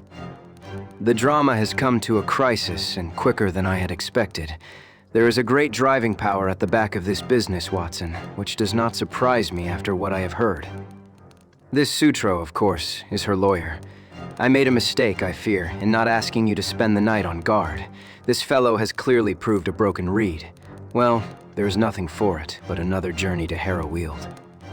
We found the Three Gables a very different establishment to the orderly household of the previous day. A small group of idlers had assembled at the garden gate, while a couple of constables were examining the windows and the geranium beds. Within, we met a gray old gentleman who introduced himself as the lawyer, together with a bustling rubicund inspector, who greeted Holmes as an old friend. Well, Mr. Holmes, no chance for you in this case, I am afraid. Just a common, ordinary burglary, and well within the capacity of the poor old police. No experts need apply. I am sure the case is in very good hands. Merely a common burglary, you say? Quite so. We know pretty well who the men are and where to find them. It is that gang of Barney Stockdale, with the big nigger in it, they've been seen about here. Excellent. What did they get? Well, they don't seem to have got much. Mrs. Maberly was chloroformed and the house was, here's the lady herself. Our friend of yesterday, looking very pale and ill, had entered the room, leaning upon a little maid-servant. You gave me good advice, Mr. Holmes. Alas, I did not take it. I did not wish to trouble Mr. Sutro, and so I was unprotected. I only heard of it this morning. Mr. Holmes advised me to have some friend in the house. I neglected his advice and I have paid for it. You look wretchedly ill. Perhaps you are hardly equal to telling me what occurred. It is all here, tapping a bulky notebook. Still, if the lady is not too exhausted... There is really so little to tell. I have no doubt that wicked Susan had planned an entrance for them. They must have known the house to an inch. I was conscious for a moment of the chloroform rag which was thrust over my mouth, but I have no notion how long I may have been senseless. When I woke, one man was at the bedside and another was rising with a bundle in his hand from among my son's baggage, which was partially opened and littered over the floor. Before he could get away, I sprang up and seized him. You took a big risk. I clung to him, but he shook me off, and the other may have struck me, for I can remember no more. Mary the maid heard the noise and began screaming out of the window. That brought the police, but the rascals had got away. What did they take? Well, I don't think there is anything of value missing. I am sure there was nothing in my son's trunks. Did the men leave no clue? There was one sheet of paper which I may have torn from the man that I grasped. It was lying all crumpled on the floor. It is in my son's handwriting. Which means that it is not of much use. Now, if it had been in the burglar's... Exactly. What rugged common sense. Nonetheless, I should be curious to see it. The inspector drew a folded sheet of foolscap from his pocketbook. I never pass anything, however trifling. That is my advice to you, Mr. Holmes. In 25 years' experience, I have learned my lesson. There is always the chance of finger marks or something. Holmes inspected the sheet of paper. What do you make of it, Inspector? Seems to be the end of some queer novel, so far as I can see. It may certainly prove to be the end of a queer tale. You have noticed the number on the top of the page. It is 245. Where are the odd 244 pages? Well, I suppose the burglars got those. Much good may it do them. It seems a queer thing to break into a house in order to steal such papers as that. Does it suggest anything to you, Inspector? Yes, sir. It suggests that in their hurry the rascals just grabbed at what came first to hand. I wish them joy of what they got. Why should they go to my son's things? Well, they found nothing valuable downstairs, so they tried their luck upstairs. That is how I read it. What do you make of it, Mr. Holmes? I must think it over, Inspector. Come to the window, Watson. Then, as we stood together, he read over the fragment of paper. It began in the middle of a sentence and ran like this. Face bled considerably from the cuts and blows, but it was nothing to the bleeding of his heart as he saw that lovely face. The face for which he had been prepared to sacrifice his very life, looking out at his agony and humiliation. She smiled, yes, by heaven. She smiled like the heartless fiend she was as he looked up at her. It was at that moment that love died and hate was born. Man must live for something. If it is not for your embrace, my lady, then it shall surely be for your undoing and my complete revenge. Queer grammar. Did you notice how he suddenly changed to my? The writer was so carried away by his own story that he imagined himself at the supreme moment to be the hero. It seemed mighty poor stuff. What? Are you off, Mr. Holmes? I don't think there is anything more for me to do now that the case is in such capable hands. By the way, Mrs. Maberly, did you say you wish to travel? It has always been my dream, Mr. Holmes. Where would you like to go? Cairo, Madeira, the Riviera? Oh, if I had the money, I would go round the world. Quite so, round the world. Well, good morning. I may drop you a line in the evening. As we passed the window, I caught a glimpse of the inspector's smile and shake of the head. These clever fellows have always a touch of madness. That was what I read in the inspector's smile. Now, Watson, we are at the last lap of our little journey. I think we had best clear the matter up at once, and it would be well that you should come with me, for it is safer to have a witness when you are dealing with such a lady as Isadora Klein. We had taken a cab and were speeding to some address in Grosvenor Square. Holmes had been sunk in thought, but he roused himself suddenly. By the way, Watson, I suppose you see it all clearly. No, I can't say that I do. I only gather that we are going to see the lady who is behind all this mischief. Exactly. But does the name Isadora Klein convey nothing to you? She was, of course, the celebrated beauty. There was never a woman to touch her. She is pure Spanish, the real blood of the masterful conquistadors, and her people have been leaders in Pernambuco for generations. She married the aged German sugar king Klein, and presently found herself the richest as well as the most lovely widow upon earth. Then there was an interval of adventure when she pleased her own tastes. She had several lovers, and Douglas Maberly, one of the most striking men in London, was one of them. It was by all accounts more than an adventure with him. He was not a society butterfly, but a strong, proud man who gave and expected all. But she is the beldame sans mercy of fiction. When her caprice is satisfied, the matter is ended, and if the other party in the matter can't take her word for it, she knows how to bring it home to him. Then that was his own story. Ah, you are piecing it together now. I hear that she is about to marry the young Duke of Lomond, who might almost be her son. His Grace's ma might overlook the age, but a big scandal would be a different matter, so it is imperative. Ah, here we are. It was one of the finest corner houses of the West End. A machine-like footman took up our cards and returned with word that the lady was not at home. Then we shall wait until she is. The machine broke down. Not at home means not at home to you. Good. That means that we shall not have to wait. Kindly give this note to your mistress. He scribbled 3 or 4 words upon a sheet of his notebook, folded it, and handed it to the man. What did you say, Holmes? I simply wrote, "Shall it be the police, then?" I think that should pass us in. It did with amazing celerity. A minute later, we were in an Arabian Nights drawing room, vast and wonderful, in a half-gloom, picked out with an occasional pink electric light. The lady had come, I felt, to that time of life when even the proudest beauty finds the half-light more welcome. She rose from a settee as we entered, tall, queenly, a perfect figure, a lovely mask-like face, with two wonderful Spanish eyes which looked murder at us both. What is this intrusion and this insulting message? I need not explain, madam. I have too much respect for your intelligence to do so, though I confess that intelligence has been surprisingly at fault of late. How so, sir? By supposing that your hired bullies could frighten me from my work. Surely no man would take up my profession if it were not that danger attracts him. It was you, then, who forced me to examine the case of young Maberly. I have no idea what you are talking about. What have I to do with hired bullies? Holmes turned away wearily. Yes, I have underrated your intelligence. Well, good afternoon. Stop. Where are you going? To Scotland Yard. We had not got halfway to the door before she had overtaken us and was holding his arm. She had turned in a moment from steel to velvet. Come and sit down, gentlemen. Let us talk this matter over.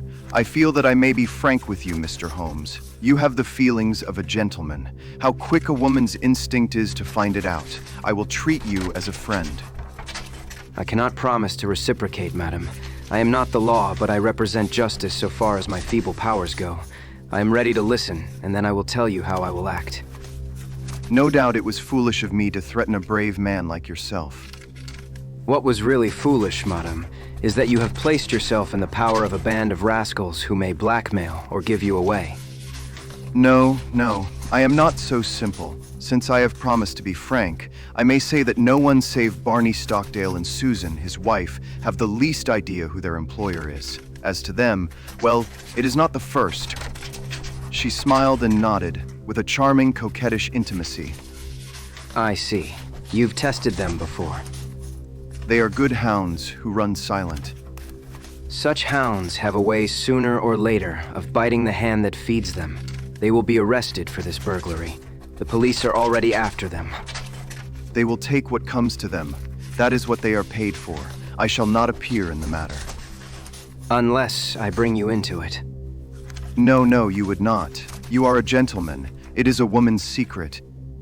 In the first place, you must give back this manuscript. She broke into a ripple of laughter and walked to the fireplace. There was a calcined mass which she broke up with the poker. Shall I give this back? So roguish and exquisite did she look as she stood before us with a challenging smile that I felt of all Holmes's criminals, this was the one whom he would find it hardest to face. However, he was immune from sentiment. That seals your fate. You are very prompt in your actions, madam, but you have overdone it on this occasion. She threw the poker down with a clatter. How hard you are. May I tell you the whole story? I fancy I could tell it to you. But you must look at it with my eyes, Mr. Holmes. You must realize it from the point of view of a woman who sees all her life's ambition about to be ruined at the last moment. Is such a woman to be blamed if she protects herself? The original sin was yours. Yes, I admit it. He was a dear boy, Douglas, but it so chanced that he could not fit into my plans. He wanted marriage, Mr. Holmes, with a penniless commoner. Nothing less would serve him. Then he became pertinacious because I had given. He seemed to think that I still must give, and to him only. It was intolerable. At last, I had to make him realize it. By hiring ruffians to beat him under your own window. You do indeed seem to know everything. Well, it is true. Barney and the boys drove him away, and were, I admit, a little rough in doing so. But what did he do then? Could I have believed that a gentleman would do such an act? He wrote a book in which he described his own story. I, of course, was the wolf, he the lamb. It was all there under different names, of course, but who in all London would have failed to recognize it? What do you say to that, Mr. Holmes? Well, he was within his rights. It was as if the air of Italy had got into his blood and brought with it the old cruel Italian spirit. He wrote to me and sent me a copy of his book that I might have the torture of anticipation. There were 2 copies, he said. One for me, one for his publisher. How did you know the publishers had not reached him? I knew who his publisher was. It is not his only novel, you know. I found out that he had not heard from Italy. Then came Douglas's sudden death. So long as that other manuscript was in the world, there was no safety for me. Of course, it must be among his effects, and these would be returned to his mother. I set the gang at work. One of them got into the house as servant. I wanted to do the thing honestly. I really and truly did. I was ready to buy the house and everything in it. I offered any price she cared to ask. I only tried the other way when everything else had failed. Now, Mr. Holmes, granting that I was too hard on Douglas, and God knows I am sorry for it. What else could I do with my whole future at stake? Sherlock Holmes shrugged his shoulders. Well, I suppose I shall have to compound a felony as usual. How much does it cost to go round the world in first-class style? The lady stared in amazement. Could it be done on £5,000? Well, I should think so, indeed. Very good. I think you will sign me a check for that, and I will see that it comes to Mrs. Maberly. You owe her a little change of air. Meantime, lady, have a care. Have a care. You can't play with edged tools forever without cutting those dainty hands.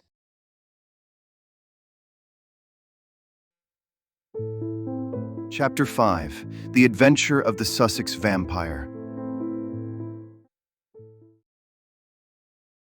Holmes had read carefully a note which the last post had brought him. Then, with the dry chuckle which was his nearest approach to a laugh, he tossed it over to me. For a mixture of the modern and the medieval, of the practical and of the wildly fanciful, I think this is surely the limit. What do you make of it, Watson? I read as follows: 46, Old Jewry, the 19th of November, Re-Vampires. Sir, our client, Mr. Robert Ferguson, of Ferguson and Muirhead, tea brokers, of Mincing Lane, has made some inquiry from us in a communication of even date concerning vampires. As our firm specializes entirely upon the assessment of machinery, the matter hardly comes within our purview, and we have therefore recommended Mr. Ferguson to call upon you and lay the matter before you. We have not forgotten your successful action in the case of Matilda Briggs. We are, sir, faithfully yours, Morrison and Dodd, per E.J. Shee. Matilda Briggs was not the name of a young woman, Watson. It was a ship which is associated with the giant rat of Sumatra, a story for which the world is not yet prepared. But what do we know about vampires? Does it come within our purview either? Anything is better than stagnation, but really we seem to have been switched on to a Grimm's fairy tale. Make a long arm, Watson, and see what V has to say. I leaned back and took down the great index volume to which he referred. Holmes balanced it on his knee, and his eyes moved slowly and lovingly over the record of old cases, mixed with the accumulated information of a lifetime. Voyage of the Gloria Scott. That was a bad business. I have some recollection that you made a record of it, Watson, though I was unable to congratulate you upon the result. Victor Lynch, the forger, venomous lizard or Gila. Remarkable case that. Vittoria, the circus belle. Vanderbilt and the Yeggman. Vipers. Vigor, the Hammersmith wonder. Hullo, good old index. You can't beat it. Listen to this, Watson. Vampirism in Hungary, and again vampires in Transylvania. He turned over the pages with eagerness, but after a short intent perusal, he threw down the great book with a snarl of disappointment. Rubbish, Watson, rubbish. What have we to do with walking corpses who can only be held in their grave by stakes driven through their hearts? It is pure lunacy. But surely the vampire was not necessarily a dead man. A living person might have the habit. I have read, for example, of the old sucking the blood of the young in order to retain their youth. You are right, Watson. It mentions the legend in one of these references, but are we to give serious attention to such things? This agency stands flat-footed upon the ground, and there it must remain. The world is big enough for us. No ghosts need apply. I fear that we cannot take Mr. Robert Ferguson very seriously. Possibly this note may be from him, and may throw some light upon what is worrying him. He took up a second letter which had lain unnoticed upon the table whilst he had been absorbed with the first. This he began to read with a smile of amusement upon his face, which gradually faded away into an expression of intense interest and concentration. When he had finished, he sat for some little time lost in thought with the letter dangling from his fingers. Finally, with a start, he aroused himself from his reverie. Cheeseman's Lamberley. Where is Lamberley, Watson? It is in Sussex, south of Horsham. Not very far, eh? And Cheeseman's. I know that country, Holmes. It is full of old houses which are named after the men who built them centuries ago. You get Audleys and Harveys and Carringtons, the folk are forgotten, but their names live in their houses. Precisely. I rather fancy we shall know a good deal more about Cheeseman's Lamberley before we are through. The letter is, as I had hoped, from Robert Ferguson. By the way, he claims acquaintance with you. With me. You had better read it. He handed the letter across. It was headed with the address quoted. Dear Mr. Holmes, I have been recommended to you by my lawyers, but indeed the matter is so extraordinarily delicate that it is most difficult to discuss. It concerns a friend for whom I am acting. This gentleman married some 5 years ago a Peruvian lady, the daughter of a Peruvian merchant, whom he had met in connection with the importation of nitrates. The lady was very beautiful, but the fact of her foreign birth and of her alien religion always caused a separation of interests and of feelings between husband and wife, so that after a time his love may have cooled towards her, and he may have come to regard their union as a mistake. He felt there were sides of her character which he could never explore or understand. This was the more painful as she was as loving a wife as a man could have, to all appearance absolutely devoted. Now for the point which I will make more plain when we meet. Indeed, this note is merely to give you a general idea of the situation and to ascertain whether you would care to interest yourself in the matter. The lady began to show some curious traits quite alien to her ordinarily sweet and gentle disposition. The gentleman had been married twice and he had one son by the first wife. This boy was now 15, a very charming and affectionate youth, though unhappily injured through an accident in childhood. Twice the wife was caught in the act of assaulting this poor lad in the most unprovoked way. Once she struck him with a stick and left a great well on his arm. This was a small matter, however, compared with her conduct to her own child, a dear boy just under 1 year of age. On one occasion about a month ago, this child had been left by its nurse for a few minutes. A loud cry from the baby, as of pain, called the nurse back. As she ran into the room, she saw her employer, the lady, leaning over the baby and apparently biting his neck. There was a small wound in the neck from which a stream of blood had escaped. The nurse was so horrified that she wished to call the husband, but the lady implored her not to do so, and actually gave her £5 as a price for her silence. No explanation was ever given, and for the moment the matter was passed over. It left, however, a terrible impression upon the nurse's mind, and from that time she began to watch her mistress closely and to keep a closer guard upon the baby, whom she tenderly loved. It seemed to her that even as she watched the mother, so the mother watched her, and that every time she was compelled to leave the baby alone, the mother was waiting to get at it. Day and night the nurse covered the child, and day and night the silent, watchful mother seemed to be lying in wait as a wolf waits for a lamb. It must read most incredible to you, and yet I beg you to take it seriously, for a child's life and a man's sanity may depend upon it. At last there came one dreadful day when the facts could no longer be concealed from the husband. The nurse's nerve had given way, she could stand the strain no longer, and she made a clean breast of it all to the man. To him it seemed as wild a tale as it may now seem to you. He knew his wife to be a loving wife, and save for the assaults upon her stepson, a loving mother. Why, then, should she wound her own dear little baby? He told the nurse that she was dreaming, that her suspicions were those of a lunatic, and that such libels upon her mistress were not to be tolerated. Whilst they were talking, a sudden cry of pain was heard. Nurse and master rushed together to the nursery. Imagine his feelings, Mr. Holmes, as he saw his wife rise from a kneeling position beside the cot and saw blood upon the child's exposed neck and upon the sheet. With a cry of horror, he turned his wife's face to the light and saw blood all round her lips. It was she beyond all question who had drunk the poor baby's blood. So the matter stands. She is now confined to her room. There has been no explanation. The husband is half demented. He knows, and I know little of vampirism beyond the name. We had thought it was some wild tale of foreign parts, and yet here in the very heart of the English Sussex, well, all this can be discussed with you in the morning. Will you see me? Will you use your great powers in aiding a distracted man? If so, kindly wire to Ferguson, Cheesemans, Lamberley, and I will be at your rooms by 10 o'clock. Yours faithfully, Robert Ferguson. P.S. I believe your friend Watson played rugby for Blackheath when I was three-quarter for Richmond.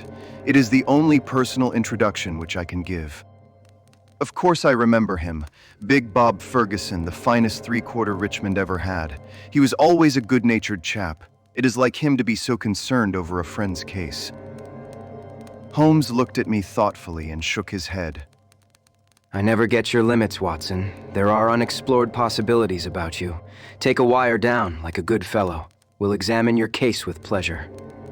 Your case? We must not let him think that this agency is a home for the weak-minded. Of course it is his case. Send him that wire and let the matter rest till morning. Promptly at 10 o'clock next morning, Ferguson strode into our room. I had remembered him as a long, slab-sided man with loose limbs and a fine turn of speed, which had carried him round many an opposing back. There is surely nothing in life more painful than to meet the wreck of a fine athlete whom one has known in his prime. His great frame had fallen in, his flaxen hair was scanty, and his shoulders were bowed. I fear that I roused corresponding emotions in him. "Hullo, Watson. You don't look quite the man you did when I threw you over the ropes into the crowd at the old deer park. I expect I have changed a bit also. But it is this last day or two that has aged me. I see by your telegram, Mr. Holmes, that it is no use my pretending to be anyone's deputy." It is simpler to deal direct. Of course it is, but you can imagine how difficult it is when you are speaking of the one woman whom you are bound to protect and help. What can I do? How am I to go to the police with such a story? And yet the kiddies have got to be protected. Is it madness, Mr. Holmes? Is it something in the blood? Have you any similar case in your experience? For God's sake, give me some advice, for I am at my wits' end. Very naturally, Mr. Ferguson. Now sit here and pull yourself together and give me a few clear answers.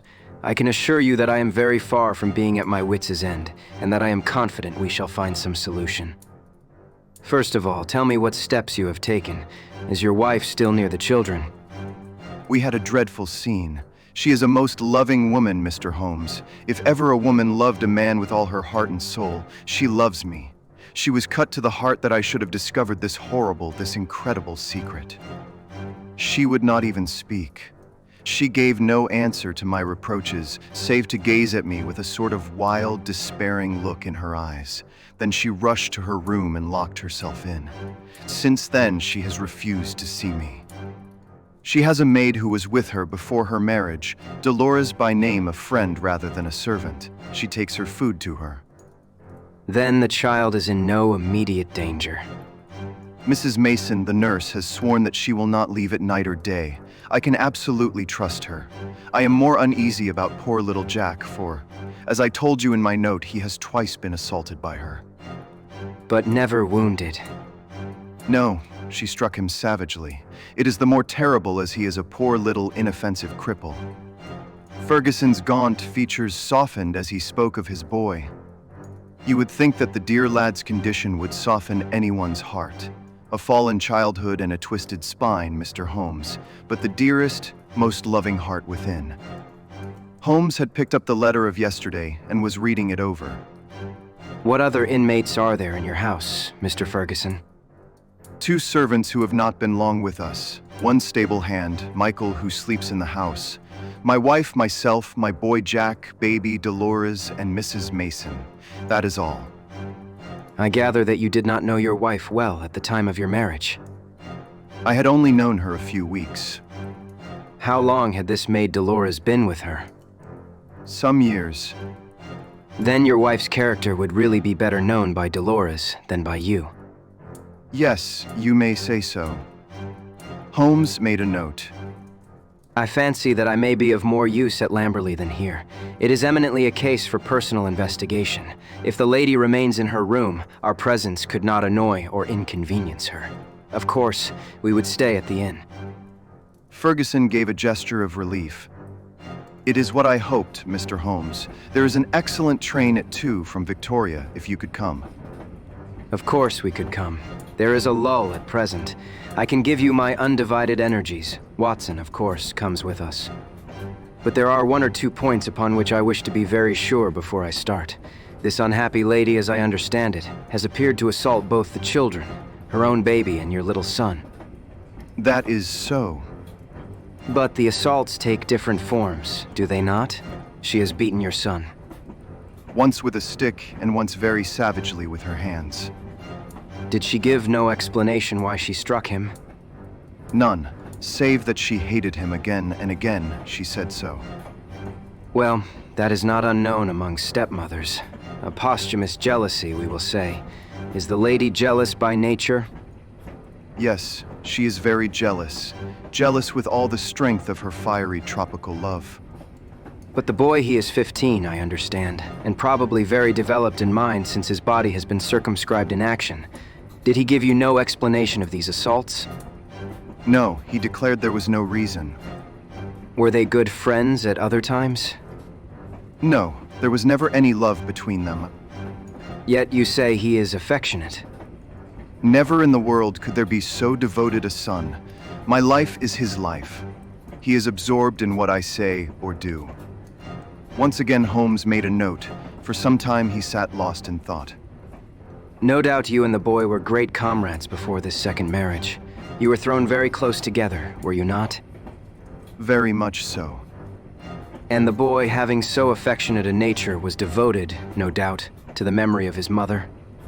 Most devoted. He would certainly seem to be a most interesting lad. There is one other point about these assaults. Were the strange attacks upon the baby and the assaults upon your son at the same period? In the first case, it was so. It was as if some frenzy had seized her, and she had vented her rage upon both. In the second case, it was only Jack who suffered. Mrs. Mason had no complaint to make about the baby. That certainly complicates matters. I don't quite follow you, Mr. Holmes. Possibly not. One forms provisional theories and waits for time or fuller knowledge to explode them. A bad habit, Mr. Ferguson, but human nature is weak. I fear that your old friend here has given an exaggerated view of my scientific methods. However, I will only say at the present stage that your problem does not appear to me to be insoluble, and that you may expect to find us at Victoria at 2 o'clock. It was evening of a dull, foggy November day when, having left our bags at the Chequers Lamberley, we drove through the Sussex clay of a long winding lane, and finally reached the isolated and ancient farmhouse in which Ferguson dwelt. It was a large, straggling building, very old in the center, very new at the wings, with towering Tudor chimneys and a lichen-spotted, high-pitched roof of Horsham slabs. The doorsteps were worn into curves, and the ancient tiles which lined the porch were marked with the rebus of a cheese and a man after the original builder. Within, the ceilings were corrugated with heavy oaken beams, and the uneven floors sagged into sharp curves. An odor of age and decay pervaded the whole crumbling building. There was one very large central room into which Ferguson led us. Here, in a huge old-fashioned fireplace with an iron screen behind it, dated 1670, there blazed and spluttered a splendid log fire. The room, as I gazed round, was a most singular mixture of dates and of places. The half-paneled walls may well have belonged to the original yeoman farmer of the 17th century. They were ornamented, however, on the lower part by a line of well-chosen modern watercolors, while above, where yellow plaster took the place of oak, there was hung a fine collection of South American utensils and weapons, which had been brought, no doubt, by the Peruvian lady upstairs. Holmes rose, with that quick curiosity which sprang from his eager mind, and examined them with some care. He returned with his eyes full of thought. Hullo, hullo. A spaniel had lain in a basket in the corner. It came slowly forward towards its master, walking with difficulty. Its hind legs moved irregularly, and its tail was on the ground. It licked Ferguson's hand. "What is it, Mr. Holmes?" The dog. What is the matter with it? That is what puzzled the vet. A sort of paralysis. Spinal meningitis, he thought. But it is passing. He'll be all right soon, won't you, Carlo? A shiver of assent passed through the drooping tail. The dog's mournful eyes passed from one of us to the other. He knew that we were discussing his case. Did it come on suddenly? In a single night. How long ago? It may have been 4 months ago. Very remarkable, very suggestive. What do you see in it, Mr. Holmes? A confirmation of what I had already thought. For God's sake, what do you think, Mr. Holmes? It may be a mere intellectual puzzle to you, but it is life and death to me. My wife A would be murderer. My child in constant danger. Don't play with me, Mr. Holmes. It is too terribly serious. The big rugby three-quarter was trembling all over. Holmes put his hand soothingly upon his arm. I fear that there is pain for you, Mr. Ferguson, whatever the solution may be. I would spare you all I can. I cannot say more for the instant, but before I leave this house, I hope I may have something definite. Please God you may. If you will excuse me, gentlemen, I will go up to my wife's room and see if there has been any change. He was away some minutes, during which Holmes resumed his examination of the curiosities upon the wall. When our host returned, it was clear from his downcast face that he had made no progress. He brought with him a tall, slim, brown-faced girl. "The tea is ready, Dolores. See that your mistress has everything she can wish. She vera ill, she no ask for food. She vera ill, she need doctor. I frightened stay alone with her without doctor." Ferguson looked at me with a question in his eyes. "I should be so glad if I could be of use. Would your mistress see Dr. Watson?" "I take him. I no ask leave. She needs doctor." "Then I'll come with you at once." I followed the girl, who was quivering with strong emotion, up the staircase and down an ancient corridor. At the end was an iron-clamped and massive door. It struck me as I looked at it that if Ferguson tried to force his way to his wife, he would find it no easy matter. The girl drew a key from her pocket, and the heavy oaken planks creaked upon their old hinges. I passed in, and she swiftly followed, fastening the door behind her. On the bed, a woman was lying who was clearly in a high fever. She was only half conscious, but as I entered, she raised a pair of frightened but beautiful eyes and glared at me in apprehension. Seeing a stranger, she appeared to be relieved and sank back with a sigh upon the pillow. I stepped up to her with a few reassuring words, and she lay still while I took her pulse and temperature.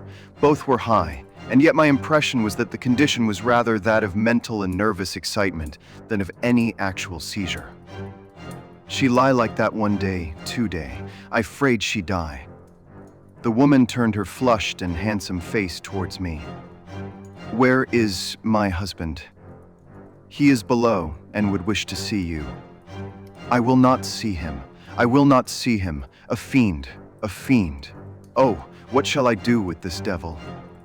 Can I help you in any way?" "Number, no one can help. It is finished. All is destroyed.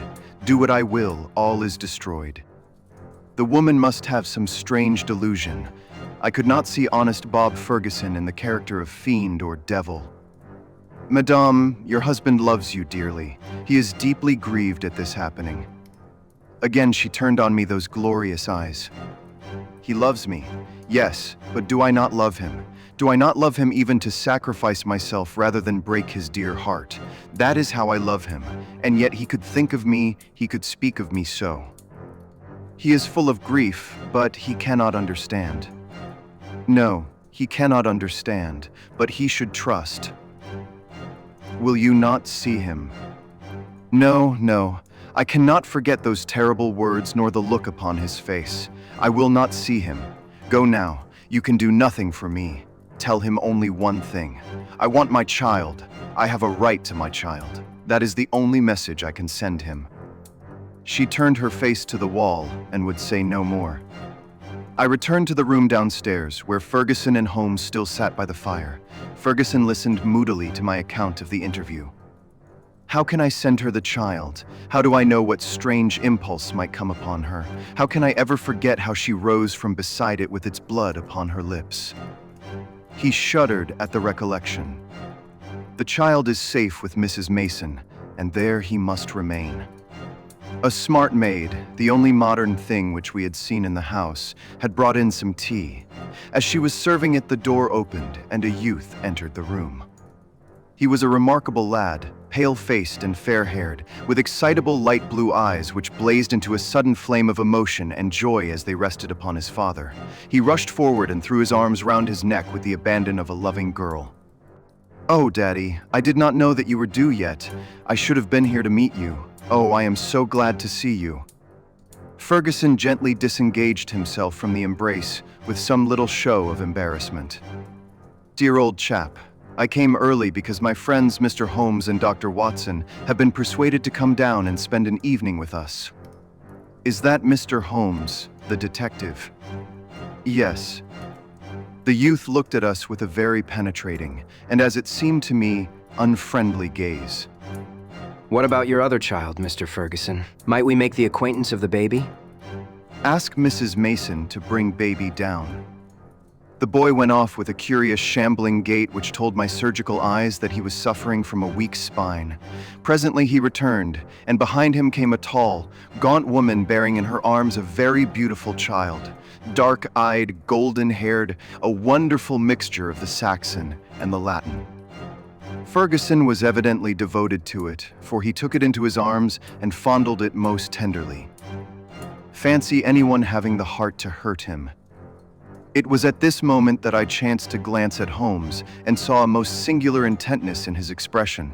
His face was as set as if it had been carved out of old ivory, and his eyes, which had glanced for a moment at father and child, were now fixed with eager curiosity upon something at the other side of the room.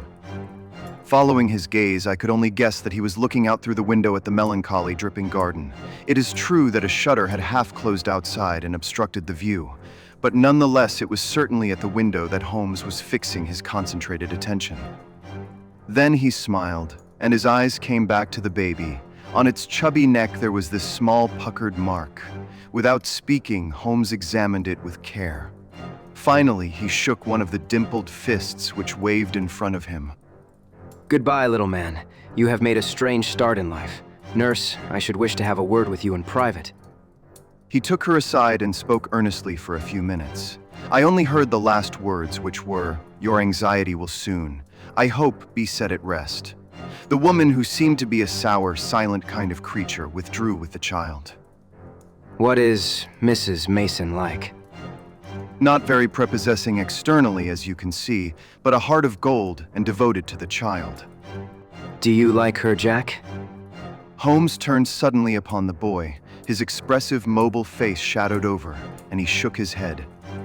"Jackie has very strong likes and dislikes. Luckily, I am one of his likes." The boy cooed and nestled his head upon his father's breast. Ferguson gently disengaged him. "Run away, little Jackie." He watched his son with loving eyes until he disappeared.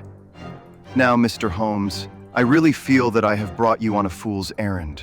For what can you possibly do save give me your sympathy? It must be an exceedingly delicate and complex affair from your point of view." It is certainly delicate, but I have not been struck up to now with its complexity.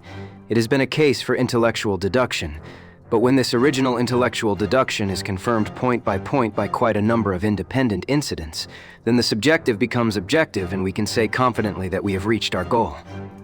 I had, in fact, reached it before we left Baker Street, and the rest has merely been observation and confirmation. Ferguson put his big hand to his furrowed forehead. "For heaven's sake, Holmes, if you can see the truth in this matter, do not keep me in suspense. How do I stand? What shall I do? I care nothing as to how you have found your facts so long as you have really got them." Certainly I owe you an explanation, and you shall have it, but you will permit me to handle the matter in my own way. Is the lady capable of seeing us, Watson? "She is ill, but she is quite rational." Very good. It is only in her presence that we can clear the matter up. Let us go up to her. "She will not see me." Oh, yes, she will.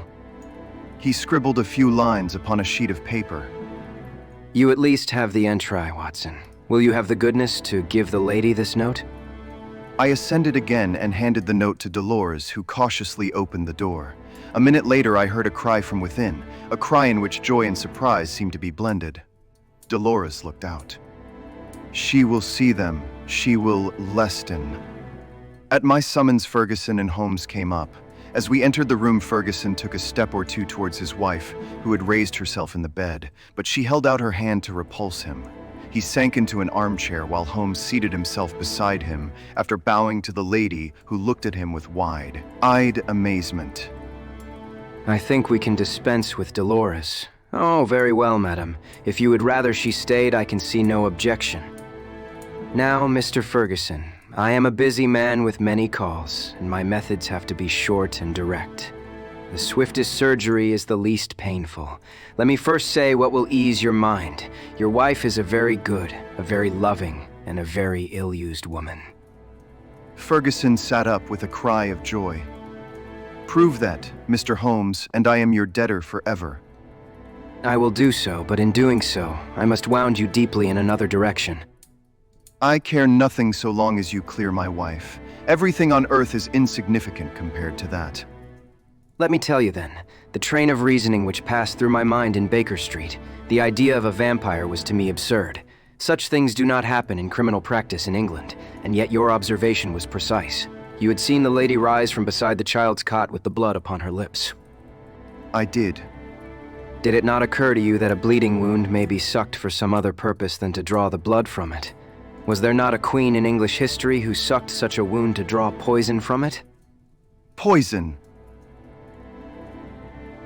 A South American household, my instinct felt the presence of those weapons upon the wall before my eyes ever saw them. It might have been other poison, but that was what occurred to me. When I saw that little empty quiver beside the small bird bow, it was just what I expected to see. If the child were pricked with one of those arrows dipped in curare or some other devilish drug, it would mean death if the venom were not sucked out. And the dog. If one were to use such a poison, would one not try it first in order to see that it had not lost its power? I did not foresee the dog, but at least I understood him and he fitted into my reconstruction. Now, do you understand? Your wife feared such an attack. She saw it made and saved the child's life, and yet she shrank from telling you all the truth, for she knew how you loved the boy and feared lest it break your heart. Jackie. I watched him as you fondled the child just now. His face was clearly reflected in the glass of the window where the shutter formed a background. I saw such jealousy, such cruel hatred, as I have seldom seen in a human face. My Jackie. You have to face it, Mr. Ferguson. It is the more painful because it is a distorted love, a maniacal, exaggerated love for you, and possibly for his dead mother, which has prompted his action. His very soul is consumed with hatred for this splendid child, whose health and beauty are a contrast to his own weakness. Good God, it is incredible. Have I spoken the truth, madame? The lady was sobbing, with her face buried in the pillows. Now she turned to her husband. How could I tell you, Bob? I felt the blow it would be to you. It was better that I should wait and that it should come from some other lips than mine. When this gentleman, who seems to have powers of magic, wrote that he knew all, I was glad. I think a year at sea would be my prescription for Master Jackie. Only one thing is still clouded, madam. We can quite understand your attacks upon Master Jackie. There is a limit to a mother's patience. But how did you dare to leave the child these last 2 days? I had told Mrs. Mason. She knew. Exactly. So I imagined. Ferguson was standing by the bed, choking, his hands outstretched and quivering. This, I fancy, is the time for our exit, Watson. If you will take one elbow of the two faithful Dolores, I will take the other, Holmes whispered. There now. I think we may leave them to settle the rest among themselves. I have only one further note of this case. It is the letter which Holmes wrote in final answer to that with which the narrative begins. It ran thus: Baker Street, the 21st of November, Re-Vampires. Sir, referring to your letter of the 19th, I beg to state that I have looked into the inquiry of your client, Mr. Robert Ferguson, of Ferguson and Muirhead, tea brokers, of Mincing Lane, and that the matter has been brought to a satisfactory conclusion. With thanks for your recommendation, I am, sir, faithfully yours, Sherlock Holmes.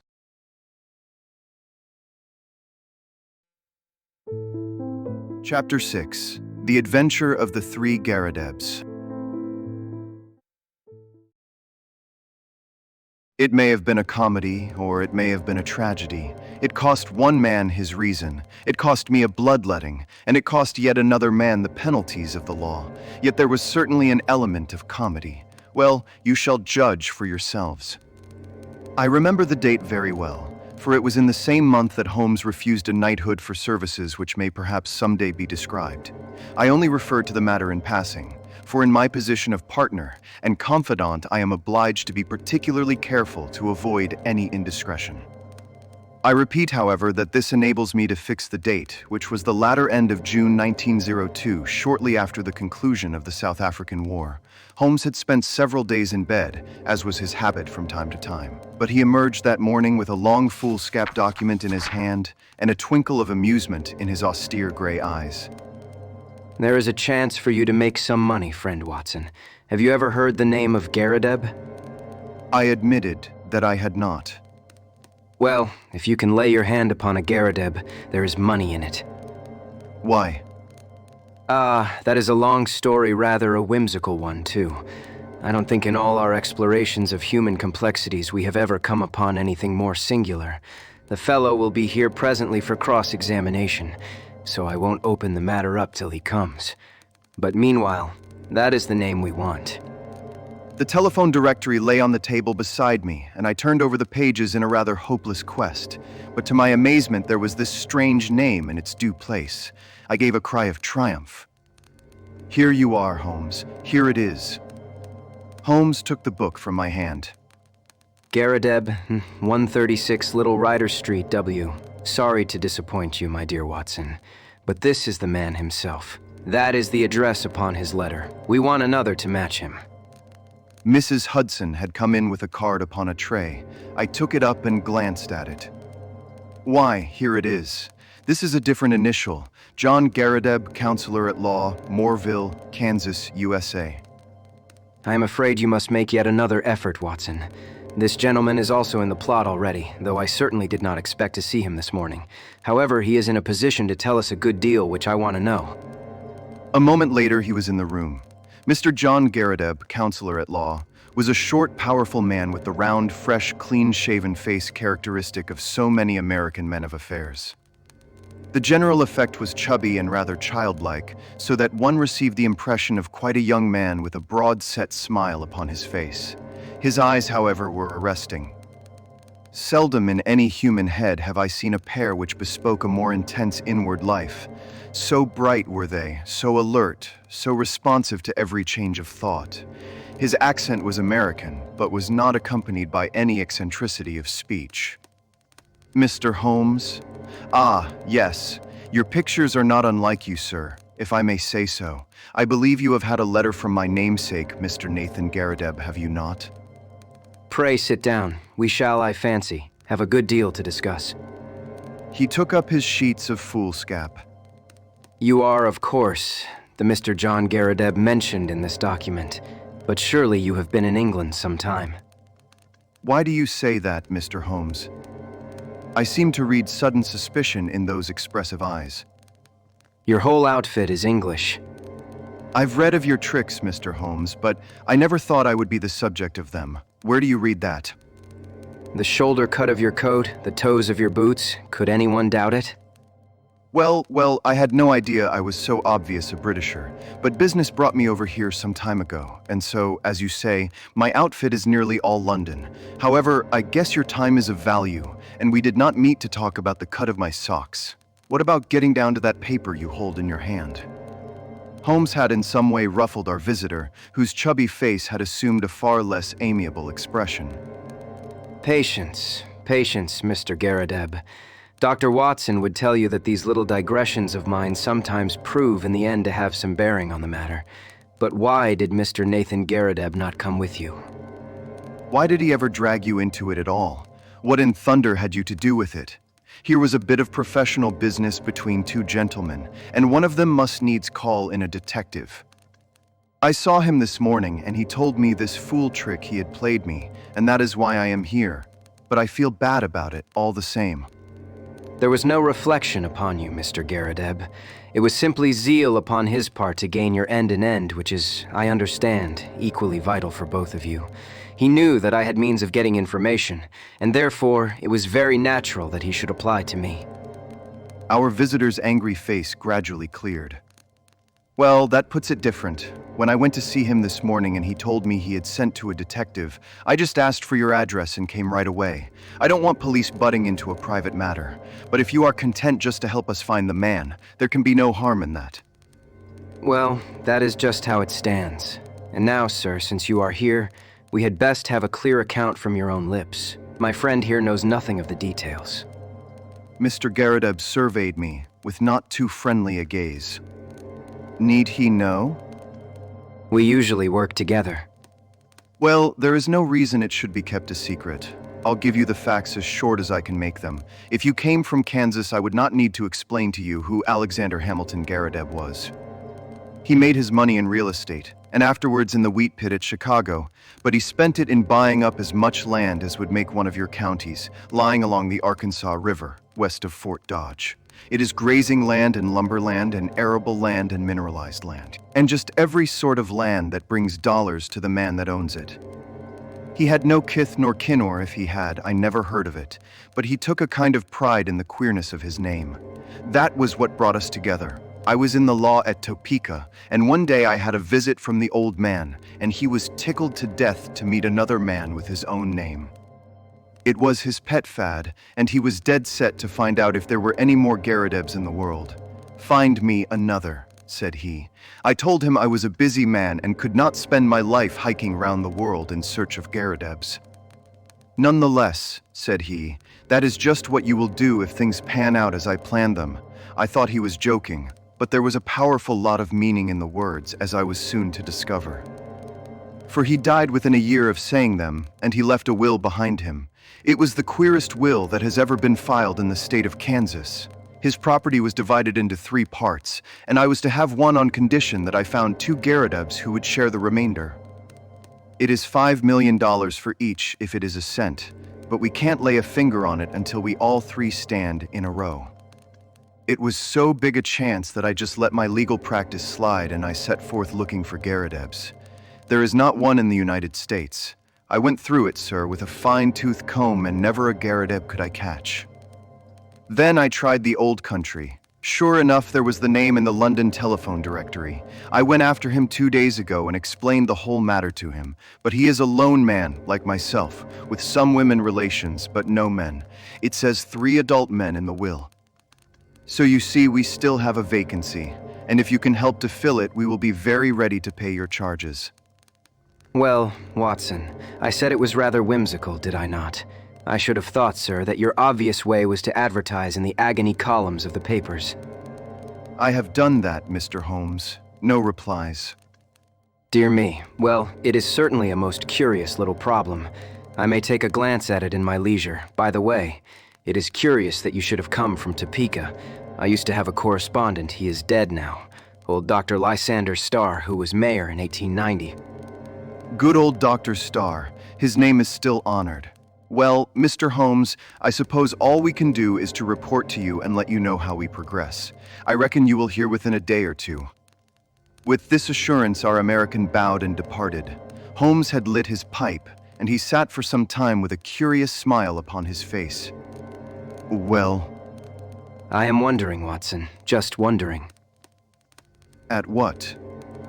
Holmes took his pipe from his lips. I was wondering, Watson, what on earth could be the object of this man in telling us such a rigmarole of lies? I nearly asked him so, for there are times when a brutal frontal attack is the best policy, but I judged it better to let him think he had fooled us. Here is a man with an English coat frayed at the elbow and trousers bagged at the knee with a year's wear, and yet by this document and by his own account, he is a provincial American lately landed in London. There have been no advertisements in the agony columns. You know that I miss nothing there.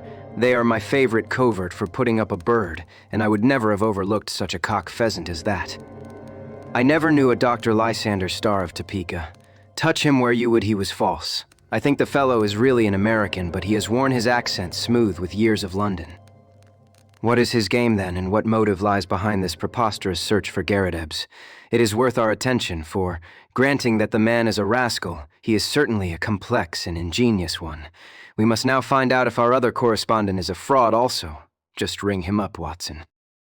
I did so, and heard a thin, quavering voice at the other end of the line.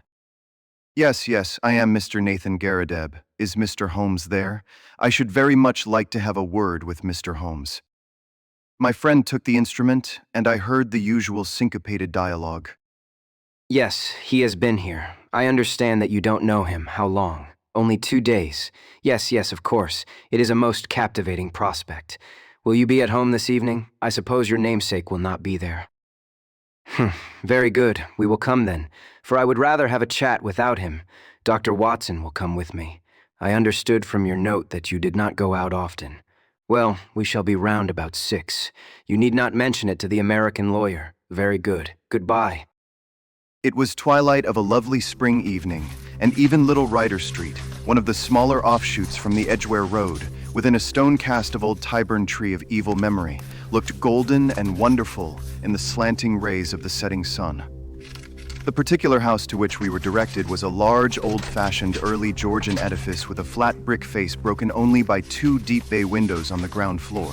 It was on this ground floor that our client lived, and indeed, the low windows proved to be the front of the huge room in which he spent his waking hours.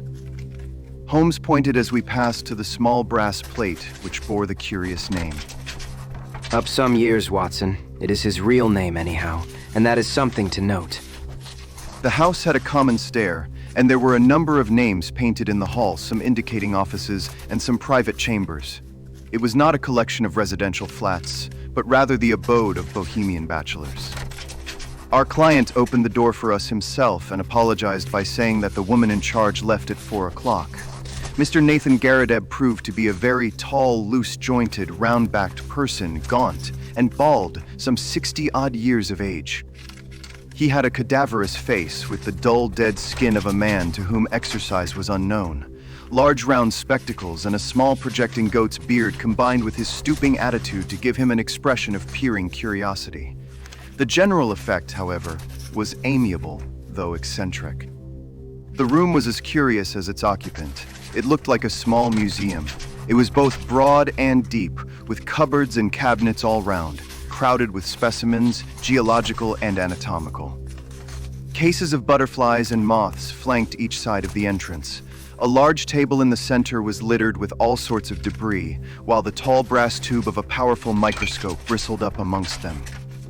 As I glanced round, I was surprised at the universality of the man's interests. Here was a case of ancient coins. There was a cabinet of flint instruments. Behind his central table was a large cupboard of fossil bones. Above was a line of plaster skulls with such names as Neanderthal, Heidelberg, Cro-Magnon printed beneath them. It was clear that he was a student of many subjects. As he stood in front of us now, he held a piece of chamois leather in his right hand, with which he was polishing a coin. Syracusan of the best period, they degenerated greatly towards the end. At their best, I hold them supreme, though some prefer the Alexandrian school. You will find a chair here, Mr. Holmes. Pray allow me to clear these bones. And you, sir, yes, Dr. Watson, if you would have the goodness to put the Japanese vase to one side. You see round me my little interests in life. My doctor lectures me about never going out, but why should I go out when I have so much to hold me here? I can assure you that the adequate cataloging of one of those cabinets would take me 3 good months. Holmes looked round him with curiosity. But do you tell me that you never go out? Now and again I drive down to Sotheby's or Christie's, otherwise I very seldom leave my room. I am not too strong and my researches are very absorbing. But you can imagine, Mr. Holmes, what a terrific shock, pleasant but terrific, it was for me when I heard of this unparalleled good fortune. It only needs one more Garrideb to complete the matter, and surely we can find one. I had a brother, but he is dead, and female relatives are disqualified. But there must surely be others in the world. I had heard that you handled strange cases, and that was why I sent to you. Of course, this American gentleman is quite right, and I should have taken his advice first, but I acted for the best. I think you acted very wisely indeed. But are you really anxious to acquire an estate in America? Certainly not, sir. Nothing would induce me to leave my collection. But this gentleman has assured me that he will buy me out as soon as we have established our claim. $5 million was the sum named. There are a dozen specimens in the market at the present moment which fill gaps in my collection, and which I am unable to purchase for want of a few £100s. Just think what I could do with $5 million. Why? I have the nucleus of a national collection. I shall be the Hans Sloane of my age. His eyes gleamed behind his great spectacles. It was very clear that no pains would be spared by Mr. Nathan Garrideb in finding a namesake.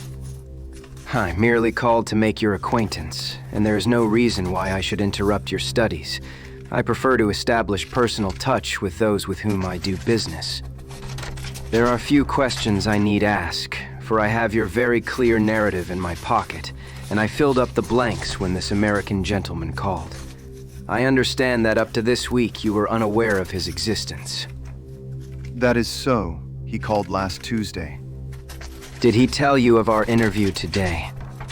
Yes, he came straight back to me. He had been very angry. Why should he be angry? He seemed to think it was some reflection on his honor, but he was quite cheerful again when he returned. Did he suggest any course of action? No, sir, he did not. Has he had or asked for any money from you? No, sir, never. You see no possible object he has in view? None, except what he states. Did you tell him of our telephone appointment? Yes, sir, I did. Holmes was lost in thought. I could see that he was puzzled. Have you any articles of great value in your collection? No, sir. I am not a rich man. It is a good collection, but not a very valuable one. You have no fear of burglars? Not the least. How long have you been in these rooms? Nearly 5 years. Holmes's cross-examination was interrupted by an imperative knocking at the door. No sooner had our client unlatched it than the American lawyer burst excitedly into the room. Here you are. I thought I should be in time to get you. Mr. Nathan Garrideb, my congratulations. You are a rich man, sir. Our business is happily finished and all is well. As to you, Mr. Holmes, we can only say we are sorry if we have given you any useless trouble. He handed over the paper to our client, who stood staring at a marked advertisement. Holmes and I leaned forward and read it over his shoulder. Howard Garrideb, constructor of agricultural machinery, binders, reapers, steam and hand plows, drills, harrows, farmers' carts, buckboards, and all other appliances. Estimates for artesian wells. Apply Grosvenor Buildings, Aston. Glorious. That makes our third man. I had opened up inquiries in Birmingham, and my agent there has sent me this advertisement from a local paper. We must hustle and put the thing through. I have written to this man and told him that you will see him in his office tomorrow afternoon at 4 o'clock. You want me to see him? What do you say, Mr. Holmes? Don't you think it would be wiser? Here am I, a wandering American with a wonderful tale. Why should he believe what I tell him? But you are a Britisher with solid references, and he is bound to take notice of what you say. I would go with you if you wished, but I have a very busy day tomorrow, and I could always follow you if you are in any trouble. Well, I have not made such a journey for years. It is nothing, Mr. Garrideb. I have figured out your connections. You leave at 12 and should be there soon after 2. Then you can be back the same night. All you have to do is to see this man, explain the matter, and get an affidavit of his existence. By the Lord, considering I've come all the way from the center of America, it is surely little enough if you go 100 miles in order to put this matter through. Quite so. I think what this gentleman says is very true. Mr. Nathan Garrideb shrugged his shoulders with a disconsolate air. Well, if you insist I shall go, it is certainly hard for me to refuse you anything, considering the glory of hope that you have brought into my life. Then that is agreed, and no doubt you will let me have a report as soon as you can. I'll see to that. Well, I'll have to get on. I'll call tomorrow, Mr. Nathan, and see you off to Birmingham. Coming my way, Mr. Holmes. Well then, goodbye. And we may have good news for you tomorrow night. I noticed that my friend's face cleared when the American left the room, and the look of thoughtful perplexity had vanished. I wish I could look over your collection, Mr. Garrideb. In my profession, all sorts of odd knowledge comes useful, and this room of yours is a storehouse of it. Our client shone with pleasure and his eyes gleamed from behind his big glasses. I had always heard, sir, that you were a very intelligent man. I could take you round now, if you have the time. Unfortunately, I have not. But these specimens are so well labeled and classified that they hardly need your personal explanation. If I should be able to look in tomorrow, I presume that there would be no objection to my glancing over them. None at all. You are most welcome. The place will, of course, be shut up, but Mrs. Saunders is in the basement up to 4 o'clock and would let you in with her key. Well, I happen to be clear tomorrow afternoon. If you would say a word to Mrs. Saunders, it would be quite an order. By the way, who is your house agent? Our client was amazed at the sudden question. Holloway and Steele, in the Edgware Road. But why? I am a bit of an archaeologist myself when it comes to houses. I was wondering if this was Queen Anne or Georgian. Georgian, beyond doubt. Really, I should have thought a little earlier. However, it is easily ascertained. Well, goodbye, Mr. Garrideb, and may you have every success in your Birmingham journey. The house agent's was close by, but we found that it was closed for the day, so we made our way back to Baker Street. It was not till after dinner that Holmes reverted to the subject. Our little problem draws to a close. No doubt you have outlined the solution in your own mind. I can make neither head nor tail of it. The head is surely clear enough, and the tail we should see tomorrow. Did you notice nothing curious about that advertisement? I saw that the word plow was misspelt. Oh, you did notice that, did you? Come, Watson, you improve all the time. Yes, it was bad English, but good American. The printer had set it up as received, then the buckboards. That is American also. And artesian wells are commoner with them than with us. It was a typical American advertisement, but purporting to be from an English firm. What do you make of that? I can only suppose that this American lawyer put it in himself. What his object was I fail to understand. Well, there are alternative explanations. Anyhow, he wanted to get this good old fossil up to Birmingham. That is very clear. I might have told him that he was clearly going on a wild goose chase, but on second thoughts, it seemed better to clear the stage by letting him go. Tomorrow, Watson. Well, tomorrow will speak for itself. Holmes was up and out early. When he returned at lunchtime, I noticed that his face was very grave. This is a more serious matter than I had expected, Watson. It is fair to tell you so, though I know it will only be an additional reason to you for running your head into danger. I should know my Watson by now, but there is danger, and you should know it. Well, it is not the first we have shared, Holmes. I hope it may not be the last. What is the particular danger this time? We are up against a very hard case. I have identified Mr. John Garrideb, counselor at law. He is none other than Killer Evans, of sinister and murderous reputation. I fear I am none the wiser. It is not part of your profession to carry about a portable Newgate calendar in your memory. I have been down to see friend Lestrade at the yard. There may be an occasional want of imaginative intuition down there, but they lead the world for thoroughness and method. I had an idea that we might get on the track of our American friend in their records. Sure enough, I found his chubby face smiling up at me from the Rogues Portrait Gallery. James Winter, alias Moorcroft, alias Killer Evans, was the inscription below. Holmes drew an envelope from his pocket. I scribbled down a few points from his dossier, aged 44. Native of Chicago, known to have shot 3 men in the States. Escaped from penitentiary through political influence. Came to London in 1893. Shot a man over cards in a nightclub in the Waterloo Road in January 1895. Man died, but he was shown to have been the aggressor in the row. Dead man was identified as Roger Prescott, famous as forger and coiner in Chicago. Killer Evans released in 1901. Has been under police supervision since, but so far as known has led an honest life. Very dangerous man, usually carries arms and is prepared to use them. That is our bird, Watson, a sporting bird, as you must admit. But what is his game? Well, it begins to define itself. I have been to the house agents. Our client, as he told us, has been there 5 years. It was unlet for a year before then. The previous tenant was a gentleman at large named Waldron. Waldron's appearance was well remembered at the office. He had suddenly vanished and nothing more been heard of him. He was a tall, bearded man with very dark features. Now, Prescott, the man whom Killer Evans had shot, was, according to Scotland Yard, a tall, dark man with a beard. As a working hypothesis, I think we may take it that Prescott, the American criminal, used to live in the very room which our innocent friend now devotes to his museum. So at last we get a link, you see. And the next link. Well, we must go now and look for that. He took a revolver from the drawer and handed it to me. I have my old favorite with me.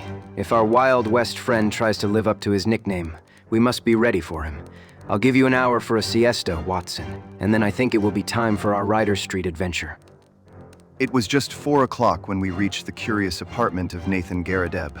Mrs. Saunders, the caretaker, was about to leave, but she had no hesitation in admitting us, for the door shut with a spring lock and Holmes promised to see that all was safe before we left.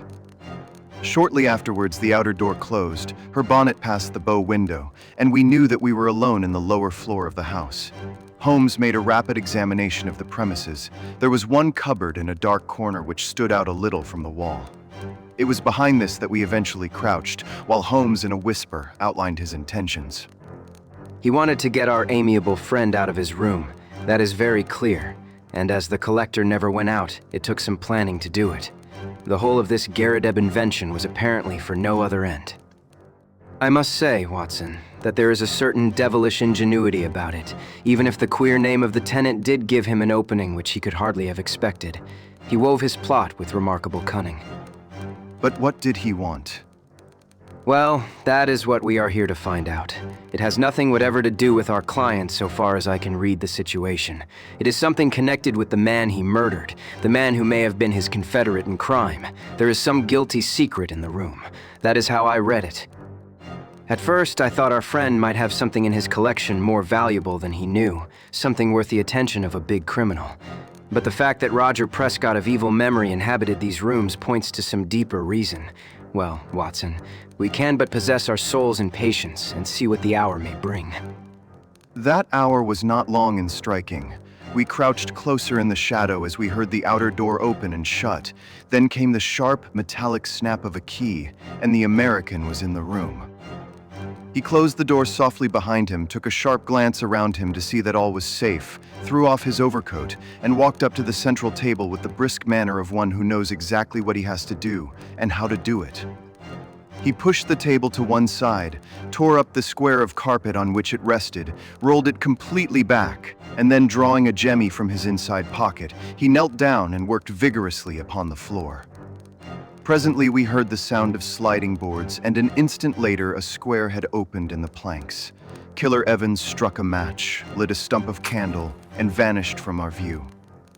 Clearly our moment had come. Holmes touched my wrist as a signal, and together we stole across to the open trapdoor.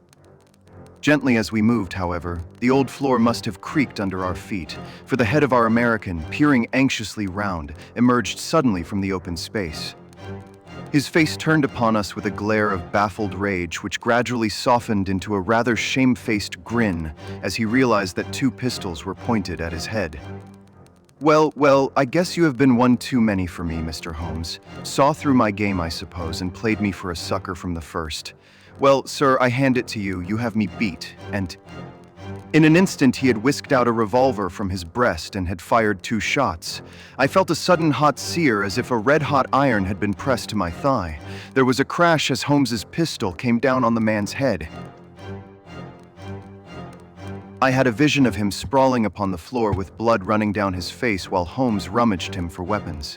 Then my friend's wiry arms were round me, and he was leading me to a chair. You are not hurt, Watson. For God's sake, say that you are not hurt. It was worth a wound, it was worth many wounds, to know the depth of loyalty and love which lay behind that cold mask. The clear, hard eyes were dimmed for a moment, and the firm lips were shaking. For the one and only time I caught a glimpse of a great heart as well as of a great brain. All my years of humble but single-minded service culminated in that moment of revelation. It is nothing, Holmes. It is a mere scratch. He had ripped up my trousers with his pocket knife. You are right. It is quite superficial. His face set like flint as he glared at our prisoner, who was sitting up with a dazed face. By the Lord, it is as well for you. If you had killed Watson, you would not have got out of this room alive. Now, sir, what have you to say for yourself? He had nothing to say for himself. He only lay and scowled. I leaned on Holmes's arm, and together we looked down into the small cellar which had been disclosed by the secret flap. It was still illuminated by the candle which Evans had taken down with him. Our eyes fell upon a mass of rusted machinery, great rolls of paper, a litter of bottles, and neatly arranged upon a small table, a number of neat little bundles. A printing press, a counterfeiter's outfit. Yes, sir. The greatest counterfeiter London ever saw. That is Prescott's machine, and those bundles on the table are 2,000 of Prescott's notes worth 100 each and fit to pass anywhere. Help yourselves, gentlemen. Call it a deal and let me beat it. Holmes laughed. We don't do things like that, Mr. Evans.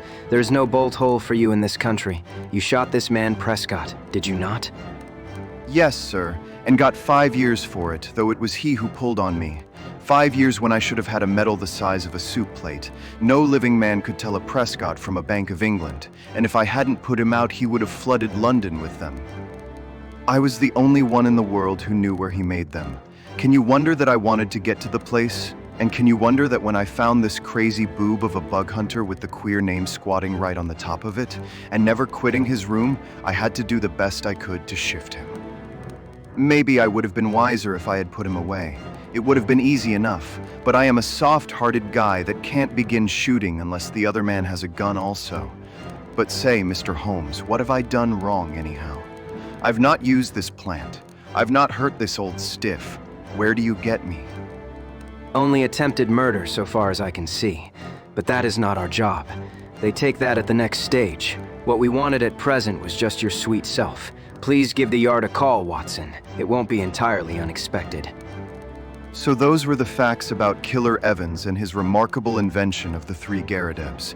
We heard later that our poor old friend never got over the shock of his dissipated dreams. When his castle in the air fell down, it buried him beneath the ruins. He was last heard of at a nursing home in Brixton. It was a glad day at the Yard when the Prescott outfit was discovered, for, though they knew that it existed, they had never been able after the death of the man to find out where it was. Evans had indeed done great service and caused several worthy Cid men to sleep the sounder, for the counterfeiter stands in a class by himself as a public danger. They would willingly have subscribed to that soup plate medal of which the criminal had spoken, but an unappreciative bench took a less favorable view, and the killer returned to those shades from which he had just emerged.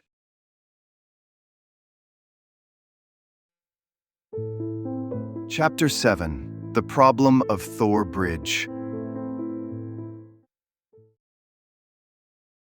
Somewhere in the vaults of the Bank of Cox and Company at Charing Cross, there is a travel-worn and battered tin dispatch box with my name, John H. Watson, Maryland, late Indian Army, painted upon the lid.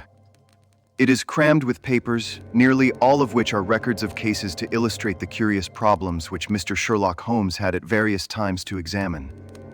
Some, and not the least interesting, were complete failures, and as such will hardly bear narrating since no final explanation is forthcoming. A problem without a solution may interest the student, but can hardly fail to annoy the casual reader.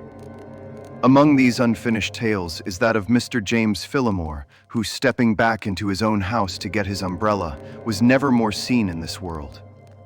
No less remarkable is that of the cutter Alicia, which sailed one spring morning into a small patch of mist from where she never again emerged, nor was anything further ever heard of herself and her crew. A third case worthy of note is that of Isidora Persano, the well-known journalist and duelist, who was found stark staring mad with a matchbox in front of him which contained a remarkable worm said to be unknown to science. Apart from these unfathomed cases, there are some which involve the secrets of private families to an extent which would mean consternation in many exalted quarters if it were thought possible that they might find their way into print. I need not say that such a breach of confidence is unthinkable, and that these records will be separated and destroyed now that my friend has time to turn his energies to the matter. There remain a considerable residue of cases of greater or less interest which I might have edited before, had I not feared to give the public a surfeit which might react upon the reputation of the man whom above all others I revere. In some I was myself concerned and can speak as an eyewitness, while in others I was either not present or played so small a part that they could only be told as by a third person. The following narrative is drawn from my own experience. It was a wild morning in October, and I observed as I was dressing how the last remaining leaves were being whirled from the solitary plane tree which graces the yard behind our house. I descended to breakfast, prepared to find my companion in depressed spirits, for, like all great artists, he was easily impressed by his surroundings. On the contrary, I found that he had nearly finished his meal, and that his mood was particularly bright and joyous, with that somewhat sinister cheerfulness which was characteristic of his lighter moments. You have a case, Holmes. The faculty of deduction is certainly contagious, Watson. It has enabled you to probe my secret. Yes, I have a case. After a month of trivialities and stagnation, the wheels move once more. Might I share it? There is little to share, but we may discuss it when you have consumed the 2 hard-boiled eggs with which our new cook has favored us. Their condition may not be unconnected with the copy of the Family Herald which I observed yesterday upon the hall table. Even so trivial a matter as cooking an egg demands an attention which is conscious of the passage of time, and incompatible with the love romance in that excellent periodical. A quarter of an hour later, the table had been cleared and we were face to face. He had drawn a letter from his pocket. You have heard of Neil Gibson, the Gold King? You mean the American senator? Well, he was once senator for some western state, but is better known as the greatest gold mining magnate in the world. Yes, I know of him. He has surely lived in England for some time. His name is very familiar. Yes, he bought a considerable estate in Hampshire some 5 years ago. Possibly you have already heard of the tragic end of his wife? Of course, I remember it now. That is why the name is familiar, but I really know nothing of the details. Holmes waved his hand towards some papers on a chair. I had no idea that the case was coming my way, or I should have had my extracts ready. The fact is that the problem, though exceedingly sensational, appeared to present no difficulty. The interesting personality of the accused does not obscure the clearness of the evidence. That was the view taken by the coroner's jury, and also in the police court proceedings. It is now referred to the assizes at Winchester. I fear it is a thankless business. I can discover facts, Watson, but I cannot change them. Unless some entirely new and unexpected ones come to light, I do not see what my client can hope for. Your client? I forgot I had not told you. I am getting into your involved habit, Watson, of telling a story backwards. You had best read this first. The letter which he handed to me, written in a bold, masterful hand, ran as follows. Claridge's Hotel, the 3rd of October. Dear Mr. Sherlock Holmes, I can't see the best woman God ever made go to her death without doing all that is possible to save her. I can't explain things. I can't even try to explain them, but I know beyond all doubt that Miss Dunbar is innocent. You know the facts, who doesn't? It has been the gossip of the country, and never a voice raised for her. It is the damned injustice of it all that makes me crazy. That woman has a heart that wouldn't let her kill a fly.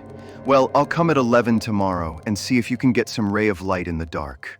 Maybe I have a clue and don't know it. Anyhow, all I know and all I have and all I am are for your use if only you can save her. If ever in your life you showed your powers, put them now into this case. Yours faithfully, J. Neil Gibson. There you have it, said Sherlock Holmes, knocking out the ashes of his after-breakfast pipe and slowly refilling it. That is the gentleman I await. As to the story, you have hardly time to master all these papers, so I must give it to you in a nutshell if you are to take an intelligent interest in the proceedings. This man is the greatest financial power in the world, and a man, as I understand, of most violent and formidable character. He married a wife, the victim of this tragedy, of whom I know nothing save that she was past her prime, which was the more unfortunate as a very attractive governess superintended the education of 2 young children. These are the 3 people concerned, and the scene is a grand old manor house, the center of an historical English estate. Then, as to the tragedy. The wife was found in the grounds nearly half a mile from the house, late at night, clad in her dinner dress, with a shawl over her shoulders and a revolver bullet through her brain. No weapon was found near her, and there was no local clue as to the murder. No weapon near her, Watson, mark that. The crime seems to have been committed late in the evening, and the body was found by a gamekeeper about 11 o'clock, when it was examined by the police and by a doctor before being carried up to the house. Is this too condensed, or can you follow it clearly?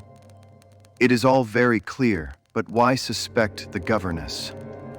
Well, in the first place, there is some very direct evidence. A revolver with one discharged chamber and a caliber, which corresponded with the bullet, was found on the floor of her wardrobe. His eyes fixed, and he repeated in broken words, "On the floor of her wardrobe." Then he sank into silence, and I saw that some train of thought had been set moving which I should be foolish to interrupt. Suddenly, with a start, he emerged into brisk life once more. Yes, Watson, it was found. Pretty damning, eh? So the two juries thought, then the dead woman had a note upon her making an appointment at that very place and signed by the governess. How is that? Finally, there is the motive. Senator Gibson is an attractive person. If his wife dies, who more likely to succeed her than the young lady who had already by all accounts received pressing attentions from her employer? Love, fortune, power, all depending upon one middle-aged life. Ugly, Watson. Very ugly. Yes, indeed, Holmes. Nor could she prove an alibi. On the contrary, she had to admit that she was down near Thor Bridge. That was the scene of the tragedy about that hour. She couldn't deny it, for some passing villager had seen her there. That really seems final. And yet, Watson, this bridge, a single broad span of stone with balustrated sides, carries the drive over the narrowest part of a long, deep reed-girt sheet of water. Thor Mere it is called. In the mouth of the bridge lay the dead woman.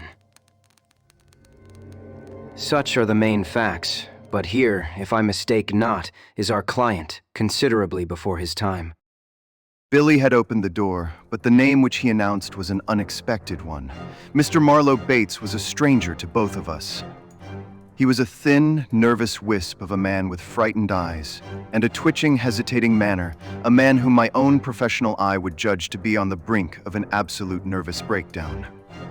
You seem agitated, Mr. Bates. Pray sit down. I fear I can only give you a short time, for I have an appointment at 11.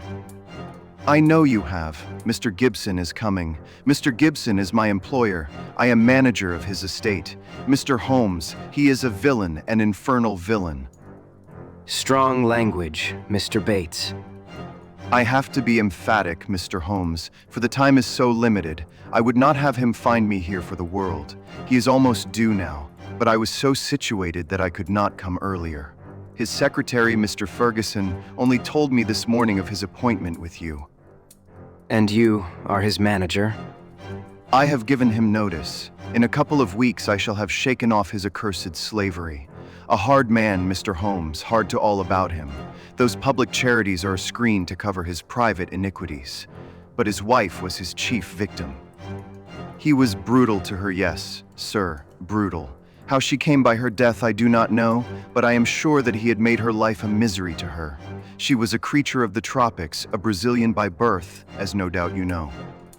No, it had escaped me. Tropical by birth and tropical by nature, a child of the sun and of passion. She had loved him as such women can love, but when her own physical charms had faded, I am told that they once were great. There was nothing to hold him. We all liked her and felt for her and hated him for the way that he treated her, but he is plausible and cunning. That is all I have to say to you. Don't take him at his face value. There is more behind. Now I'll go. No, don't detain me. He is almost due. With a frightened look at the clock, our strange visitor literally ran to the door and disappeared. Well, Mr. Gibson seems to have a nice, loyal household, but the warning is a useful one, and now we can only wait till the man himself appears. Sharp at the hour we heard a heavy step upon the stairs, and the famous millionaire was shown into the room. As I looked upon him, I understood not only the fears and dislike of his manager, but also the execrations which so many business rivals have heaped upon his head. If I were a sculptor and desired to idealize the successful man of affairs, iron of nerve and leathery of conscience, I should choose Mr. Neil Gibson as my model. His tall, gaunt, craggy figure had a suggestion of hunger and rapacity, and Abraham Lincoln keyed to base uses instead of high ones would give some idea of the man. His face might have been chiseled in granite, hard-set, craggy, remorseless, with deep lines upon it, the scars of many a crisis. Cold gray eyes, looking shrewdly out from under bristling brows, surveyed us each in turn. He bowed in perfunctory fashion as Holmes mentioned my name, and then with a masterful air of possession he drew a chair up to my companion and seated himself with his bony knees almost touching him. Let me say right here, Mr. Holmes, that money is nothing to me in this case. You can burn it if it is any use in lighting you to the truth. This woman is innocent, and this woman has to be cleared, and it is up to you to do it. Name your figure. My professional charges are upon a fixed scale. I do not vary them, save when I remit them altogether. Well, if dollars make no difference to you, think of the reputation. If you pull this off, every paper in England and America will be booming you. You'll be the talk of 2 continents. Thank you, Mr. Gibson. I do not think that I am in need of booming. It may surprise you to know that I prefer to work anonymously, and that it is the problem itself which attracts me. But we are wasting time. Let us get down to the facts. I think that you will find all the main ones in the press reports. I don't know that I can add anything which will help you, but if there is anything you would wish more light upon, well, I am here to give it. Well, there is just one point. What is it? What were the exact relations between you and Miss Dunbar? The Gold King gave a violent start and half rose from his chair. Then his massive calm came back to him. I suppose you are within your rights and may be doing your duty in asking such a question, Mr. Holmes. We will agree to suppose so. Then I can assure you that our relations were entirely, and always those of an employer towards a young lady whom he never conversed with, or ever saw, save when she was in the company of his children. Holmes rose from his chair. I am a rather busy man, Mr. Gibson, and I have no time or taste for aimless conversations. I wish you good morning. Our visitor had risen also, and his great loose figure towered above Holmes. There was an angry gleam from under those bristling brows and a tinge of color in the sallow cheeks. What the devil do you mean by this, Mr. Holmes? Do you dismiss my case? Well, Mr. Gibson, at least I dismiss you. I should have thought my words were plain. Plain enough, but what is at the back of it? Raising the price on me or afraid to tackle it or what? I've a right to a plain answer. Well, perhaps you have. I'll give you one. This case is quite sufficiently complicated to start with, without the further difficulty of false information. Meaning that I lie. Well, I was trying to express it as delicately as I could, but if you insist upon the word, I will not contradict you. I sprang to my feet, for the expression upon the millionaire's face was fiendish in its intensity, and he had raised his great knotted fist. Holmes smiled languidly and reached his hand out for his pipe. Don't be noisy, Mr. Gibson. I find that after breakfast, even the smallest argument is unsettling. I suggest that a stroll in the morning air and a little quiet thought will be greatly to your advantage. With an effort, the Gold King mastered his fury. I could not but admire him, for by a supreme self-command he had turned in a minute from a hot flame of anger to a frigid and contemptuous indifference. Well, it is your choice. I guess you know how to run your own business. I can't make you touch the case against your will. You've done yourself no good this morning, Mr. Holmes, for I have broken stronger men than you. No man ever crossed me and was the better for it. So many have said so, and yet here I am. Well, good morning, Mr. Gibson. You have a good deal yet to learn. Our visitor made a noisy exit, but Holmes smoked in imperturbable silence, with dreamy eyes fixed upon the ceiling. Any views, Watson? Well, Holmes, I must confess that when I consider that this is a man who would certainly brush any obstacle from his path, and when I remember that his wife may have been an obstacle and an object of dislike, as that man Bates plainly told us, it seems to me. Exactly, and to me also. But what were his relations with the governess, and how did you discover them? Bluff, Watson, bluff. When I considered the passionate, unconventional, unbusiness-like tone of his letter and contrasted it with his self-contained manner and appearance, it was pretty clear that there was some deep emotion which centered upon the accused woman rather than upon the victim. We've got to understand the exact relations of those three people if we are to reach the truth. You saw the frontal attack which I made upon him and how imperturbably he received it. Then I bluffed him by giving him the impression that I was absolutely certain, when in reality I was only extremely suspicious. Perhaps he will come back. He is sure to come back, he must come back. He can't leave it where it is. Isn't that a ring? Yes, there is his footstep. Well, Mr. Gibson, I was just saying to Dr. Watson that you were somewhat overdue. The Gold King had re-entered the room in a more chastened mood than he had left it. His wounded pride still showed in his resentful eyes, but his common sense had shown him that he must yield if he would attain his end. I've been thinking it over, Mr. Holmes, and I feel that I have been hasty in taking your remarks amiss. You are justified in getting down to the facts, whatever they may be, and I think the more of you for it. I can assure you, however, that the relations between Miss Dunbar and me don't really touch this case. That is for me to decide, is it not? Yes, I guess that is so. You are like a surgeon who wants every symptom before he can give his diagnosis. Exactly, that expresses it.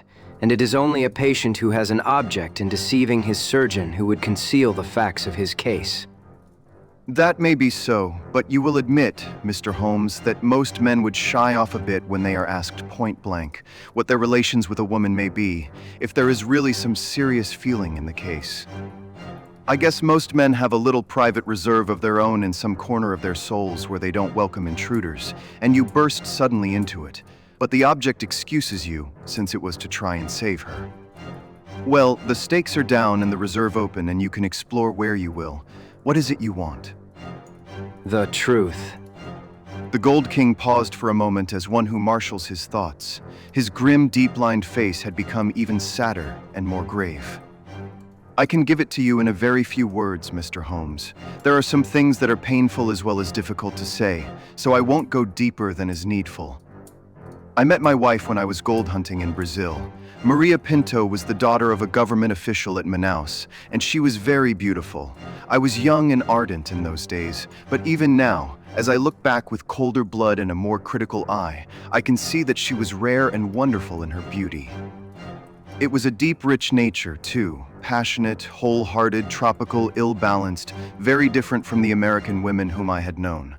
Well, to make a long story short, I loved her and I married her. It was only when the romance had passed, and it lingered for years, that I realized that we had nothing, absolutely nothing in common. My love faded. If hers had faded also, it might have been easier, but you know the wonderful way of women. Do what I might, nothing could turn her from me. If I have been harsh to her, even brutal as some have said, it has been because I knew that if I could kill her love, or if it turned to hate, it would be easier for both of us. But nothing changed her. She adored me in those English woods as she had adored me 20 years ago on the banks of the Amazon. Do what I might, she was as devoted as ever. Then came Miss Grace Dunbar. She answered our advertisement and became governess to our 2 children. Perhaps you have seen her portrait in the papers. The whole world has proclaimed that she also is a very beautiful woman. Now, I make no pretense to be more moral than my neighbors, and I will admit to you that I could not live under the same roof with such a woman, and in daily contact with her without feeling a passionate regard for her. Do you blame me, Mr. Holmes? I do not blame you for feeling it.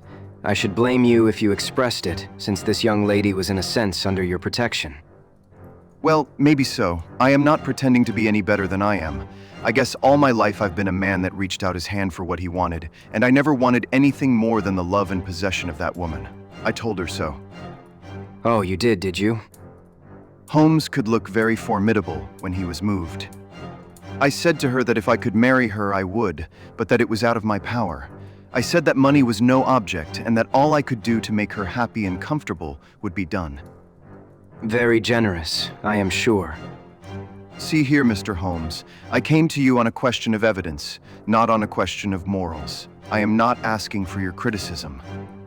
It is only for the young lady's sake that I touch your case at all. I don't know that anything she is accused of is really worse than what you have yourself admitted, that you have tried to ruin a defenseless girl who is under your roof. Some of you rich men have to be taught that all the world cannot be bribed into condoning your offenses. To my surprise, the Gold King took the reproof with equanimity. That is how I feel myself about it now. I thank God that my plans did not work out as I intended. She would have none of it, and she wanted to leave the house instantly. Why did she not? Well, in the first place, others were dependent upon her, and it was no light matter for her to let them all down by sacrificing her living. When I had sworn, as I did, that she should never be molested again, she consented to remain. But there was another reason. She knew the influence she had over me, and that it was stronger than any other influence in the world. She wanted to use it for good. How? Well, she knew something of my affairs. They are large, Mr. Holmes, large beyond the belief of an ordinary man. I can make or break, and it is usually break. It wasn't individuals only. It was communities, cities, even nations. Business is a hard game, and the weak go to the wall. I played the game for all it was worth. I never squealed myself, and I never cared if the other fellow squealed. But she saw it different. I guess she was right. She believed and said that a fortune for one man that was more than he needed should not be built on 10,000 ruined men who were left without the means of life. That was how she saw it, and I guess she could see past the dollars to something that was more lasting. She found that I listened to what she said, and she believed she was serving the world by influencing my actions. So she stayed, and then this came along. Can you throw any light upon that? The Gold King paused for a minute or more, his head sunk in his hands, lost in deep thought. It is very black against her. I can't deny that, and women lead an inward life and may do things beyond the judgment of a man. At first I was so rattled and taken aback that I was ready to think she had been led away in some extraordinary fashion that was clean against her usual nature. One explanation came into my head. I give it to you, Mr. Holmes, for what it is worth. There is no doubt that my wife was bitterly jealous. There is a soul jealousy that can be as frantic as any body jealousy. And though my wife had no cause, and I think she understood this for the latter, she was aware that this English girl exerted an influence upon my mind, and my acts that she herself never had. It was an influence for good, but that did not mend the matter. She was crazy with hatred, and the heat of the Amazon was always in her blood. She might have planned to murder Miss Dunbar, or we will say to threaten her with a gun and so frighten her into leaving us. Then there might have been a scuffle, and the gun gone off and shot the woman who held it. That possibility had already occurred to me. Indeed, it is the only obvious alternative to deliberate murder. But she utterly denies it. Well, that is not final, is it? One can understand that a woman placed in so awful a position might hurry home still in her bewilderment, holding the revolver. She might even throw it down among her clothes, hardly knowing what she was doing, and when it was found, she might try to lie her way out by a total denial, since all explanation was impossible. What is against such a supposition? Miss Dunbar herself. Well, perhaps. Holmes looked at his watch. I have no doubt we can get the necessary permits this morning and reach Winchester by the evening train. When I have seen this young lady, it is very possible that I may be of more use to you in the matter, though I cannot promise that my conclusions will necessarily be such as you desire. There was some delay in the official pass, and instead of reaching Winchester that day, we went down to Thor Place, the Hampshire estate of Mr. Neil Gibson. He did not accompany us himself, but we had the address of Sergeant Coventry of the local police, who had first examined into the affair. He was a tall, thin, cadaverous man with a secretive and mysterious manner which conveyed the idea that he knew or suspected a very great deal, more than he dared say. He had a trick, too, of suddenly sinking his voice to a whisper, as if he had come upon something of vital importance, though the information was usually commonplace enough. Behind these tricks of manner, he soon showed himself to be a decent, honest fellow who was not too proud to admit that he was out of his depth and would welcome any help. Anyhow, I'd rather have you than Scotland Yard, Mr. Holmes. If the Yard gets called into a case, then the local loses all credit for success and may be blamed for failure. Now, you play straight, so I've heard. I need not appear in the matter at all. If I can clear it up, I don't ask to have my name mentioned. Well, it is very handsome of you, I am sure.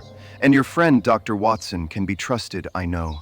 Now, Mr. Holmes, as we walk down to the place, there is one question I should like to ask you. I'd breathe it to no soul but you. Don't you think there might be a case against Mr. Neil Gibson himself? I have been considering that. You've not seen Miss Dunbar. She is a wonderful fine woman in every way. He may well have wished his wife out of the road, and these Americans are readier with pistols than our folk are. It was his pistol, you know. Was that clearly made out? Yes, sir. It was one of a pair that he had. One of a pair? Where's the other? Well, the gentleman has a lot of firearms of one sort and another. We never quite matched that particular pistol, but the box was made for two. If it was one of a pair, you should surely be able to match it. Well, we have them all laid out at the house, if you would care to look them over. Later, perhaps. I think we will walk down together and have a look at the scene of the tragedy. This conversation had taken place in the little front room of Sergeant Coventry's humble cottage, which served as the local police station. A walk of half a mile or so across a windswept heath, all gold and bronze with the fading ferns, brought us to a side gate opening into the grounds of the Thor Place estate. A path led us through the pheasant preserves, and then from a clearing we saw the widespread, half-timbered house, half Tudor and half Georgian, upon the crest of the hill. Beside us there was a long, reedy pool, constricted in the center where the main carriage drive passed over a stone bridge, but swelling into small lakes on either side. Our guide paused at the mouth of this bridge, and he pointed to the ground. That was where Mrs. Gibson's body lay. I marked it by that stone. I understand that you were there before it was moved. Yes, they sent for me at once. Who did? Mr. Gibson himself. The moment the alarm was given and he had rushed down with others from the house, he insisted that nothing should be moved until the police should arrive. That was sensible. I gathered from the newspaper report that the shot was fired from close quarters. Yes, sir, very close. Near the right temple. Just behind it, sir. How did the body lie? On the back, sir, no trace of a struggle. No marks, no weapon. The short note from Miss Dunbar was clutched in her left hand. Clutched, you say? Yes, sir. We could hardly open the fingers. That is of great importance. It excludes the idea that anyone could have placed the note there after death in order to furnish a false clue. Dear me, the note, as I remember, was quite short. I will be at Thor Bridge at 9 o'clock, Dunbar. Was that not so? Yes, sir. Did Miss Dunbar admit writing it? Yes, sir. What was her explanation? Her defense was reserved for the assizes. She would say nothing. The problem is certainly a very interesting one. The point of the letter is very obscure, is it not? Well, sir, it seemed, if I may be so bold as to say so, the only really clear point in the whole case. Holmes shook his head. Granting that the letter is genuine and was really written, it was certainly received some time before, say 1 hour or two. Why, then, was this lady still clasping it in her left hand? Why should she carry it so carefully? She did not need to refer to it in the interview. Does it not seem remarkable? Well, sir, as you put it, perhaps it does. I think I should like to sit quietly for a few minutes and think it out. He seated himself upon the stone ledge of the bridge, and I could see his quick gray eyes darting their questioning glances in every direction. Suddenly he sprang up again and ran across to the opposite parapet, whipped his lens from his pocket, and began to examine the stonework. This is curious. Yes, sir, we saw the chip on the ledge. I expect it has been done by some passer-by. The stonework was gray, but at this one point it showed white for a space not larger than a sixpence. When examined closely, one could see that the surface was chipped as by a sharp blow. It took some violence to do that, said Holmes thoughtfully. With his cane he struck the ledge several times without leaving a mark. Yes, it was a hard knock, in a curious place too. It was not from above, but from below, for you see that it is on the lower edge of the parapet. But it is at least 15 feet from the body. Yes, It is 15 feet from the body. It may have nothing to do with the matter, but it is a point worth noting. I do not think that we have anything more to learn here. There were no footsteps, you say? The ground was iron hard, sir. There were no traces at all. Then we can go. We will go up to the house first and look over these weapons of which you speak. Then we shall get on to Winchester, for I should desire to see Miss Dunbar before we go farther. Mr. Neil Gibson had not returned from town, but we saw in the house the neurotic Mr. Bates who had called upon us in the morning. He showed us with a sinister relish the formidable array of firearms of various shapes and sizes which his employer had accumulated in the course of an adventurous life. Mr. Gibson has his enemies, as anyone would expect who knew him and his methods. He sleeps with a loaded revolver in the drawer beside his bed. He is a man of violence, sir, and there are times when all of us are afraid of him. I am sure that the poor lady who has passed was often terrified. Did you ever witness physical violence towards her? No, I cannot say that, but I have heard words which were nearly as bad words of cold, cutting contempt even before the servants.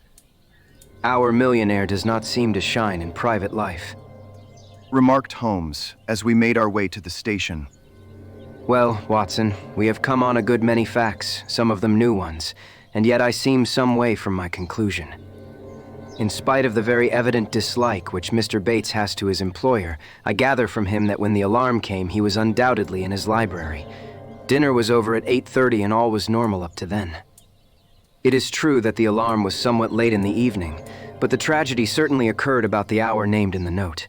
There is no evidence at all that Mr. Gibson had been out of doors since his return from town at 5 o'clock. On the other hand, Miss Dunbar, as I understand it, admits that she had made an appointment to meet Mrs. Gibson at the bridge. Beyond this, she would say nothing, as her lawyer had advised her to reserve her defense. We have several very vital questions to ask that young lady, and my mind will not be easy until we have seen her.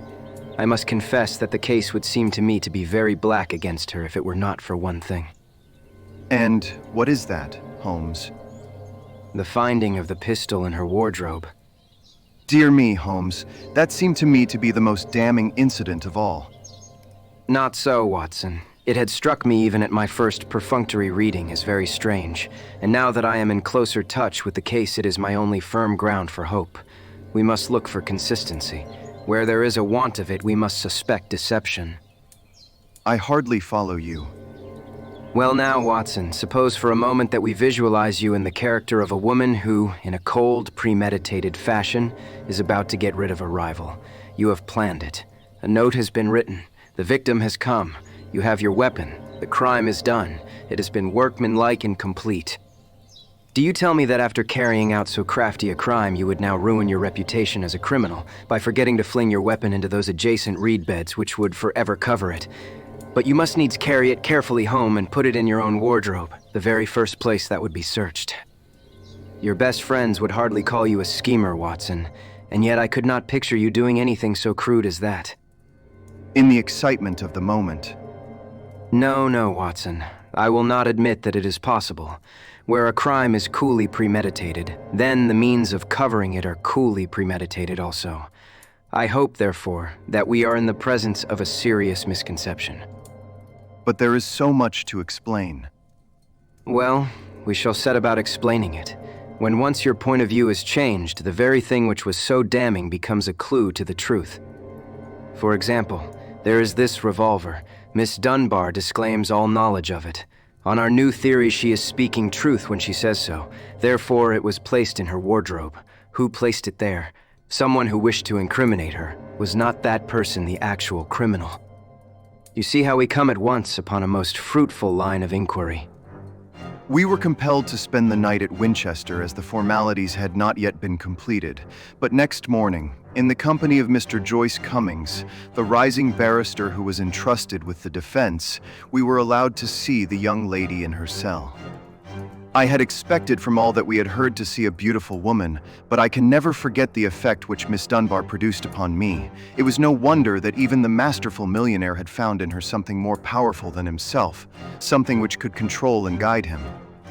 One felt too, as one looked at that strong, clear-cut, and yet sensitive face, that even should she be capable of some impetuous deed, nonetheless there was an innate nobility of character which would make her influence always for the good. She was a brunette, tall, with a noble figure and commanding presence, but her dark eyes had in them the appealing, helpless expression of the hunted creature who feels the nets around it, but can see no way out from the toils. Now, as she realized the presence and the help of my famous friend, there came a touch of color in her wan cheeks, and a light of hope began to glimmer in the glance which she turned upon us. Perhaps Mr. Neil Gibson has told you something of what occurred between us. Yes, you need not pain yourself by entering into that part of the story. After seeing you, I am prepared to accept Mr. Gibson's statement, both as to the influence which you had over him and as to the innocence of your relations with him. But why was the whole situation not brought out in court? It seemed to me incredible that such a charge could be sustained. I thought that if we waited, the whole thing must clear itself up without our being compelled to enter into painful details of the inner life of the family. But I understand that far from clearing, it has become even more serious. My dear young lady, I beg you to have no illusions upon the point. Mr. Cummings here would assure you that all the cards are at present against us, and that we must do everything that is possible if we are to win clear. It would be a cruel deception to pretend that you are not in very great danger. Give me all the help you can, then, to get at the truth. I will conceal nothing. Tell us, then, of your true relations with Mr. Gibson's wife. She hated me, Mr. Holmes. She hated me with all the fervor of her tropical nature. She was a woman who would do nothing by halves, and the measure of her love for her husband was the measure also of her hatred for me. It is probable that she misunderstood our relations. I would not wish to wrong her, but she loved so vividly in a physical sense that she could hardly understand the mental, and even spiritual, tie which held her husband to me, or imagine that it was only my desire to influence his power to good ends which kept me under his roof. I can see now that I was wrong. Nothing could justify me in remaining where I was a cause of unhappiness, and yet it is certain that the unhappiness would have remained even if I had left the house. Now, Miss Dunbar, I beg you to tell us exactly what occurred that evening. I can tell you the truth so far as I know it, Mr. Holmes, but I am in a position to prove nothing, and there are points, the most vital points, which I can neither explain nor can I imagine any explanation. If you will find the facts, perhaps others may find the explanation. With regard, then, to my presence at Thor Bridge that night, I received a note from Mrs. Gibson in the morning. It lay on the table of the schoolroom, and it may have been left there by her own hand. It implored me to see her there after dinner, said she had something important to say to me, and asked me to leave an answer on the sundial in the garden, as she desired no one to be in our confidence. I saw no reason for such secrecy, but I did as she asked, accepting the appointment. She asked me to destroy her note, and I burned it in the schoolroom grate. She was very much afraid of her husband, who treated her with a harshness for which I frequently reproached him, and I could only imagine that she acted in this way because she did not wish him to know of our interview. Yet, she kept your reply very carefully. Yes, I was surprised to hear that she had it in her hand when she died. Well, what happened then? I went down as I had promised. When I reached the bridge, she was waiting for me. Never did I realize till that moment how this poor creature hated me. She was like a mad woman. Indeed, I think she was a mad woman, subtly mad with the deep power of deception which insane people may have. How else could she have met me with unconcern every day and yet had so raging a hatred of me in her heart? I will not say what she said. She poured her whole wild fury out in burning and horrible words. I did not even answer. I could not. It was dreadful to see her. I put my hands to my ears and rushed away. When I left her, she was standing still, shrieking out her curses at me, in the mouth of the bridge. Where she was afterwards found. Within a few yards from the spot. And yet, presuming that she met her death shortly after you left her, you heard no shot. No, I heard nothing. But indeed, Mr. Holmes, I was so agitated and horrified by this terrible outbreak that I rushed to get back to the peace of my own room, and I was incapable of noticing anything which happened. You say that you returned to your room. Did you leave it again before next morning? Yes. When the alarm came that the poor creature had met her death, I ran out with the others. Did you see Mr. Gibson? Yes, he had just returned from the bridge when I saw him. He had sent for the doctor and the police. Did he seem to you much perturbed? Mr. Gibson is a very strong, self-contained man. I do not think that he would ever show his emotions on the surface, but I, who knew him so well, could see that he was deeply concerned. Then we come to the all-important point. This pistol that was found in your room. Had you ever seen it before? Never, I swear it. When was it found? Next morning, when the police made their search. Among your clothes? Yes, on the floor of my wardrobe under my dresses. You could not guess how long it had been there. It had not been there the morning before. How do you know? Because I tidied out the wardrobe. That is final. Then someone came into your room and placed the pistol there in order to inculpate you. It must have been so. And when? It could only have been at mealtime, or else at the hours when I would be in the schoolroom with the children. As you were when you got the note? Yes, from that time onwards for the whole morning. Thank you, Miss Dunbar. Is there any other point which could help me in the investigation? I can think of none. There was some sign of violence on the stonework of the bridge, a perfectly fresh chip just opposite the body. Could you suggest any possible explanation of that? Surely it must be a mere coincidence. Curious, Miss Dunbar, very curious. Why should it appear at the very time of the tragedy, and why at the very place? But what could have caused it? Only great violence could have such an effect. Holmes did not answer. His pale, eager face had suddenly assumed that tense, faraway expression which I had learned to associate with the supreme manifestations of his genius. So evident was the crisis in his mind that none of us dared to speak, and we sat, barrister, prisoner, and myself, watching him in a concentrated and absorbed silence. Suddenly he sprang from his chair, vibrating with nervous energy and the pressing need for action. Come, Watson, come. What is it, Mr. Holmes? Never mind, my dear lady. You will hear from me, Mr. Cummings. With the help of the God of Justice, I will give you a case which will make England ring. You will get news by tomorrow, Miss Dunbar, and meanwhile, take my assurance that the clouds are lifting and that I have every hope that the light of truth is breaking through. It was not a long journey from Winchester to Thor Place, but it was long to me in my impatience, while for Holmes it was evident that it seemed endless, for, in his nervous restlessness, he could not sit still, but paced the carriage or drummed with his long, sensitive fingers upon the cushions beside him. Suddenly, however, as we neared our destination, he seated himself opposite to me. We had a first-class carriage to ourselves, and laying a hand upon each of my knees, he looked into my eyes with the peculiarly mischievous gaze which was characteristic of his more imp-like moods.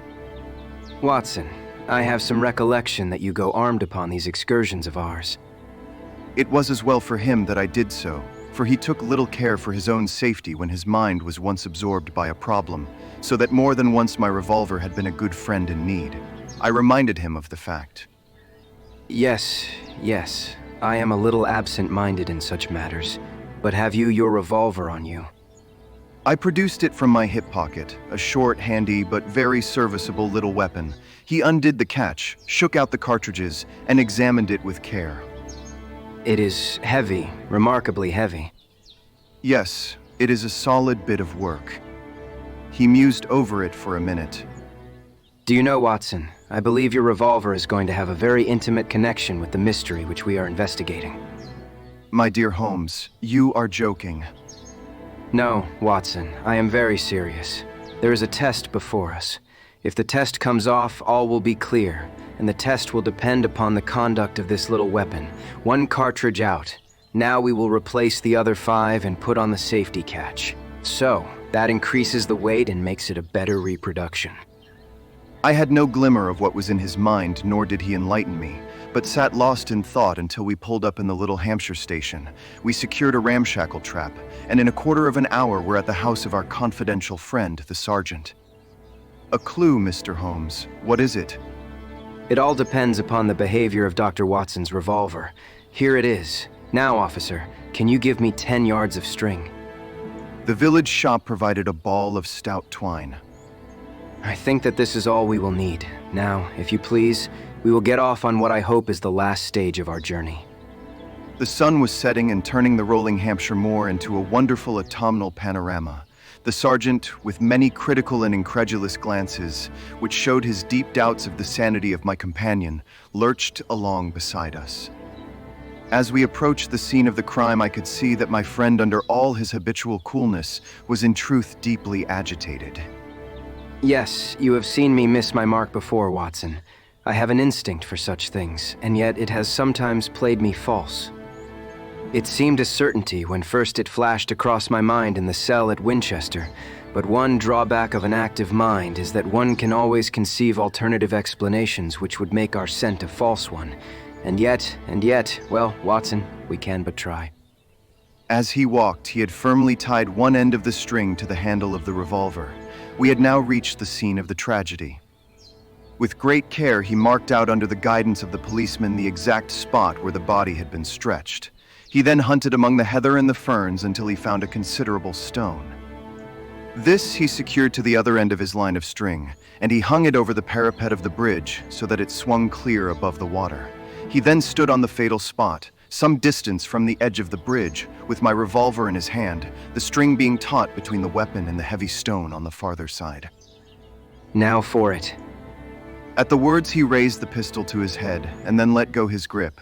In an instant it had been whisked away by the weight of the stone, had struck with a sharp crack against the parapet, and had vanished over the side into the water. It had hardly gone before Holmes was kneeling beside the stonework, and a joyous cry showed that he had found what he expected. Was there ever a more exact demonstration? See, Watson, your revolver has solved the problem. As he spoke, he pointed to a second chip of the exact size and shape of the first, which had appeared on the underedge of the stone balustrade. We'll stay at the inn tonight. You will, of course, get a grappling hook, and you will easily restore my friend's revolver. You will also find beside it the revolver, string, and weight with which this vindictive woman attempted to disguise her own crime and to fasten a charge of murder upon an innocent victim. You can let Mr. Gibson know that I will see him in the morning, when steps can be taken for Miss Dunbar's vindication.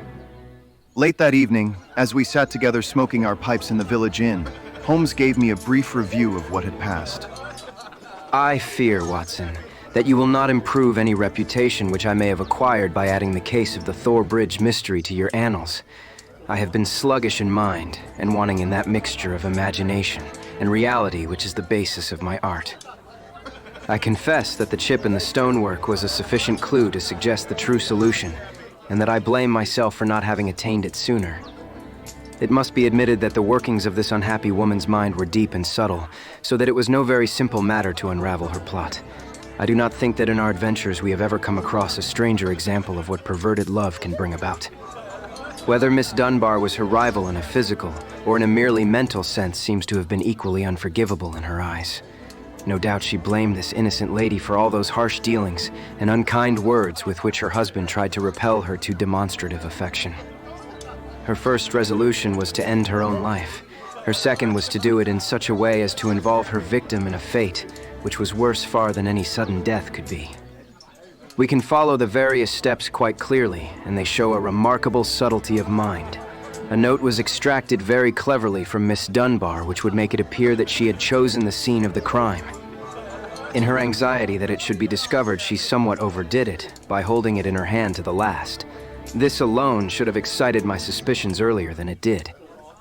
Then she took one of her husband's revolvers. There was, as you saw, an arsenal in the house and kept it for her own use. A similar one she concealed that morning in Miss Dunbar's wardrobe after discharging one barrel, which she could easily do in the woods without attracting attention. She then went down to the bridge where she had contrived this exceedingly ingenious method for getting rid of her weapon. When Miss Dunbar appeared, she used her last breath in pouring out her hatred, and then, when she was out of hearing, carried out her terrible purpose. Every link is now in its place and the chain is complete. The papers may ask why the mirror was not dragged in the first instance, but it is easy to be wise after the event.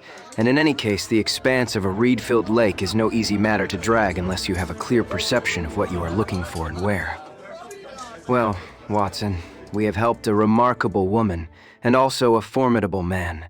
Should they in the future join their forces, as seems not unlikely, the financial world may find that Mr. Neil Gibson has learned something in that schoolroom of sorrow, where our earthly lessons are taught.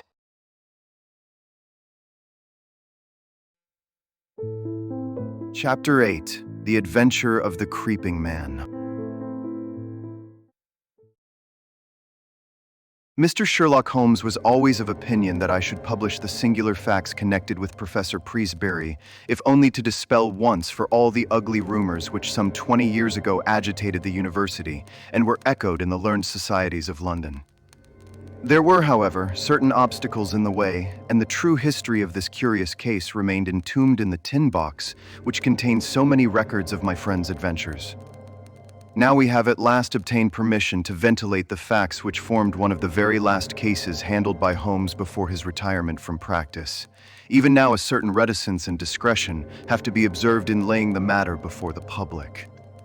It was one Sunday evening early in September of the year 1903 that I received one of Holmes's laconic messages. Come at once, if convenient, if inconvenient, come all the same. The relations between us in those latter days were peculiar. He was a man of habits, narrow and concentrated habits, and I had become one of them. As an institution, I was like the violin, the shag tobacco, the old black pipe, the index books, and others perhaps less excusable. When it was a case of active work and a comrade was needed upon whose nerve he could place some reliance, my role was obvious. But apart from this, I had uses. I was a whetstone for his mind. I stimulated him. He liked to think aloud in my presence. His remarks could hardly be said to be made to me. Many of them would have been as appropriately addressed to his bedstead. But nonetheless, having formed the habit, it had become in some way helpful that I should register and interject. If I irritated him by a certain methodical slowness in my mentality, that irritation served only to make his own flame-like intuitions and impressions flash up the more vividly and swiftly. Such was my humble role in our alliance. When I arrived at Baker Street, I found him huddled up in his armchair with updrawn knees, his pipe in his mouth and his brow furrowed with thought. It was clear that he was in the throes of some vexatious problem. With a wave of his hand, he indicated my old armchair, but otherwise for half an hour he gave no sign that he was aware of my presence. Then with a start, he seemed to come from his reverie, and with his usual whimsical smile, he greeted me back to what had once been my home. You will excuse a certain abstraction of mind, my dear Watson. Some curious facts have been submitted to me within the last 24 hours, and they in turn have given rise to some speculations of a more general character. I have serious thoughts of writing a small monograph upon the uses of dogs in the work of the detective. But surely, Holmes, this has been explored. Bloodhounds, sleuthhounds. No, Watson, that side of the matter is, of course, obvious. But there is another which is far more subtle. You may recollect that in the case which you, in your sensational way, coupled with the copper beeches, I was able, by watching the mind of the child, to form a deduction as to the criminal habits of the very smug and respectable father. Yes, I remember it well. My line of thoughts about dogs is analogous. A dog reflects the family life. Whoever saw a frisky dog in a gloomy family, or a sad dog in a happy one? Snarling people have snarling dogs, dangerous people have dangerous ones, and their passing moods may reflect the passing moods of others. I shook my head. Surely, Holmes, this is a little far-fetched. He had refilled his pipe and resumed his seat, taking no notice of my comment. The practical application of what I have said is very close to the problem which I am investigating. It is a tangled skein, you understand, and I am looking for a loose end. One possible loose end lies in the question: why does Professor Presbury's faithful wolfhound, Roy, endeavor to bite him? I sank back in my chair in some disappointment. Was it for so trivial a question as this that I had been summoned from my work? Holmes glanced across at me. The same old Watson. You never learn that the gravest issues may depend upon the smallest things. But is it not on the face of it strange that a staid, elderly philosopher, you've heard of Presbury, of course, the famous Camford physiologist, that such a man whose friend has been his devoted wolfhound should now have been twice attacked by his own dog? What do you make of it? The dog is ill. Well, that has to be considered. But he attacks no one else, nor does he apparently molest his master, save on very special occasions. Curious, Watson, very curious. But young Mr. Bennet is before his time. If that is his ring, I had hoped to have a longer chat with you before he came." There was a quick step on the stairs, a sharp tap at the door, and a moment later the new client presented himself. He was a tall, handsome youth about 30, well-dressed and elegant, but with something in his bearing which suggested the shyness of the student rather than the self-possession of the man of the world. He shook hands with Holmes and then looked with some surprise at me. "This matter is very delicate, Mr. Holmes. Consider the relation in which I stand to Professor Presbury, both privately and publicly. I really can hardly justify myself if I speak before any third person." "Have no fear, Mr. Bennet. Dr. Watson is the very soul of discretion, and I can assure you that this is a matter in which I am very likely to need an assistant." "As you like, Mr. Holmes. You will, I am sure, understand my having some reserves in the matter." "You will appreciate it, Watson, when I tell you that this gentleman, Mr. Trevor Bennet, is professional assistant to the great scientist, lives under his roof, and is engaged to his only daughter. Certainly we must agree that the professor has every claim upon his loyalty and devotion. But it may best be shown by taking the necessary steps to clear up this strange mystery." "I hope so, Mr. Holmes. That is my one object. Does Dr. Watson know the situation?" "I have not had time to explain it." "Then perhaps I had better go over the ground again before explaining some fresh developments." "I will do so myself in order to show that I have the events in their due order. The Professor Watson is a man of European reputation. His life has been academic. There has never been a breath of scandal. He is a widower with one daughter, Edith. He is, I gather, a man of very virile and positive, one might almost say combative character, so the matter stood until a very few months ago. Then the current of his life was broken. He is 61 years of age, but he became engaged to the daughter of Professor Morphy, his colleague in the chair of comparative anatomy. It was not, as I understand, the reasoned courting of an elderly man, but rather the passionate frenzy of youth, for no one could have shown himself a more devoted lover. The Lady Alice Morphy was a very perfect girl both in mind and body, so that there was every excuse for the professor's infatuation. Nonetheless, it did not meet with full approval in his own family. "We thought it rather excessive." Exactly. Excessive and a little violent and unnatural. Professor Presbury was rich, however, and there was no objection upon the part of the father. The daughter, however, had other views, and there were already several candidates for her hand, who, if they were less eligible from a worldly point of view, were at least more of an age. The girls seemed to like the professor in spite of his eccentricities. It was only age which stood in the way. About this time, a little mystery suddenly clouded the normal routine of the professor's life. He did what he had never done before. He left home and gave no indication where he was going. He was away a fortnight and returned looking rather travel-worn. He made no allusion to where he had been, although he was usually the frankest of men.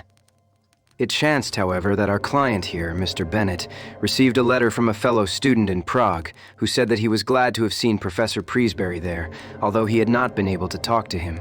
Only in this way did his own household learn where he had been. Now comes the point. From that time onwards, a curious change came over the professor. He became furtive and sly.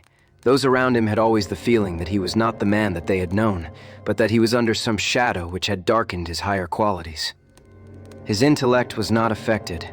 His lectures were as brilliant as ever, but always there was something new, something sinister and unexpected. His daughter, who was devoted to him, tried again and again to resume the old relations and to penetrate this mask which her father seemed to have put on. You, sir, as I understand, did the same, but all was in vain.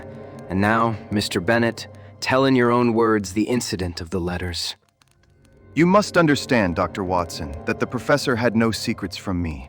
If I were his son or his younger brother, I could not have more completely enjoyed his confidence. As his secretary, I handled every paper which came to him, and I opened and subdivided his letters. Shortly after his return, all this was changed. He told me that certain letters might come to him from London which would be marked by a cross under the stamp. These were to be set aside for his own eyes only. I may say that several of these did pass through my hands, that they had the EC mark, and were in an illiterate handwriting. If he answered them at all, the answers did not pass through my hands, nor into the letter basket in which our correspondence was collected. And the box. Ah, yes, the box. The professor brought back a little wooden box from his travels. It was the one thing which suggested a continental tour, for it was one of those quaint carved things which one associates with Germany.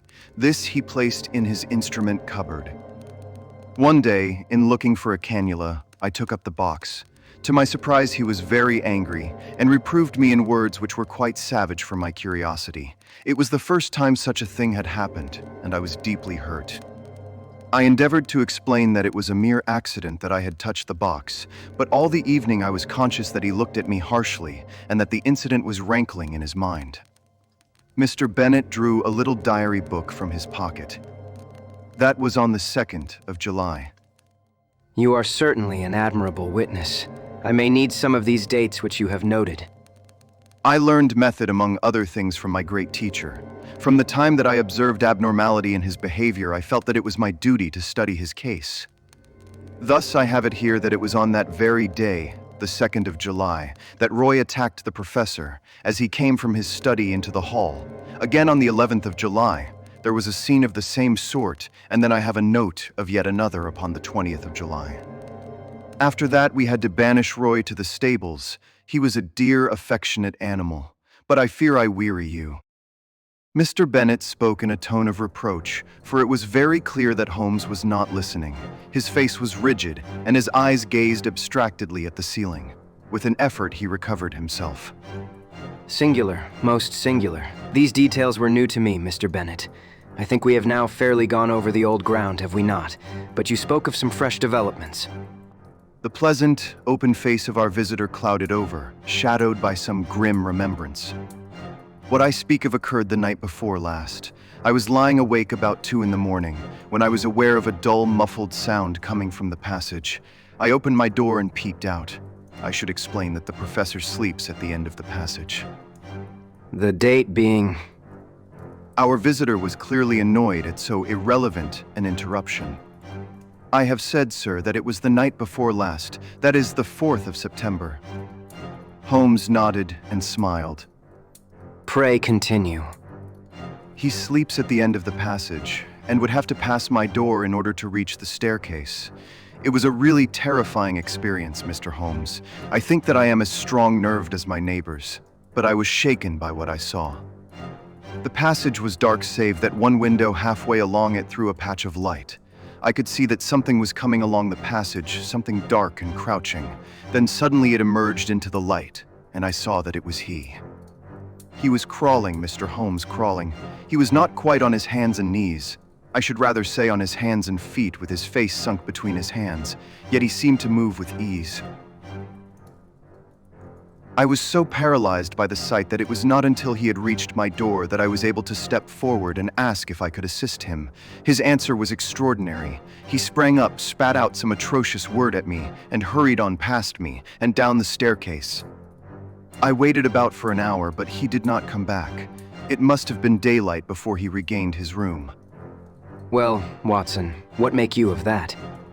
Lumbago, possibly. I have known a severe attack make a man walk in just such a way, and nothing would be more trying to the temper. Good, Watson. You always keep us flat-footed on the ground, but we can hardly accept lumbago, since he was able to stand erect in a moment. He was never better in health. In fact, he is stronger than I have known him for years.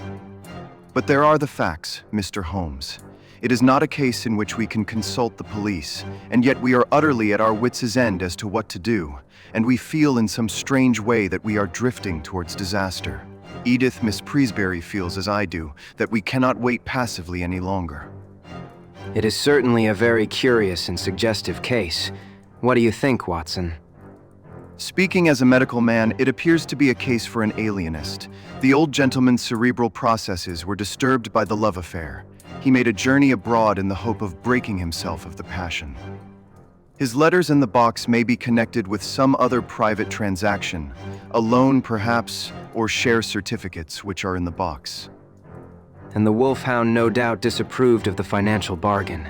No, Watson, there's more in it than this. Now I can only suggest. What Sherlock Holmes was about to suggest will never be known, for at this moment the door opened and a young lady was shown into the room. As she appeared, Mr. Bennet sprang up with a cry and ran forward with his hands out to meet those which she had herself outstretched. "Edith, dear, nothing the matter, I hope. I felt I must follow you. Oh, Jack, I have been so dreadfully frightened. It is awful to be there alone. Mr. Holmes, this is the young lady I spoke of. This is my fiancée." We were gradually coming to that conclusion, were we not, Watson? I take it, Miss Presbyry, that there is some fresh development in the case, and that you thought we should know. Our new visitor, a bright, handsome girl of a conventional English type, smiled back at Holmes as she seated herself beside Mr. Bennet. When I found Mr. Bennet had left his hotel, I thought I should probably find him here.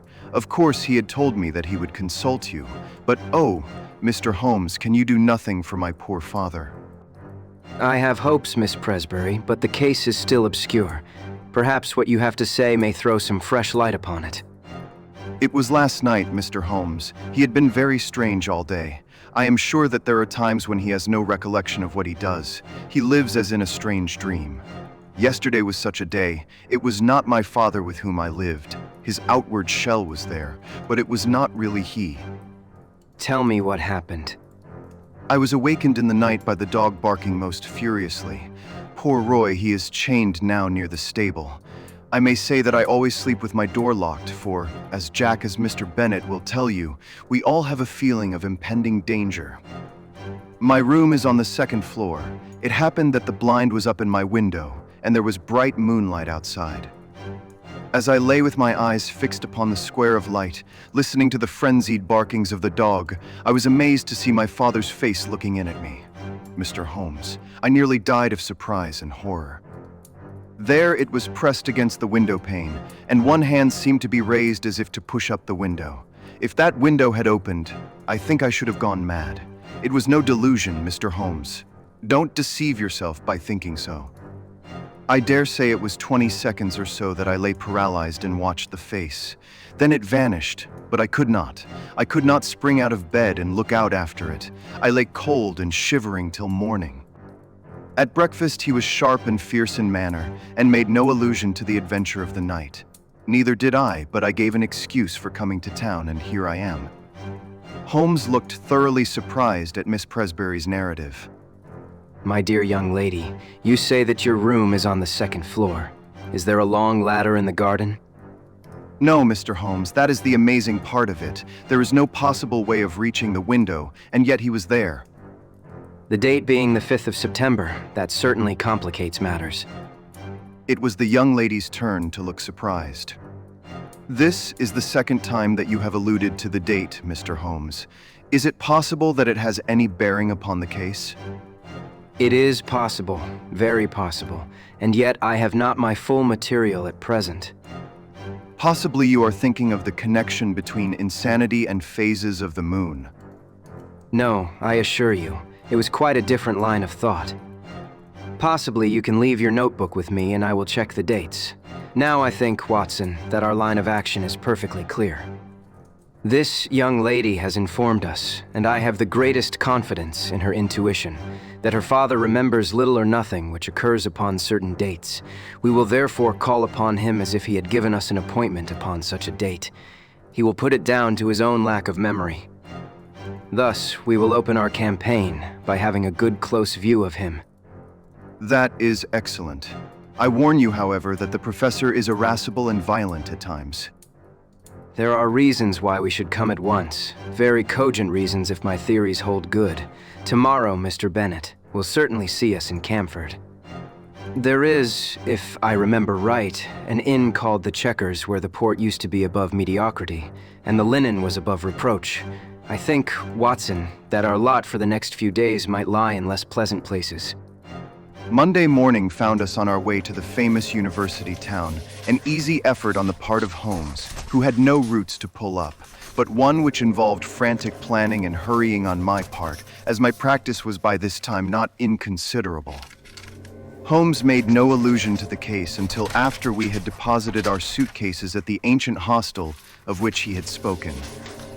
I think, Watson, that we can catch the professor just before lunch. He lectures at 11 and should have an interval at home. What possible excuse have we for calling? Holmes glanced at his notebook.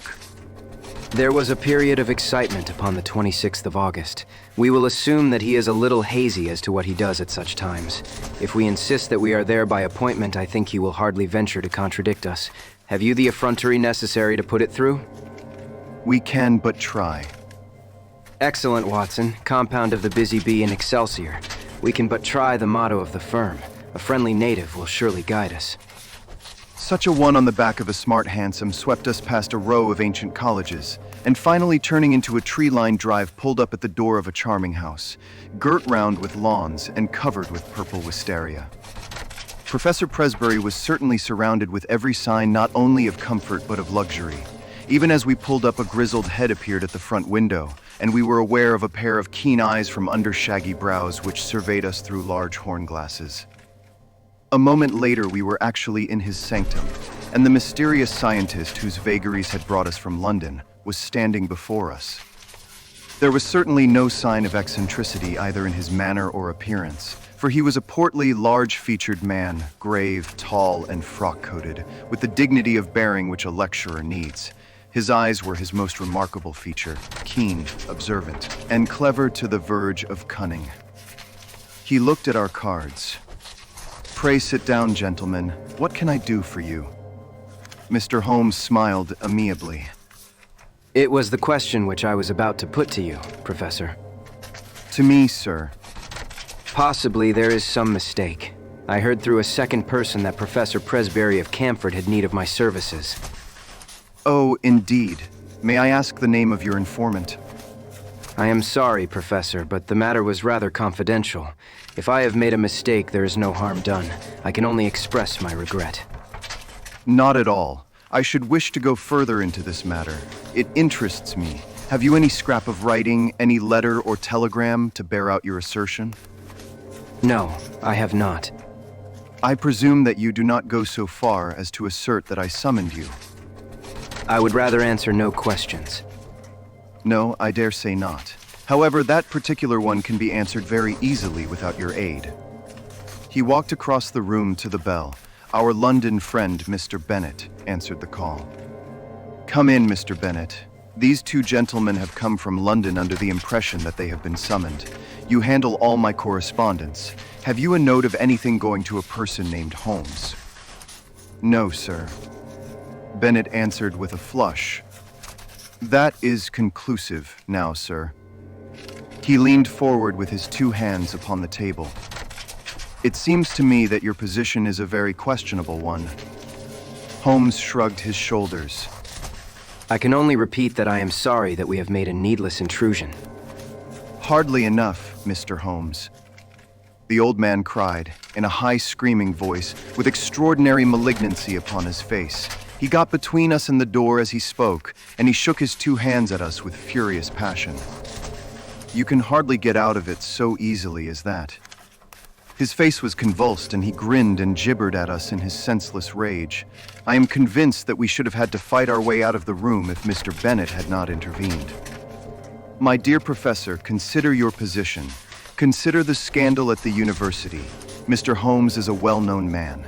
You cannot possibly treat him with such discourtesy. Sulkily, our host cleared the path to the door. We were glad to find ourselves outside the house, and in the quiet of the tree-lined drive. Holmes seemed greatly amused by the episode. Our learned friend's nerves are somewhat out of order. Perhaps our intrusion was a little crude, and yet we have gained that personal contact which I desired. But, dear me, Watson, he is surely at our heels. The villain still pursues us. There were the sounds of running feet behind, but it was, to my relief, not the formidable professor, but his assistant who appeared round the curve of the drive. He came panting up to us. I am so sorry, Mr. Holmes. I wish to apologize. My dear sir, there is no need. It is all in the way of professional experience. I have never seen him in a more dangerous mood, but he grows more sinister. You can understand now why his daughter and I are alarmed, and yet his mind is perfectly clear. Too clear. That was my miscalculation. It is evident that his memory is much more reliable than I had thought.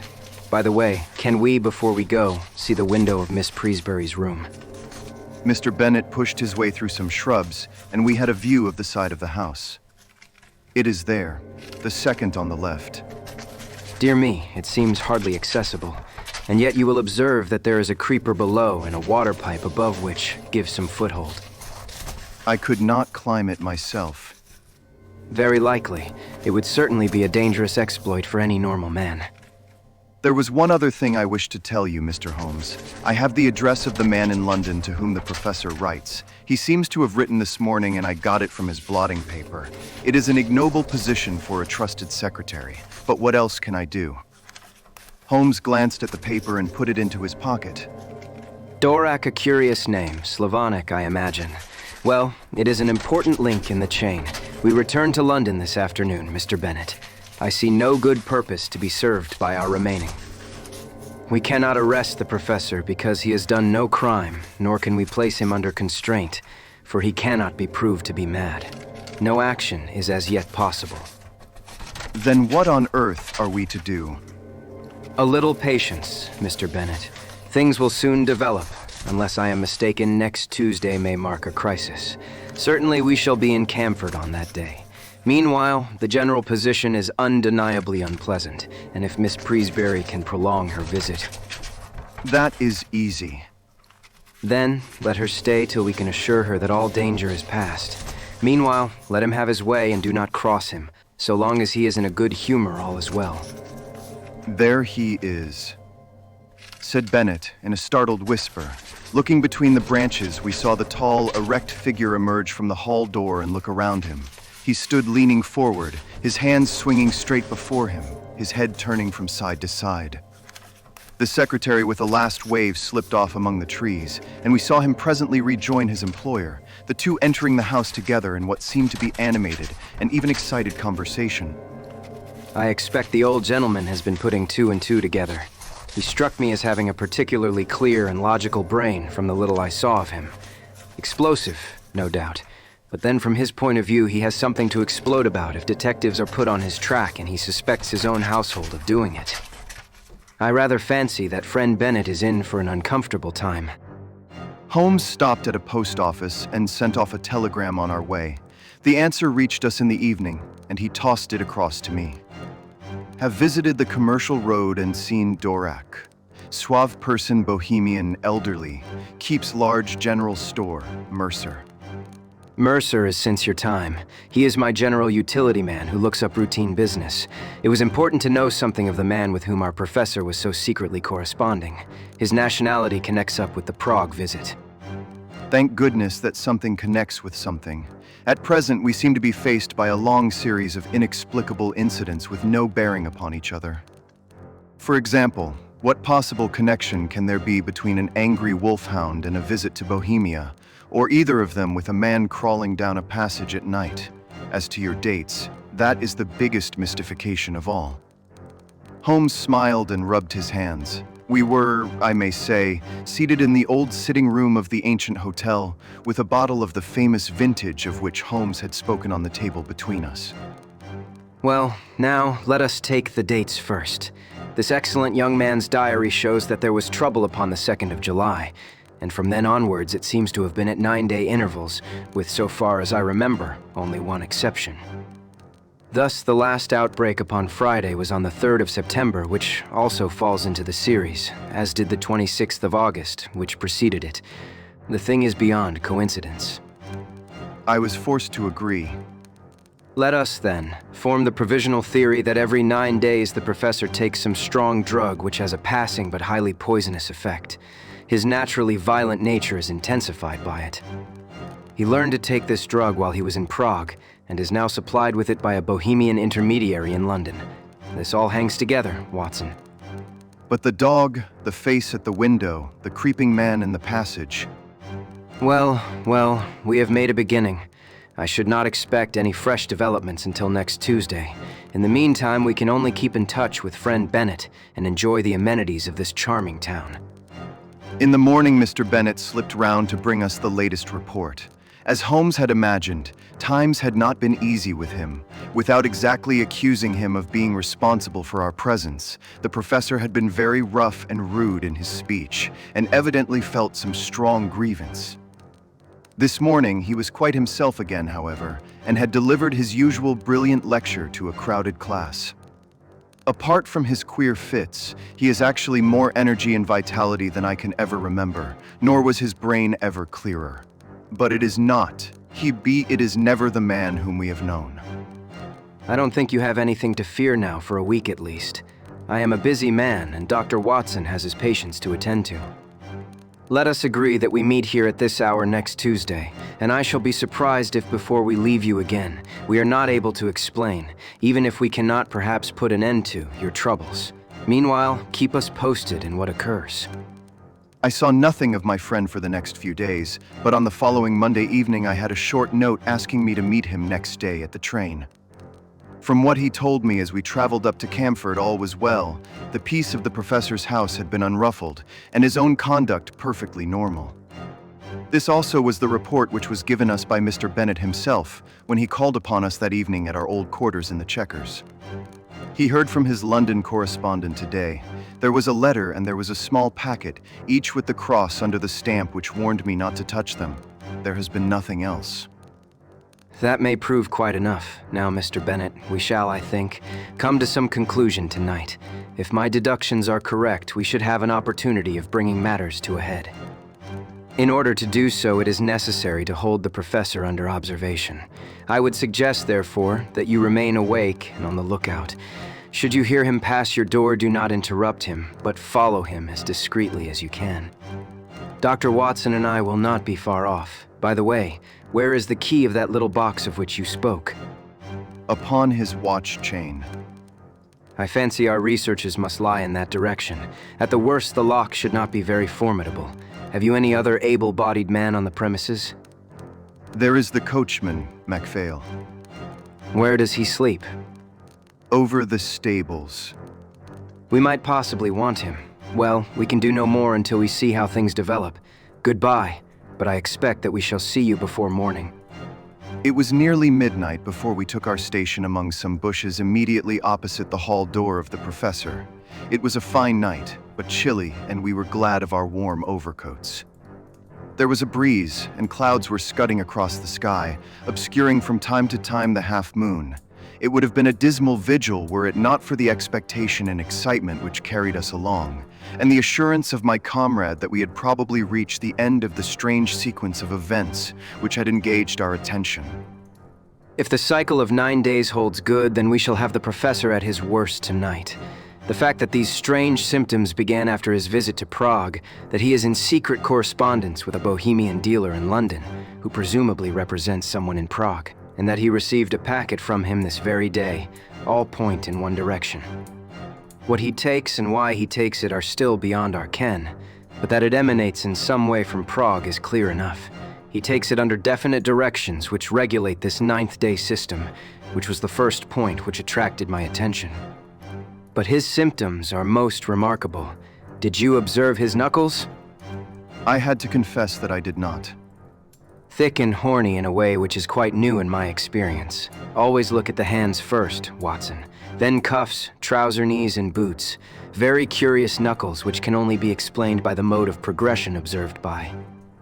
Holmes paused and suddenly clapped his hand to his forehead. Oh, Watson, Watson. What a fool I have been. It seems incredible, and yet it must be true. All points in one direction. How could I miss seeing the connection of ideas? Those knuckles, how could I have passed those knuckles? And the dog and the ivy. It is surely time that I disappeared into that little farm of my dreams. Look out, Watson. Here he is. We shall have the chance of seeing for ourselves. The hall door had slowly opened, and against the lamplit background we saw the tall figure of Professor Presbury. He was clad in his dressing gown. As he stood outlined in the doorway, he was erect, but leaning forward with dangling arms, as when we saw him last. Now he stepped forward into the drive, and an extraordinary change came over him. He sank down into a crouching position and moved along upon his hands and feet, skipping every now and then as if he were overflowing with energy and vitality. He moved along the face of the house and then round the corner. As he disappeared, Bennett slipped through the hall door and softly followed him. "Come, Watson, come," cried Holmes, and we stole as softly as we could through the bushes until we had gained a spot whence we could see the other side of the house, which was bathed in the light of the half-moon. The professor was clearly visible crouching at the foot of the ivy-covered wall. As we watched him, he suddenly began with incredible agility to ascend it. From branch to branch he sprang, sure of foot and firm of grasp, climbing apparently in mere joy at his own powers, with no definite object in view. With his dressing gown flapping on each side of him, he looked like some huge bat glued against the side of his own house, a great square dark patch upon the moonlit wall. Presently he tired of this amusement, and dropping from branch to branch, he squatted down into the old attitude and moved towards the stables, creeping along in the same strange way as before. The wolfhound was out now, barking furiously, and more excited than ever when it actually caught sight of its master. It was straining on its chain and quivering with eagerness and rage. The professor squatted down very deliberately just out of reach of the hound and began to provoke it in every possible way.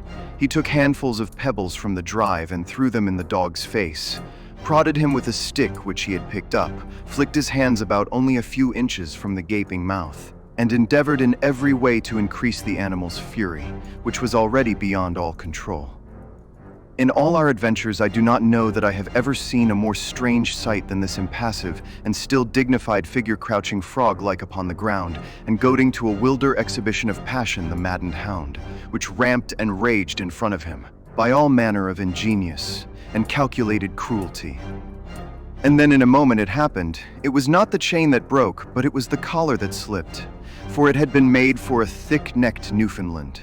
We heard the rattle of falling metal, and the next instant dog and man were rolling on the ground together, but one roaring in rage, the other screaming in a strange shrill falsetto of terror.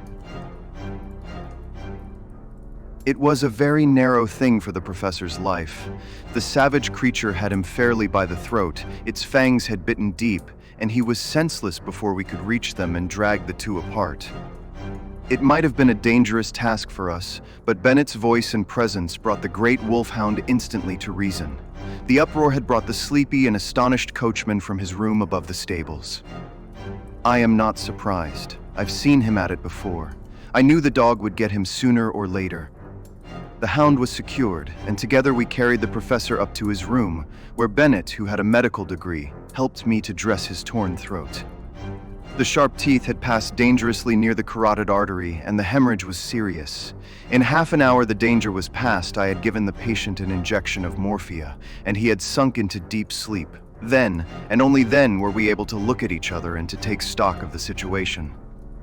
I think a first-class surgeon should see him. For God's sake, no. At present the scandal is confined to our own household. It is safe with us. If it gets beyond these walls, it will never stop. Consider his position at the university, his European reputation, the feelings of his daughter. Quite so. I think it may be quite possible to keep the matter to ourselves, and also to prevent its recurrence now that we have a free hand.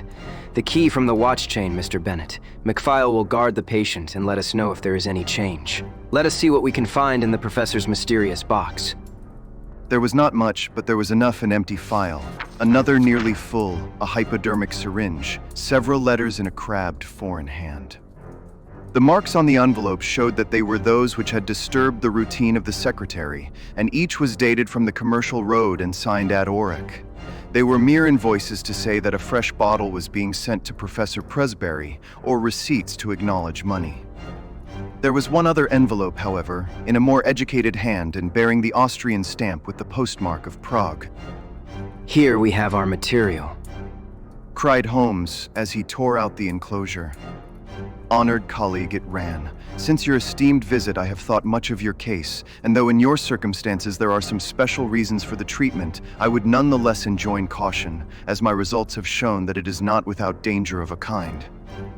It is possible that the serum of anthropoid would have been better. I have, as I explained to you, used black-faced langur because a specimen was accessible. Langur is of course a crawler and climber, while anthropoid walks erect and is in all ways nearer. I beg you to take every possible precaution that there be no premature revelation of the process. I have one other client in England, and Dorak is my agent for both. Weekly reports will oblige. Yours with high esteem, H. Lowenstein. Lowenstein. The name brought back to me the memory of some snippet from a newspaper, which spoke of an obscure scientist who was striving in some unknown way for the secret of rejuvenescence and the elixir of life. Lowenstein of Prague. Lowenstein with the wondrous strength-giving serum, tabooed by the profession because he refused to reveal its source. In a few words, I said what I remembered. Bennett had taken a manual of zoology from the shelves. Langur, the great black-faced monkey of the Himalayan slopes, biggest and most human of climbing monkeys. Many details are added. Well, thanks to you, Mr. Holmes. It is very clear that we have traced the evil to its source. The real source lies, of course, in that untimely love affair which gave our impetuous professor the idea that he could only gain his wish by turning himself into a younger man. When one tries to rise above nature, one is liable to fall below it. The highest type of man may revert to the animal if he leaves the straight road of destiny. He sat musing for a little with the phial in his hand, looking at the clear liquid within. When I have written to this man and told him that I hold him criminally responsible for the poisons which he circulates, we will have no more trouble, but it may recur. Others may find a better way. There is danger there, a very real danger to humanity. Consider, Watson, that the material, the sensual, the worldly would all prolong their worthless lives. The spiritual would not avoid the call to something higher. It would be the survival of the least fit. What sort of cesspool may not our poor world become? Suddenly the dreamer disappeared, and Holmes, the man of action, sprang from his chair. I think there is nothing more to be said, Mr. Bennett. The various incidents will now fit themselves easily into the general scheme. The dog, of course, was aware of the change far more quickly than you. His smell would ensure that. It was the monkey, not the professor, whom Roy attacked, just as it was the monkey who teased Roy. Climbing was a joy to the creature, and it was a mere chance, I take it, that the pastime brought him to the young lady's window. There is an early train to town, Watson, but I think we shall just have time for a cup of tea at the Checkers before we catch it.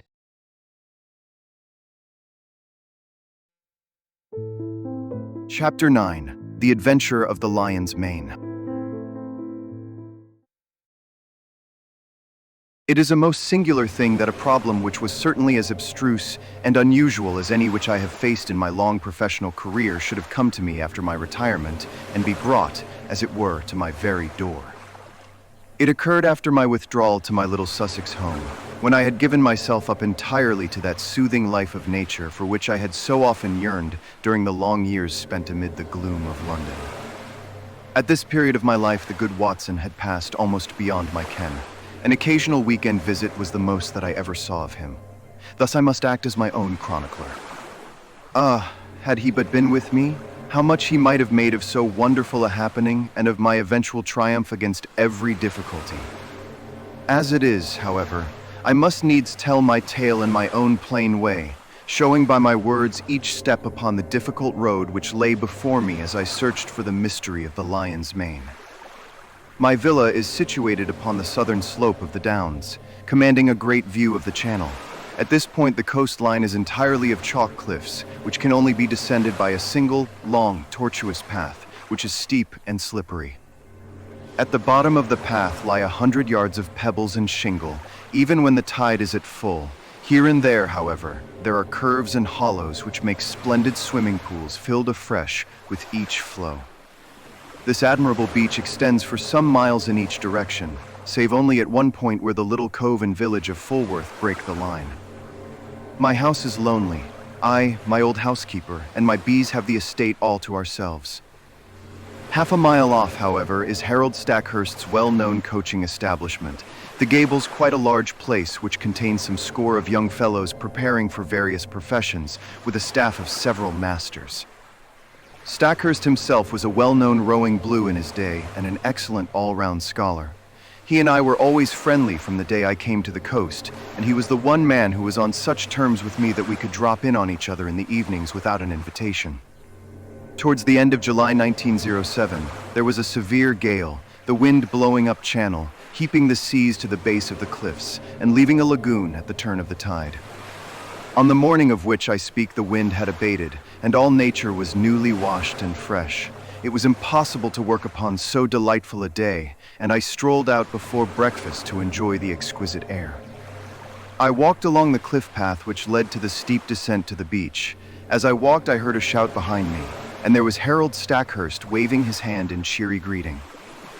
"What a morning, Mr. Holmes. I thought I should see you out." "Going for a swim, I see." "At your old tricks again." "Yes, Macpherson started early, and I expect I may find him there." Fitzroy Macpherson was the science master, a fine upstanding young fellow whose life had been crippled by heart trouble following rheumatic fever. He was a natural athlete, however, and excelled in every game which did not throw too great a strain upon him. Summer and winter he went for his swim, and as I am a swimmer myself, I have often joined him. At this moment we saw the man himself. His head showed above the edge of the cliff where the path ends. Then his whole figure appeared at the top, staggering like a drunken man. The next instant he threw up his hands, and with a terrible cry fell upon his face. Stackhurst and I rushed forward, it may have been 50 yards, and turned him on his back. He was obviously dying. Those glazed, sunken eyes and dreadful livid cheeks could mean nothing else. One glimmer of life came into his face for an instant, and he uttered 2 or 3 words with an eager air of warning. They were slurred and indistinct, but to my ear the last of them, which burst in a shriek from his lips, were the lion's mane. It was utterly irrelevant and unintelligible, and yet I could twist the sound into no other sense. Then he half raised himself from the ground, threw his arms into the air, and fell forward on his side. He was dead. My companion was paralyzed by the sudden horror of it, but I, as may well be imagined, had every sense on the alert, and I had need, for it was speedily evident that we were in the presence of an extraordinary case. The man was dressed only in his Burberry overcoat, his trousers, and an unlaced pair of canvas shoes. As he fell over, his Burberry, which had been simply thrown round his shoulders, slipped off, exposing his trunk. We stared at it in amazement. His back was covered with dark red lines as though he had been terribly flogged by a thin wire scourge. The instrument with which this punishment had been inflicted was clearly flexible, for the long, angry wheels curved round his shoulders and ribs. There was blood dripping down his chin, for he had bitten through his lower lip in the paroxysm of his agony. His drawn and distorted face told how terrible that agony had been. I was kneeling and Stackhurst standing by the body when a shadow fell across us, and we found that Ian Murdoch was by our side.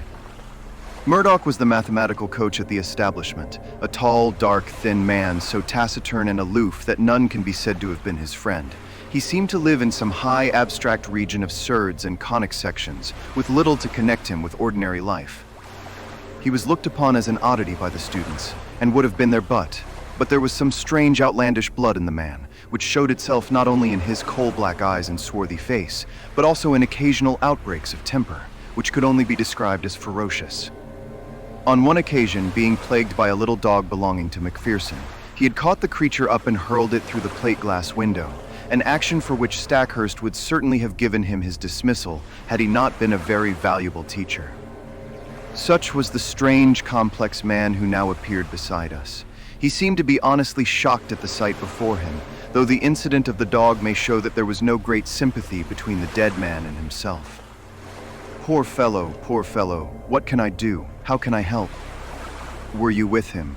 Can you tell us what has happened? No, I was late this morning. I was not on the beach at all. I have come straight from the Gables. What can I do?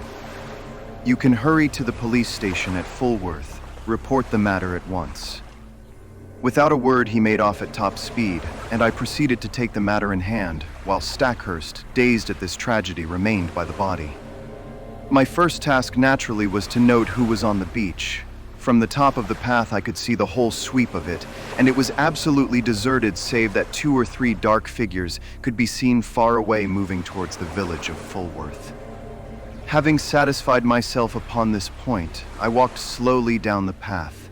There was clay or soft marl mixed with the chalk, and every here and there I saw the same footstep, both ascending and descending. No one else had gone down to the beach by this track that morning. At one place I observed the print of an open hand with the fingers towards the incline. This could only mean that poor Macpherson had fallen as he ascended.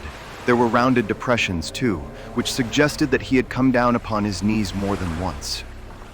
At the bottom of the path was the considerable lagoon left by the retreating tide. At the side of it Macpherson had undressed, for there lay his towel on a rock. It was folded and dry, so that it would seem that after all he had never entered the water. Once or twice as I hunted round amid the hard shingle I came on little patches of sand where the print of his canvas shoe, and also of his naked foot, could be seen. The latter fact proved that he had made all ready to bathe, though the towel indicated that he had not actually done so. And here was the problem clearly defined, as strange a one as had ever confronted me. The man had not been on the beach more than a quarter of an hour at the most. Stackhurst had followed him from the Gables, so there could be no doubt about that. He had gone to bathe and had stripped, as the naked footsteps showed. Then he had suddenly huddled on his clothes again. They were all disheveled and unfastened, and he had returned without bathing, or at any rate without drying himself. And the reason for his change of purpose had been that he had been scourged in some savage, inhuman fashion, tortured until he bit his lip through in his agony, and was left with only strength enough to crawl away and to die. Who had done this barbarous deed? There were, it is true, small grottos and caves in the base of the cliffs, but the low sun shone directly into them, and there was no place for concealment. Then, again, there were those distant figures on the beach. They seemed too far away to have been connected with the crime, and the broad lagoon in which Macpherson had intended to bathe lay between him and them, lapping up to the rocks. On the sea, 2 or 3 fishing boats were at no great distance. Their occupants might be examined at our leisure. There were several roads for inquiry, but none which led to any very obvious goal. When I at last returned to the body, I found that a little group of wandering folk had gathered round it. Stackhurst was, of course, still there, and Ian Murdoch had just arrived with Anderson, the village constable, a big ginger-moustached man of the slow, solid Sussex breed, a breed which covers much good sense under a heavy, silent exterior. He listened to everything, took note of all we said, and finally drew me aside. "I'd be glad of your advice, Mr. Holmes. This is a big thing for me to handle, and I'll hear of it from Lewes if I go wrong." I advised him to send for his immediate superior, and for a doctor also to allow nothing to be moved, and as few fresh footmarks as possible to be made until they came. In the meantime, I searched the dead man's pockets. There were his handkerchief, a large knife, and a small folding card case. From this projected a slip of paper, which I unfolded and handed to the constable. There was written on it in a scrawling feminine hand, "I will be there, you may be sure, Maudie." It read like a love affair, an assignation, though when and where were a blank. The constable replaced it in the card case and returned it with the other things to the pockets of the Burberry. Then, as nothing more suggested itself, I walked back to my house for breakfast, having first arranged that the base of the cliff should be thoroughly searched. Stackhurst was round in an hour or two to tell me that the body had been removed to the Gables, where the inquest would be held. He brought with him some serious and definite news. As I expected, nothing had been found in the small caves below the cliff, but he had examined the papers in Macpherson's desk, and there were several which showed an intimate correspondence with a certain Miss Maud Bellamy, of Fulworth. We had then established the identity of the writer of the note. The police have the letters. I could not bring them, but there is no doubt that it was a serious love affair. I see no reason, however, to connect it with that horrible happening, save, indeed, that the lady had made an appointment with him. But hardly at a bathing pool, which all of you were in the habit of using. It is mere chance that several of the students were not with Macpherson. Was it mere chance? Stackhurst knit his brows in thought. Ian Murdoch held them back. He would insist upon some algebraic demonstration before breakfast. Poor chap, he is dreadfully cut up about it all. And yet I gather that they were not friends. At one time they were not, but for a year or more Murdoch has been as near to Macpherson as he ever could be to anyone. He is not of a very sympathetic disposition by nature. So, I understand. I seem to remember your telling me once about a quarrel over the ill usage of a dog. That blew over all right. But left some vindictive feeling, perhaps. No, I am sure they were real friends. Well then, we must explore the matter of the girl. Do you know her? Everyone knows her. She is the beauty of the neighborhood, a real beauty, Holmes, who would draw attention everywhere. I knew that Macpherson was attracted by her, but I had no notion that it had gone so far as these letters would seem to indicate. But who is she? She is the daughter of old Tom Bellamy, who owns all the boats and bathing cots at Fulworth. He was a fisherman to start with, but is now a man of some substance. He and his son William run the business. Shall we walk into Fulworth and see them? On what pretext? Oh, we can easily find a pretext after all. This poor man did not ill-use himself in this outrageous way. Some human hand was on the handle of that scourge, if indeed it was a scourge which inflicted the injuries. His circle of acquaintances in this lonely place was surely limited. Let us follow it up in every direction, and we can hardly fail to come upon the motive, which in turn should lead us to the criminal. It would have been a pleasant walk across the thyme-scented downs had our minds not been poisoned by the tragedy we had witnessed. The village of Fulworth lies in a hollow curving in a semicircle round the bay. Behind the old-fashioned hamlet, several modern houses have been built upon the rising ground. It was to one of these that Stackhurst guided me. That is the Haven, as Bellamy called it, the one with the corner tower and slate roof. Not bad for a man who started with nothing, but, by Jove, look at that. The garden gate of the Haven had opened and a man had emerged. There was no mistaking that tall, angular, straggling figure. It was Ian Murdoch, the mathematician. A moment later, we confronted him upon the road. "Hullo." The man nodded, gave us a sideways glance from his curious dark eyes, and would have passed us, but his principal pulled him up. "What were you doing there?" Murdoch's face flushed with anger. "I am your subordinate, sir, under your roof. I am not aware that I owe you any account of my private actions." Stackhurst's nerves were near the surface after all he had endured. Otherwise, perhaps he would have waited. Now he lost his temper completely. "In the circumstances, your answer is pure impertinence, Mr. Murdoch. Your own question might perhaps come under the same heading. This is not the first time that I have had to overlook your insubordinate ways. It will certainly be the last. You will kindly make fresh arrangements for your future as speedily as you can." I had intended to do so. I have lost today the only person who made the Gables habitable. He strode off upon his way while Stackhurst, with angry eyes, stood glaring after him. Is he not an impossible, intolerable man? The one thing that impressed itself forcibly upon my mind was that Mr. Ian Murdoch was taking the first chance to open a path of escape from the scene of the crime. Suspicion, vague and nebulous, was now beginning to take outline in my mind. Perhaps the visit to the Bellamys might throw some further light upon the matter. Stackhurst pulled himself together and we went forward to the house. Mr. Bellamy proved to be a middle-aged man with a flaming red beard. He seemed to be in a very angry mood, and his face was soon as florid as his hair.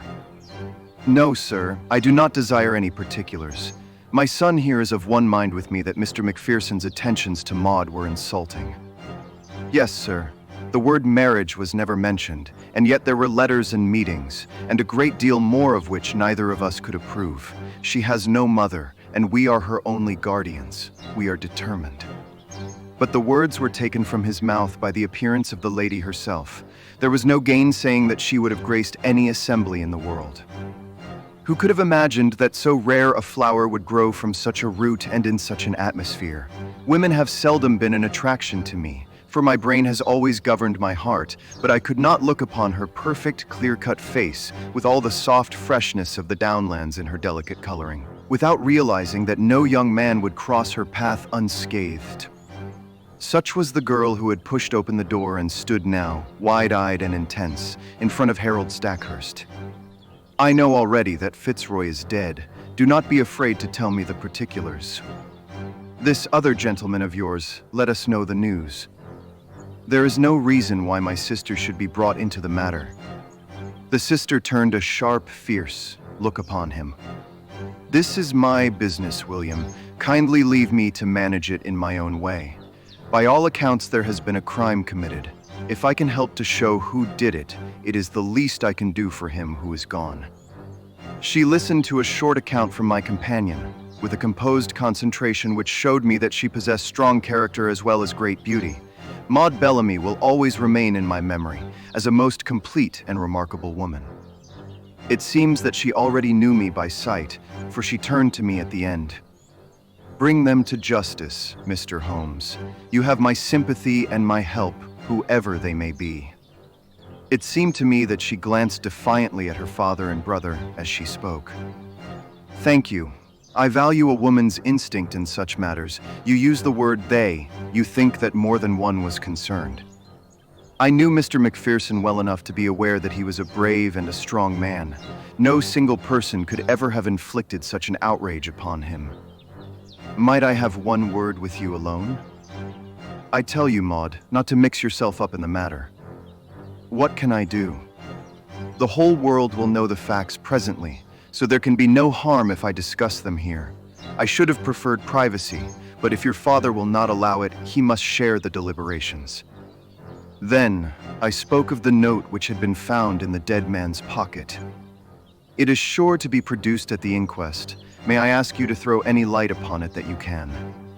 I see no reason for mystery. We were engaged to be married, and we only kept it secret because Fitzroy's uncle, who is very old and said to be dying, might have disinherited him if he had married against his wish. There was no other reason. You could have told us. So I would, Father, if you had ever shown sympathy. I object to my girl picking up with men outside her own station. It was your prejudice against him which prevented us from telling you. As to this appointment, it was in answer to this. Dearest, ran the message, the old place on the beach just after sunset on Tuesday. It is the only time I can get away. Tuesday was today, and I had meant to meet him tonight. I turned over the paper. This never came by post. How did you get it? I would rather not answer that question. It has really nothing to do with the matter which you are investigating, but anything which bears upon that I will most freely answer. She was as good as her word, but there was nothing which was helpful in our investigation. She had no reason to think that her fiancé had any hidden enemy, but she admitted that she had had several warm admirers. May I ask if Mr. Ian Murdoch was one of them? She blushed and seemed confused. There was a time when I thought he was, but that was all changed when he understood the relations between Fitzroy and myself. Again, the shadow round this strange man seemed to me to be taking more definite shape. His record must be examined. His rooms must be privately searched. Stackhurst was a willing collaborator, for in his mind also suspicions were forming. We returned from our visit to the Haven with the hope that one free end of this tangled skein was already in our hands. A week passed. The inquest had thrown no light upon the matter and had been adjourned for further evidence. Stackhurst had made discreet inquiry about his subordinate, and there had been a superficial search of his room, but without result. Personally, I had gone over the whole ground again, both physically and mentally, but with no new conclusions. In all my chronicles, the reader will find no case which brought me so completely to the limit of my powers. Even my imagination could conceive no solution to the mystery. And then there came the incident of the dog. It was my old housekeeper who heard of it first by that strange wireless by which such people collect the news of the countryside. Sad story this, sir, about Mr. Macpherson's dog. I do not encourage such conversations, but the words arrested my attention. What of Mr. Macpherson's dog? Dead, sir. Died of grief for its master. Who told you this? Why, sir, everyone is talking of it. It took on terrible, and has eaten nothing for a week. Then today, 2 of the young gentlemen from the Gables found it dead down on the beach, sir, at the very place where its master met his end. At the very place, the words stood out clear in my memory. Some dim perception that the matter was vital rose in my mind. That the dog should die was after the beautiful, faithful nature of dogs, but in the very place, Why should this lonely beach be fatal to it? Was it possible that it also had been sacrificed to some revengeful feud? Was it possible? Yes, the perception was dim, but already something was building up in my mind. In a few minutes I was on my way to the Gables, where I found Stackhurst in his study. At my request he sent for Sudbury and Blount, the two students who had found the dog. Yes, it lay on the very edge of the pool. It must have followed the trail of its dead master. I saw the faithful little creature, an Airedale terrier, laid out upon the mat in the hall. The body was stiff and rigid, the eyes projecting and the limbs contorted. There was agony in every line of it. From the Gables I walked down to the bathing pool. The sun had sunk, and the shadow of the great cliff lay black across the water, which glimmered dully like a sheet of lead. The place was deserted, and there was no sign of life save for two seabirds circling and screaming overhead. In the fading light, I could dimly make out the little dog's spoor upon the sand round the very rock on which his master's towel had been laid. For a long time I stood in deep meditation while the shadows grew darker around me. My mind was filled with racing thoughts. You have known what it was to be in a nightmare in which you feel that there is some all-important thing for which you search and which you know is there, though it remains forever just beyond your reach. That was how I felt that evening as I stood alone by that place of death. Then at last I turned and walked slowly homewards. I had just reached the top of the path when it came to me. Like a flash, I remembered the thing for which I had so eagerly and vainly grasped. You will know, or Watson has written in vain, that I hold a vast store of out-of-the-way knowledge without scientific system, but very available for the needs of my work. My mind is like a crowded box room with packets of all sorts stowed away therein, so many that I may well have but a vague perception of what was there. I had known that there was something which might bear upon this matter. It was still vague, but at least I knew how I could make it clear. It was monstrous, incredible, and yet it was always a possibility. I would test it to the full. There is a great garret in my little house which is stuffed with books. It was into this that I plunged and rummaged for an hour. At the end of that time I emerged with a little chocolate and silver volume. Eagerly I turned up the chapter of which I had a dim remembrance. Yes, it was indeed a far-fetched and unlikely proposition, and yet I could not be at rest until I had made sure if it might indeed be so.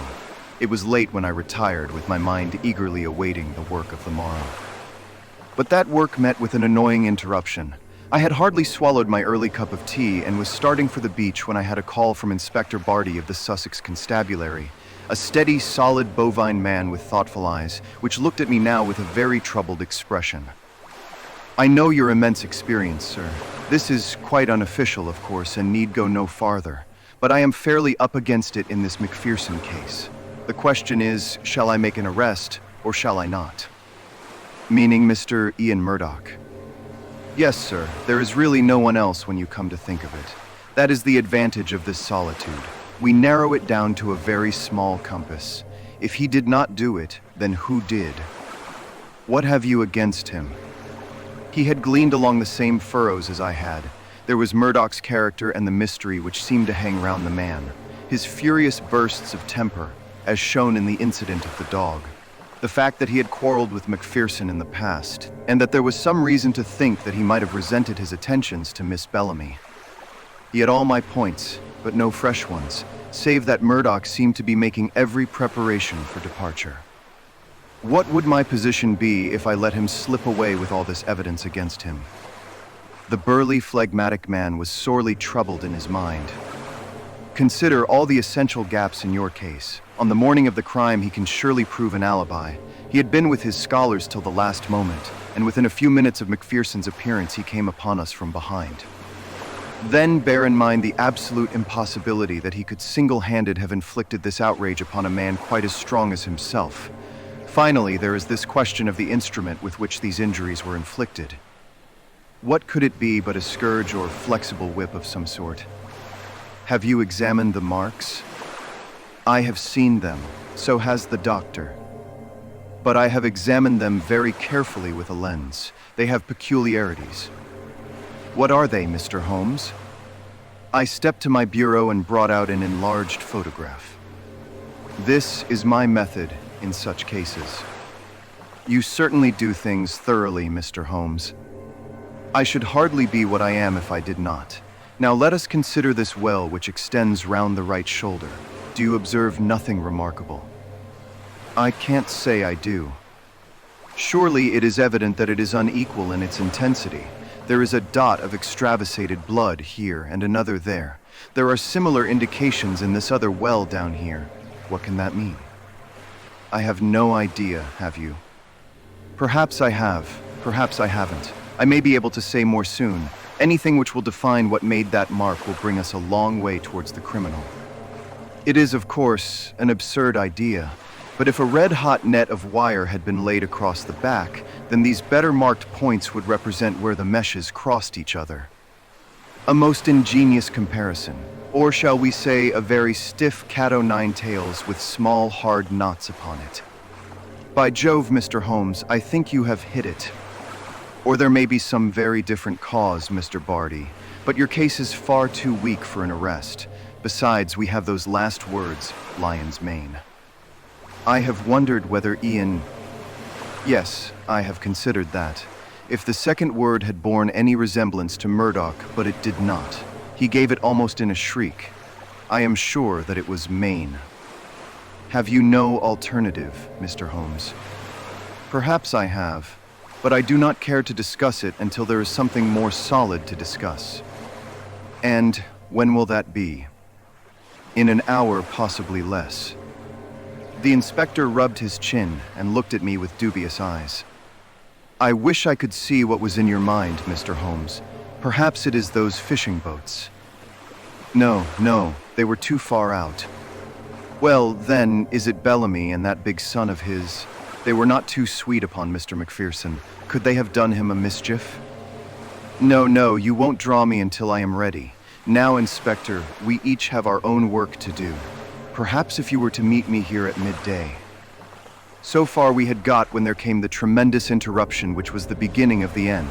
My outer door was flung open. There were blundering footsteps in the passage, and Ian Murdoch staggered into the room, pallid, disheveled, his clothes in wild disorder, clawing with his bony hands at the furniture to hold himself erect. Brandy. He gasped and fell groaning upon the sofa. He was not alone. Behind him came Stackhurst, hatless and panting, almost as distrait as his companion. Yes, Brandy. The man is at his last gasp. It was all I could do to bring him here. He fainted twice upon the way. Half a tumbler of the raw spirit brought about a wondrous change. He pushed himself up on one arm and swung his coat from off his shoulders.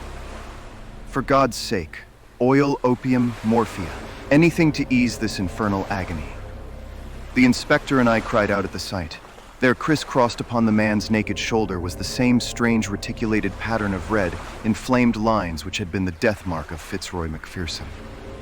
The pain was evidently terrible and was more than local, for the sufferer's breathing would stop for a time, his face would turn black, and then with loud gasps he would clap his hand to his heart, while his brow dropped beads of sweat. At any moment he might die. More and more brandy was poured down his throat, each fresh dose bringing him back to life. Pads of cotton wool soaked in salad oil seemed to take the agony from the strange wounds. At last his head fell heavily upon the cushion. Exhausted nature had taken refuge in its last storehouse of vitality. It was half asleep and half a faint, but at least it was ease from pain. To question him had been impossible, but the moment we were assured of his condition, Stackhurst turned upon me. My God, what is it, Holmes? What is it? Where did you find him? Down on the beach, exactly where poor Macpherson met his end. If this man's heart had been weak as Macpherson's was, he would not be here now. More than once I thought he was gone as I brought him up. It was too far to the Gables, so I made for you. Did you see him on the beach? I was walking on the cliff when I heard his cry. He was at the edge of the water, reeling about like a drunken man. I ran down, threw some clothes about him, and brought him up. For heaven's sake, Holmes, use all the powers you have and spare no pains to lift the curse from this place, for life is becoming unendurable. Can you, with all your worldwide reputation, do nothing for us? I think I can, Stackhurst. Come with me now, and you, Inspector, come along. We will see if we cannot deliver this murderer into your hands." Leaving the unconscious man in the charge of my housekeeper, we all three went down to the deadly lagoon. On the shingle there was piled a little heap of towels and clothes left by the stricken man. Slowly I walked round the edge of the water, my comrades in Indian file behind me. Most of the pool was quite shallow, but under the cliff where the beach was hollowed out, it was 4 or 5 feet deep. It was to this part that a swimmer would naturally go, for it formed a beautiful, pellucid green pool, as clear as crystal. A line of rocks lay above it at the base of the cliff, and along this, I led the way, peering eagerly into the depths beneath me. I had reached the deepest and stillest pool when my eyes caught that for which they were searching, and I burst into a shout of triumph. "Cyania, Cyania, behold the lion's mane." The strange object at which I pointed did indeed look like a tangled mass torn from the mane of a lion. It lay upon a rocky shelf some 3 feet under the water, a curious waving, vibrating hairy creature with streaks of silver among its yellow tresses. It pulsated with a slow, heavy dilation and contraction. "It has done mischief enough. Its day is over. Help me, Stackhurst. Let us end the murderer forever." There was a big boulder just above the ledge, and we pushed it until it fell with a tremendous splash into the water. When the ripples had cleared, we saw that it had settled upon the ledge below. One flapping edge of yellow membrane showed that our victim was beneath it. A thick, oily scum oozed out from below the stone and stained the water round, rising slowly to the surface. "Well, this gets me. What was it, Mr. Holmes? I am born and bred in these parts, but I never saw such a thing. It don't belong to Sussex." "Just as well for Sussex. It may have been the southwest gale that brought it up. Come back to my house, both of you, and I will give you the terrible experience of one who has good reason to remember his own meeting with the same peril of the seas." When we reached my study, we found that Murdoch was so far recovered that he could sit up. He was dazed in mind, and every now and then was shaken by a paroxysm of pain. In broken words, he explained that he had no notion what had occurred to him, save that terrific pangs had suddenly shot through him, and that it had taken all his fortitude to reach the bank. Here is a book which first brought light into what might have been forever dark. It is Out of Doors, by the famous observer J.G. Wood. Wood himself very nearly perished from contact with this vile creature, so he wrote with a very full knowledge. Cyania capillata is the miscreant's full name, and he can be as dangerous to life as, and far more painful than, bite of the cobra. Let me briefly give this extract. If the bather should see a loose roundish mass of tawny membranes and fibers, something like very large handfuls of lion's mane and silver paper, let him beware, for this is the fearful stinger, Cyania capillata. Could our sinister acquaintance be more clearly described? He goes on to tell his own encounter with one when swimming off the coast of Kent. He found that the creature radiated almost invisible filaments to the distance of 50 feet, and that anyone within that circumference from the deadly center was in danger of death. Even at a distance, the effect upon Wood was almost fatal. The multitudinous threads caused light scarlet lines upon the skin, which on closer examination resolved into minute dots or pustules, each dot charged as it were with a red-hot needle making its way through the nerves. The local pain was, as he explains, the least part of the exquisite torment. Pangs shot through the chest, causing me to fall as if struck by a bullet. The pulsation would cease, and then the heart would give 6 or 7 leaps as if it would force its way through the chest. It nearly killed him, although he had only been exposed to it in the disturbed ocean and not in the narrow, calm waters of a bathing pool. He says that he could hardly recognize himself afterwards, so white, wrinkled, and shriveled was his face. He gulped down brandy, a whole bottleful, and it seems to have saved his life. There is the book, Inspector. I leave it with you, and you cannot doubt that it contains a full explanation of the tragedy of poor Macpherson. And incidentally exonerates me. I do not blame you, Inspector, nor you, Mr. Holmes, for your suspicions were natural. I feel that on the very eve of my arrest, I have only cleared myself by sharing the fate of my poor friend. No, Mr. Murdoch, I was already upon the track, and had I been out as early as I intended, I might well have saved you from this terrific experience. But how did you know, Mr. Holmes? I am an omnivorous reader with a strangely retentive memory for trifles. That phrase, lion's mane, haunted my mind. I knew that I had seen it somewhere in an unexpected context. You have seen that it does describe the creature. I have no doubt that it was floating on the water when Macpherson saw it, and that this phrase was the only one by which he could convey to us a warning as to the creature which had been his death. Then I, at least, am cleared. There are one or two words of explanation which I should give, for I know the direction in which your inquiries have run. It is true that I loved this lady, but from the day when she chose my friend Macpherson, my one desire was to help her to happiness. I was well content to stand aside and act as their go-between. Often I carried their messages, and it was because I was in their confidence, and because she was so dear to me that I hastened to tell her of my friend's death, lest someone should forestall me in a more sudden and heartless manner. She would not tell you, sir, of our relations lest you should disapprove and I might suffer. But with your leave, I must try to get back to the Gables, for my bed will be very welcome. Our nerves have all been at concert pitch. Forgive what is past, Murdoch. We shall understand each other better in the future. They passed out together with their arms linked in friendly fashion. The inspector remained, staring at me in silence with his ox-like eyes. Well, you've done it. I had read of you, but I never believed it. It is wonderful. I was forced to shake my head. To accept such praise was to lower one's own standards. I was slow at the outset, culpably slow. Had the body been found in the water, I could hardly have missed it. It was the towel which misled me. The poor fellow had never thought to dry himself, and so I in turn was led to believe that he had never been in the water. Why, then, should the attack of any water creature suggest itself to me?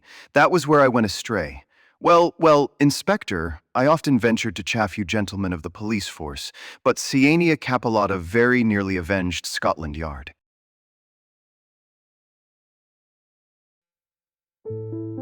Chapter 10. The Adventure of the Veiled Lodger.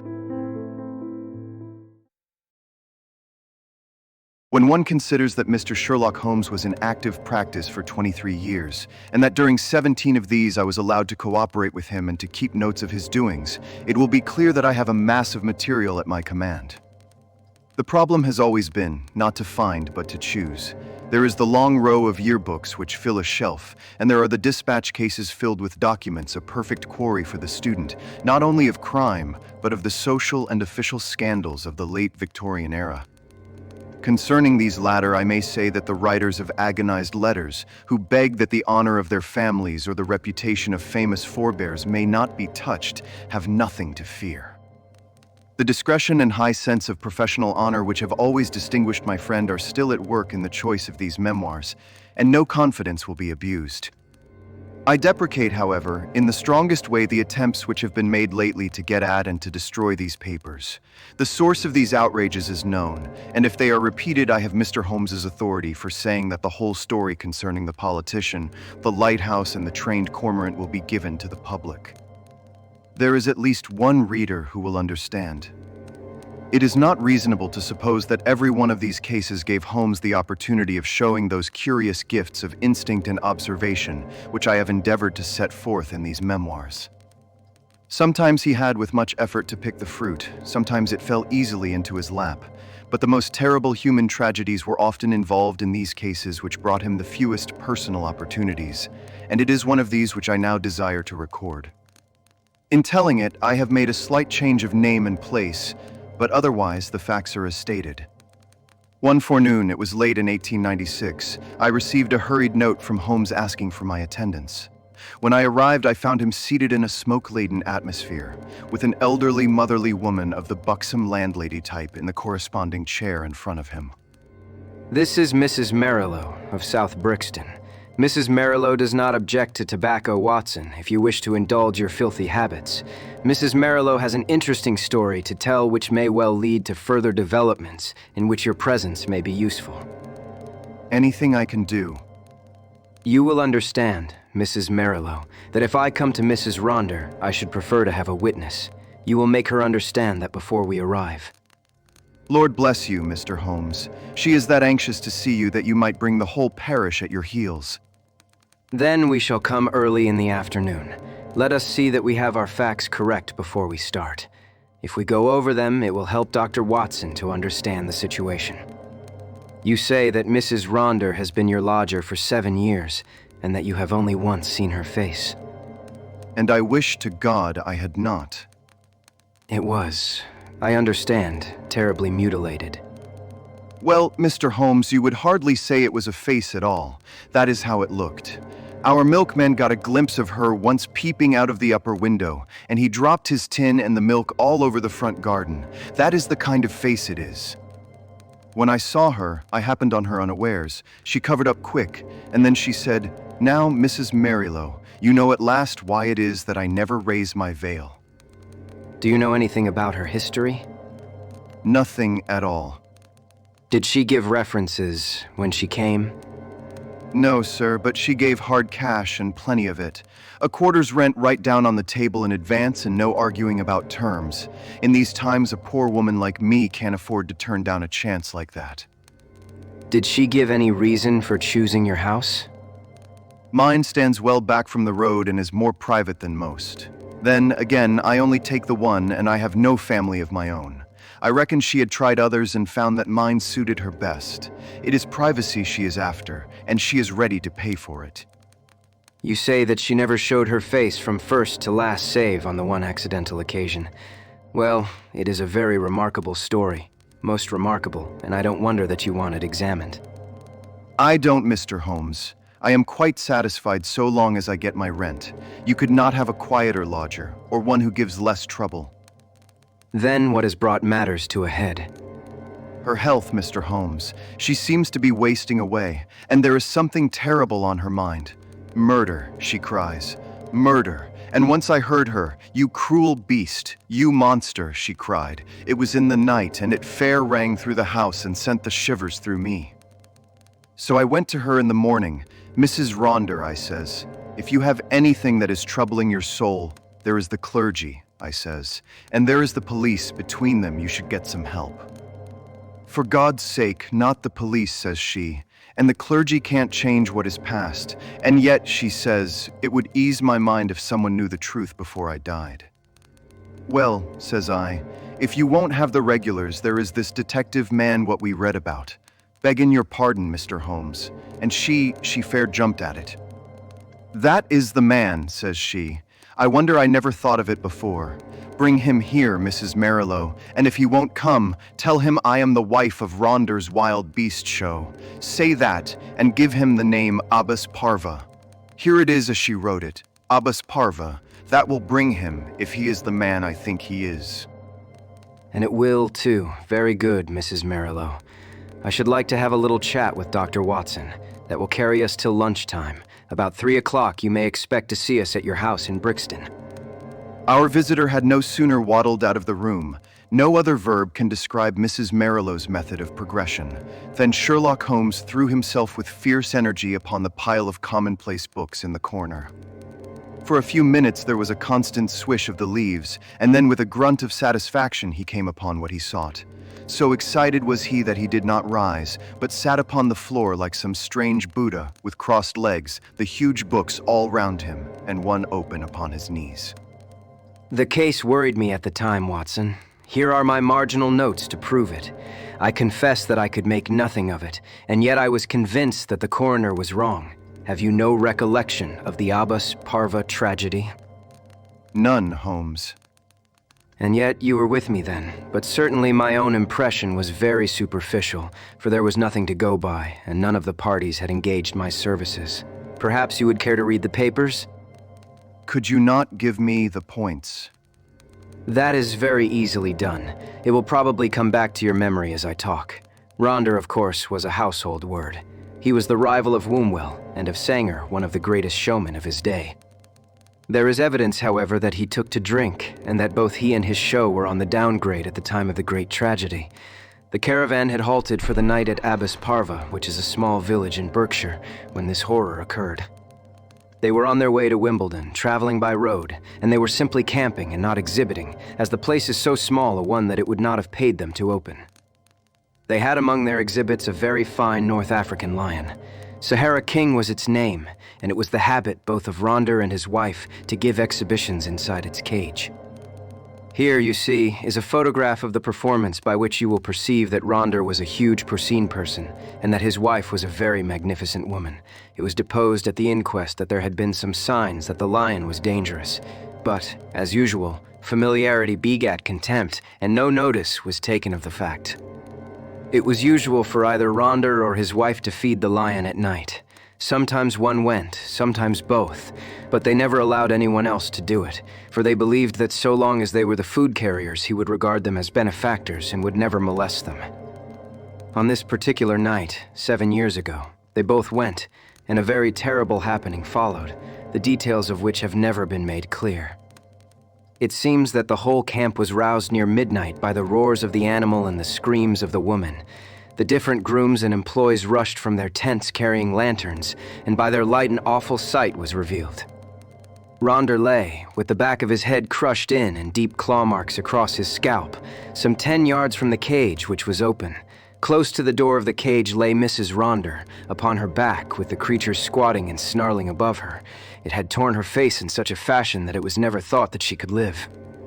Several of the circus men, headed by Leonardo, the strong man, and Griggs, the clown, drove the creature off with poles, upon which it sprang back into the cage and was at once locked in. How it had got loose was a mystery. It was conjectured that the pair intended to enter the cage, but that when the door was loose, the creature bounded out upon them. There was no other point of interest in the evidence, save that the woman in a delirium of agony kept screaming, "Coward! Coward!" as she was carried back to the van in which they lived. It was 6 months before she was fit to give evidence, but the inquest was duly held, with the obvious verdict of death from misadventure. What alternative could be conceived? You may well say so, and yet there were 1 or 2 points which worried young Edmonds, of the Berkshire Constabulary. A smart lad that, he was sent later to Allahabad. That was how I came into the matter, for he dropped in and smoked a pipe or two over it. A thin, yellow-haired man. Exactly. I was sure you would pick up the trail presently. But what worried him? Well, we were both worried. It was so deucedly difficult to reconstruct the affair. Look at it from the lion's point of view. He is liberated. What does he do? He takes 6 bounds forward, which brings him to Ronder. Ronder turns to fly, the claw marks were on the back of his head, but the lion strikes him down. Then, instead of bounding on and escaping, he returns to the woman who was close to the cage, and he knocks her over and chews her face up. Then, again, those cries of hers would seem to imply that her husband had in some way failed her. What could the poor devil have done to help her? You see the difficulty? Quite. And then there was another thing. It comes back to me now as I think it over. There was some evidence that just at the time the lion roared and the woman screamed, a man began shouting in terror. This man Ronder, no doubt. Well, if his skull was smashed in, you would hardly expect to hear from him again. There were at least 2 witnesses who spoke of the cries of a man being mingled with those of a woman. I should think the whole camp was crying out by then. As to the other points, I think I could suggest a solution. I should be glad to consider it. The 2 were together, 10 yards from the cage when the lion got loose. The man turned and was struck down. The woman conceived the idea of getting into the cage and shutting the door. It was her only refuge. She made for it, and just as she reached it, the beast bounded after her and knocked her over. She was angry with her husband for having encouraged the beast's rage by turning. If they had faced it, they might have cowed it. Hence her cries of coward. Brilliant, Watson. Only one flaw in your diamond. What is the flaw, Holmes? If they were both 10 paces from the cage, how came the beast to get loose? Is it possible that they had some enemy who loosed it? And why should it attack them savagely when it was in the habit of playing with them and doing tricks with them inside the cage? Possibly the same enemy had done something to enrage it. Holmes looked thoughtful and remained in silence for some moments. Well, Watson, there is this to be said for your theory. Ronder was a man of many enemies. Edmonds told me that in his cups he was horrible. A huge bully of a man, he cursed and slashed at everyone who came in his way. I expect those cries about a monster of which our visitor has spoken were nocturnal reminiscences of the dear departed. However, our speculations are futile until we have all the facts. There is a cold partridge on the sideboard, Watson, and a bottle of Montrachet. Let us renew our energies before we make a fresh call upon them. When our hansom deposited us at the house of Mrs. Marilow, we found that plump lady blocking up the open door of her humble but retired abode. It was very clear that her chief preoccupation was lest she should lose a valuable lodger, and she implored us, before showing us up, to say and do nothing which could lead to so undesirable an end. Then, having reassured her, we followed her up the straight, badly carpeted staircase and were shown into the room of the mysterious lodger. It was a close, musty, ill-ventilated place, as might be expected since its inmates seldom left it. From keeping beasts in a cage, the woman seemed by some retribution of fate to have become herself a beast in a cage. She sat now in a broken armchair in the shadowy corner of the room. Long years of inaction had coarsened the lines of her figure, but at some period it must have been beautiful, and was still full and voluptuous. A thick dark veil covered her face, but it was cut off close at her upper lip and disclosed a perfectly shaped mouth and a delicately rounded chin. I could well conceive that she had indeed been a very remarkable woman. Her voice, too, was well modulated and pleasing. "My name is not unfamiliar to you, Mr. Holmes. I thought that it would bring you." That is so, madam, though I do not know how you are aware that I was interested in your case. I learned it when I had recovered my health and was examined by Mr. Edmonds, the county detective. I fear I lied to him.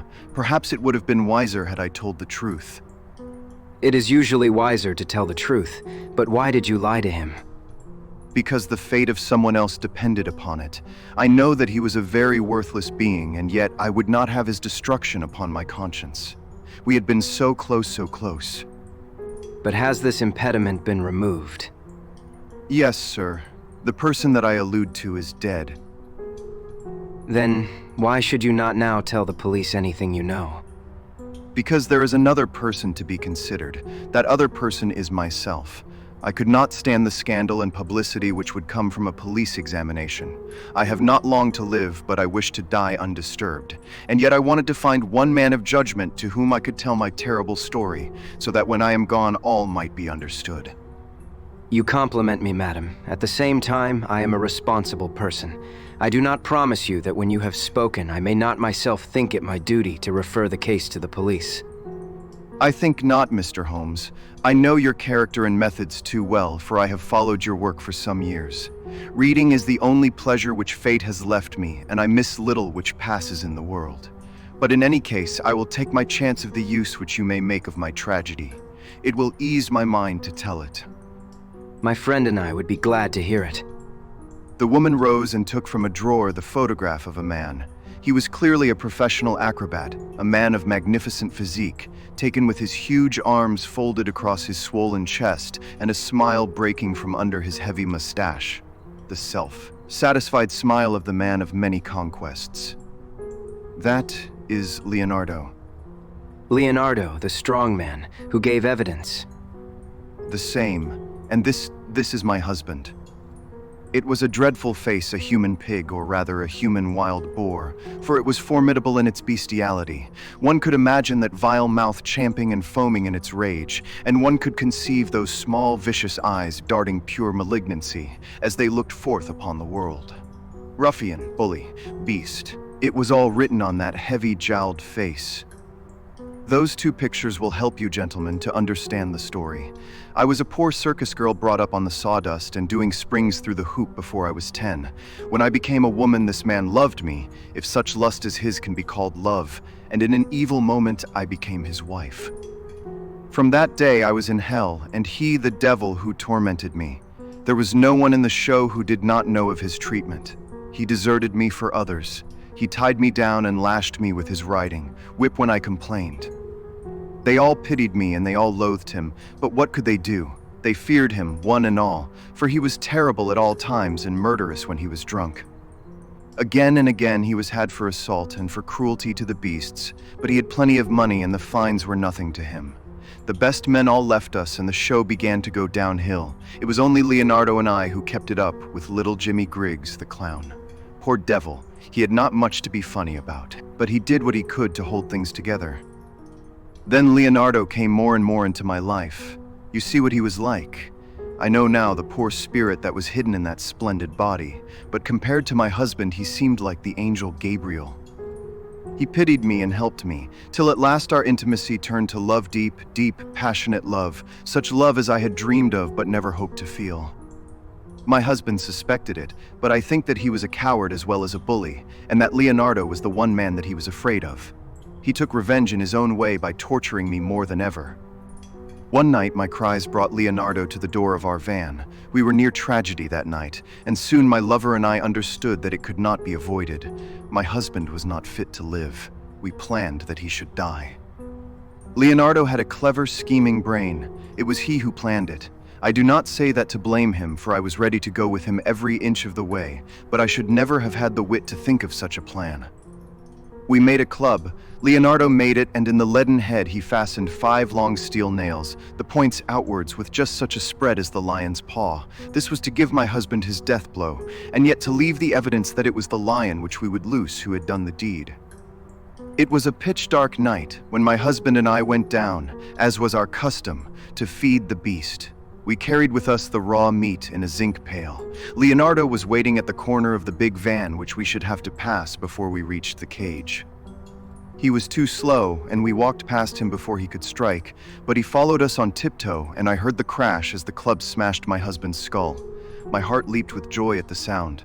I sprang forward, and I undid the catch which held the door of the great lion's cage. And then the terrible thing happened. You may have heard how quick these creatures are to scent human blood, and how it excites them. Some strange instinct had told the creature in one instant that a human being had been slain. As I slipped the bars, it bounded out, and was on me in an instant. Leonardo could have saved me. If he had rushed forward and struck the beast with his club, he might have cowed it. But the man lost his nerve. I heard him shout in his terror, and then I saw him turn and fly. At the same instant, the teeth of the lion met in my face. Its hot, filthy breath had already poisoned me, and I was hardly conscious of pain. With the palms of my hands, I tried to push the great steaming, blood-stained jaws away from me, and I screamed for help. I was conscious that the camp was stirring, and then dimly I remember a group of men, Leonardo, Griggs, and others, dragging me from under the creature's paws. That was my last memory, Mr. Holmes, for many a weary month. When I came to myself and saw myself in the mirror, I cursed that lion. Oh, how I cursed him, not because he had torn away my beauty, but because he had not torn away my life. I had but one desire, Mr. Holmes, and I had enough money to gratify it. It was that I should cover myself so that my poor face should be seen by none, and that I should dwell where none whom I had ever known should find me. That was all that was left to me to do, and that is what I have done. A poor wounded beast that has crawled into its hole to die. That is the end of Eugenia Ronder. We sat in silence for some time after the unhappy woman had told her story. Then Holmes stretched out his long arm and patted her hand with such a show of sympathy as I had seldom known him to exhibit. Poor girl, poor girl. The ways of fate are indeed hard to understand. If there is not some compensation hereafter, then the world is a cruel jest. But what of this man, Leonardo? I never saw him or heard from him again. Perhaps I have been wrong to feel so bitterly against him. He might as soon have loved one of the freaks whom we carried round the country as the thing which the lion had left. But a woman's love is not so easily set aside. He had left me under the beast's claws, he had deserted me in my need, and yet I could not bring myself to give him to the gallows. For myself, I cared nothing what became of me. What could be more dreadful than my actual life? But I stood between Leonardo and his fate. And he is dead. He was drowned last month when bathing near Margate. I saw his death in the paper. And what did he do with this 5-clawed club, which is the most singular and ingenious part of all your story? I cannot tell, Mr. Holmes. There is a chalk pit by the camp with a deep green pool at the base of it. Perhaps in the depths of that pool. Well, well, it is of little consequence now. The case is closed. Yes, the case is closed. We had risen to go, but there was something in the woman's voice which arrested Holmes's attention. He turned swiftly upon her. Your life is not your own. Keep your hands off it. What use is it to anyone? How can you tell? The example of patient suffering is in itself the most precious of all lessons to an impatient world. The woman's answer was a terrible one. She raised her veil and stepped forward into the light. I wonder if you would bear it. It was horrible. No words can describe the framework of a face when the face itself is gone. Two living and beautiful brown eyes looking sadly out from that grisly ruin did but make the view more awful. Holmes held up his hand in a gesture of pity and protest, and together we left the room. 2 days later, when I called upon my friend, he pointed with some pride to a small blue bottle upon his mantelpiece. I picked it up. There was a red poison label. A pleasant almondy odor rose when I opened it. Prussic acid. Exactly. It came by post. I send you my temptation. I will follow your advice. That was the message. I think, Watson, we can guess the name of the brave woman who sent it.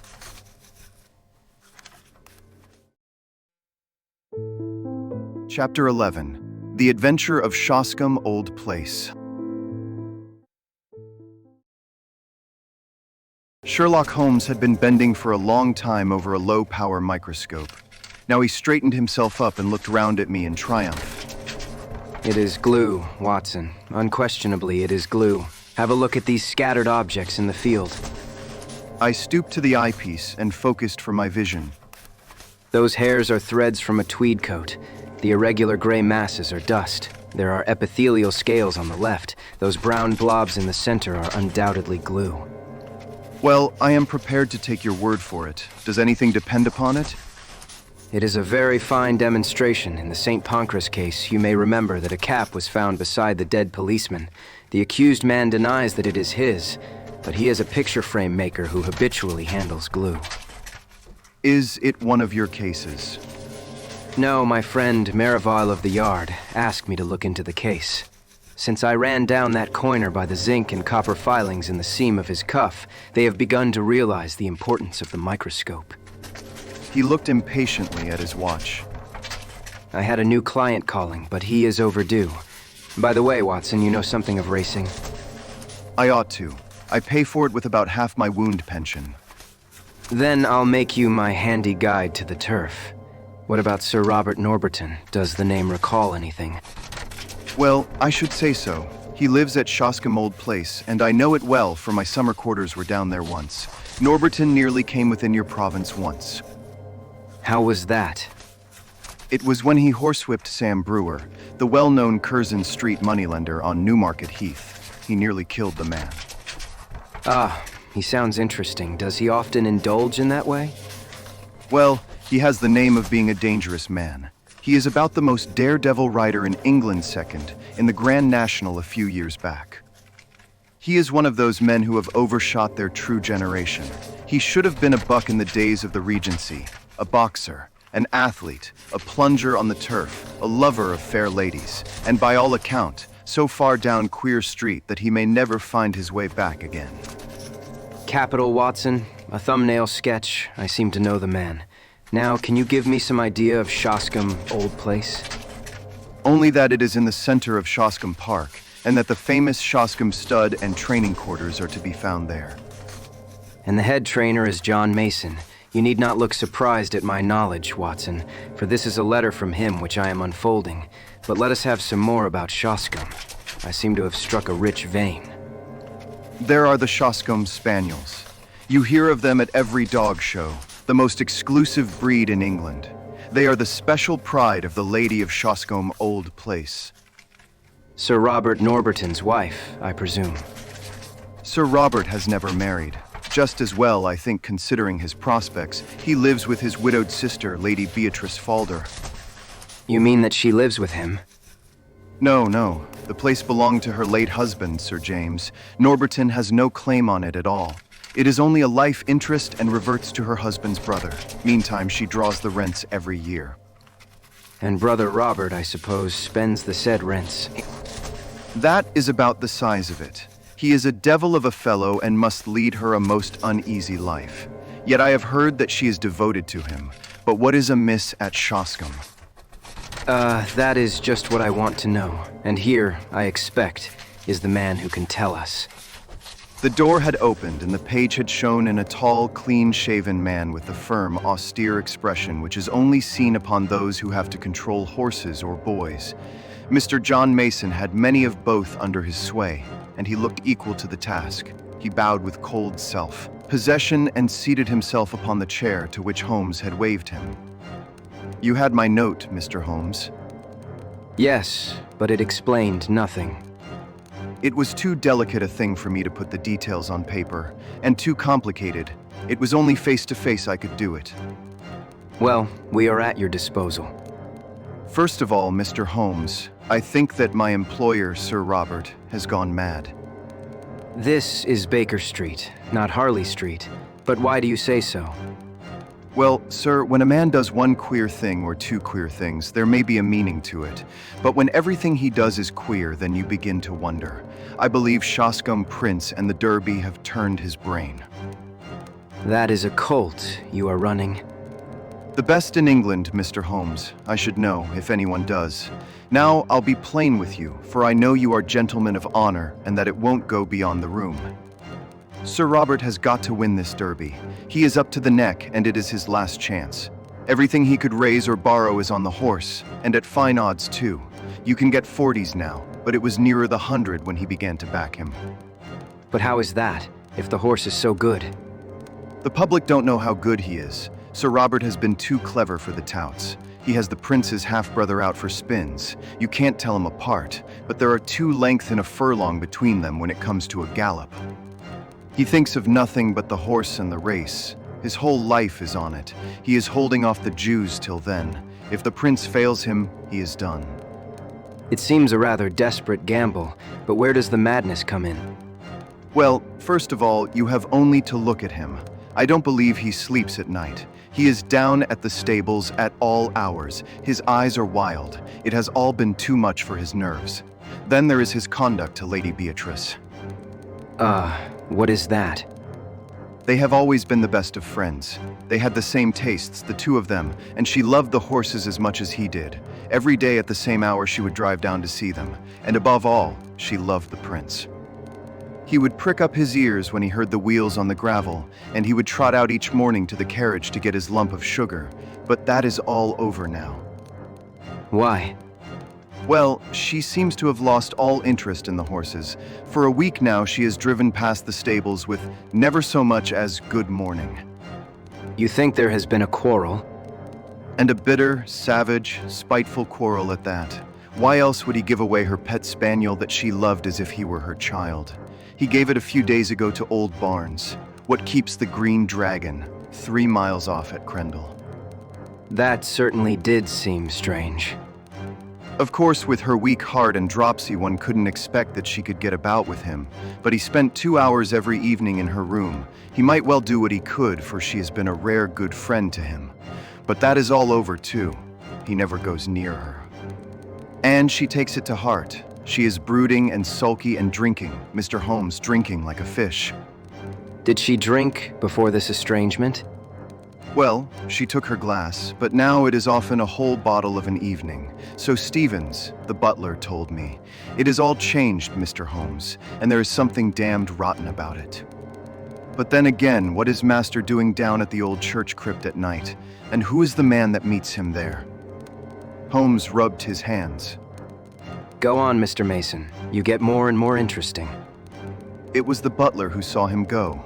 12 o'clock at night and raining hard. So next night I was up at the house, and sure enough, Master was off again. Stevens and I went after him, but it was jumpy work, for it would have been a bad job if he had seen us. He is a terrible man with his fists if he gets started, and no respecter of persons. So we were shy of getting too near, but we marked him down all right. It was the haunted crypt that he was making for, and there was a man waiting for him there. What is this haunted crypt?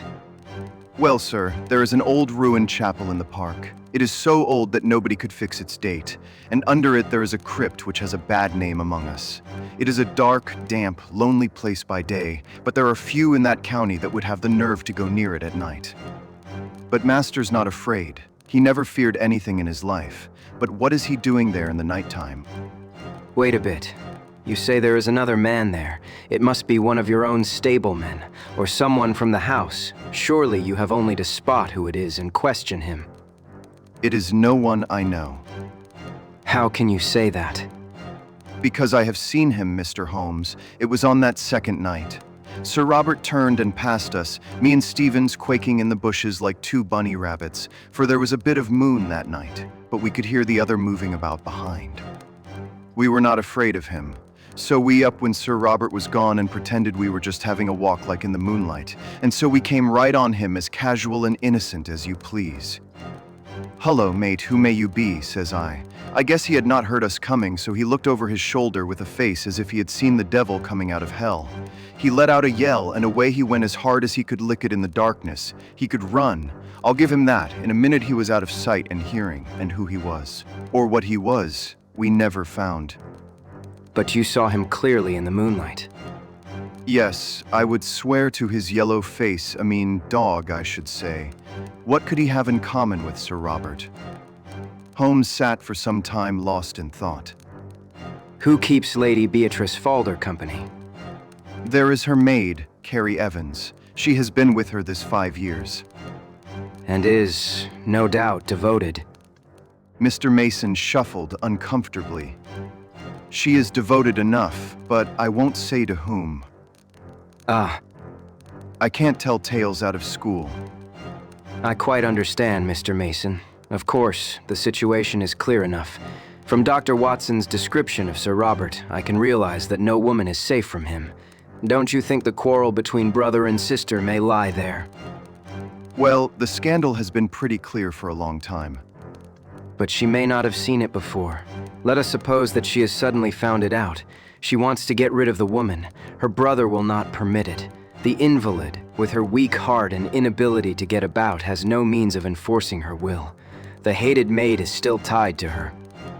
The lady refuses to speak, sulks, takes to drink. Sir Robert in his anger takes her pet spaniel away from her. Does not all this hang together? Well, it might do so far as it goes. Exactly. As far as it goes. How would all that bear upon the visits by night to the old crypt? We can't fit that into our plot. No, sir, and there is something more that I can't fit in. Why should Sir Robert want to dig up a dead body? Holmes sat up abruptly. We only found it out yesterday after I had written to you. Yesterday Sir Robert had gone to London, so Stevens and I went down to the crypt. It was all in order, sir, except that in one corner was a bit of a human body. You informed the police, I suppose. Our visitors smiled grimly.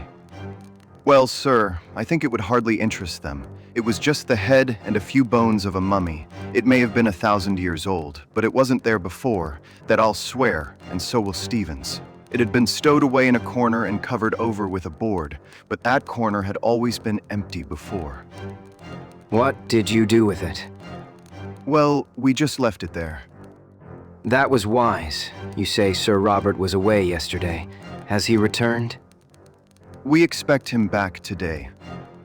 When did Sir Robert give away his sister's dog? It was just a week ago today. The creature was howling outside the old well house, and Sir Robert was in one of his tantrums that morning. He caught it up and I thought he would have killed it. Then he gave it to Sandy Bain, the jockey, and told him to take the dog to Old Barnes at the Green Dragon, for he never wished to see it again. Holmes sat for some time in silent thought. He had lit the oldest and foulest of his pipes.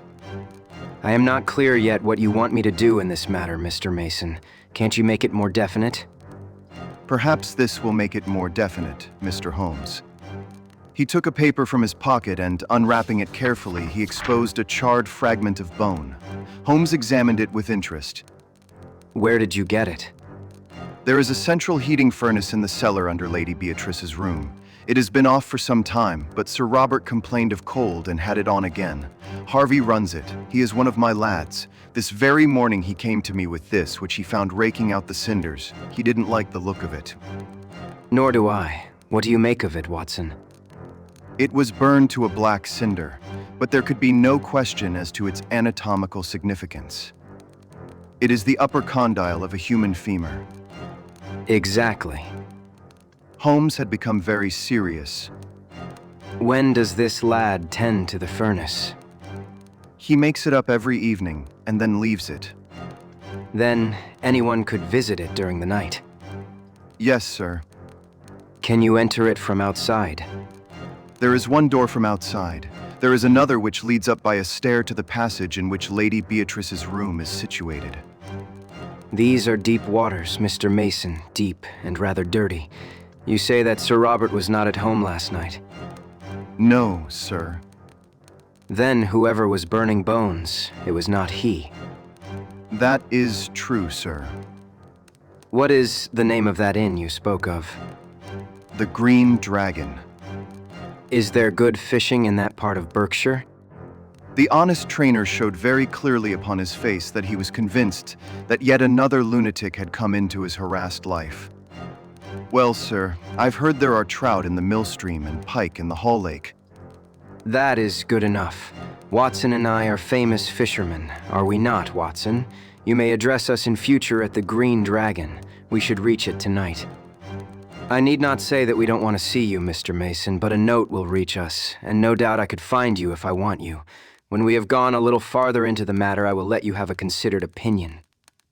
Thus it was that on a bright May evening Holmes and I found ourselves alone in a first-class carriage and bound for the little halt-on-demand station of Shoscombe.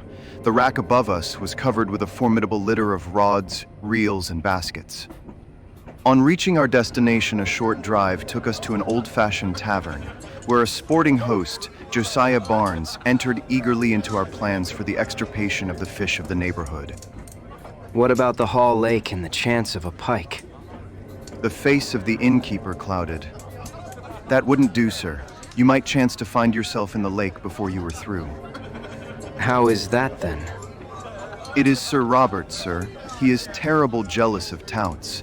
If you two strangers were as near his training quarters as that, he'd be after you as sure as fate. He ain't taking no chances, Sir Robert ain't. I've heard he has a horse entered for the Derby. Yes, and a good colt, too. He carries all our money for the race and all Sir Robert's into the bargain. By the way, I suppose you ain't on the turf yourselves. No, indeed. Just two weary Londoners who badly need some good Berkshire air. Well, you are in the right place for that. There is a deal of it lying about. But mind what I have told you about Sir Robert.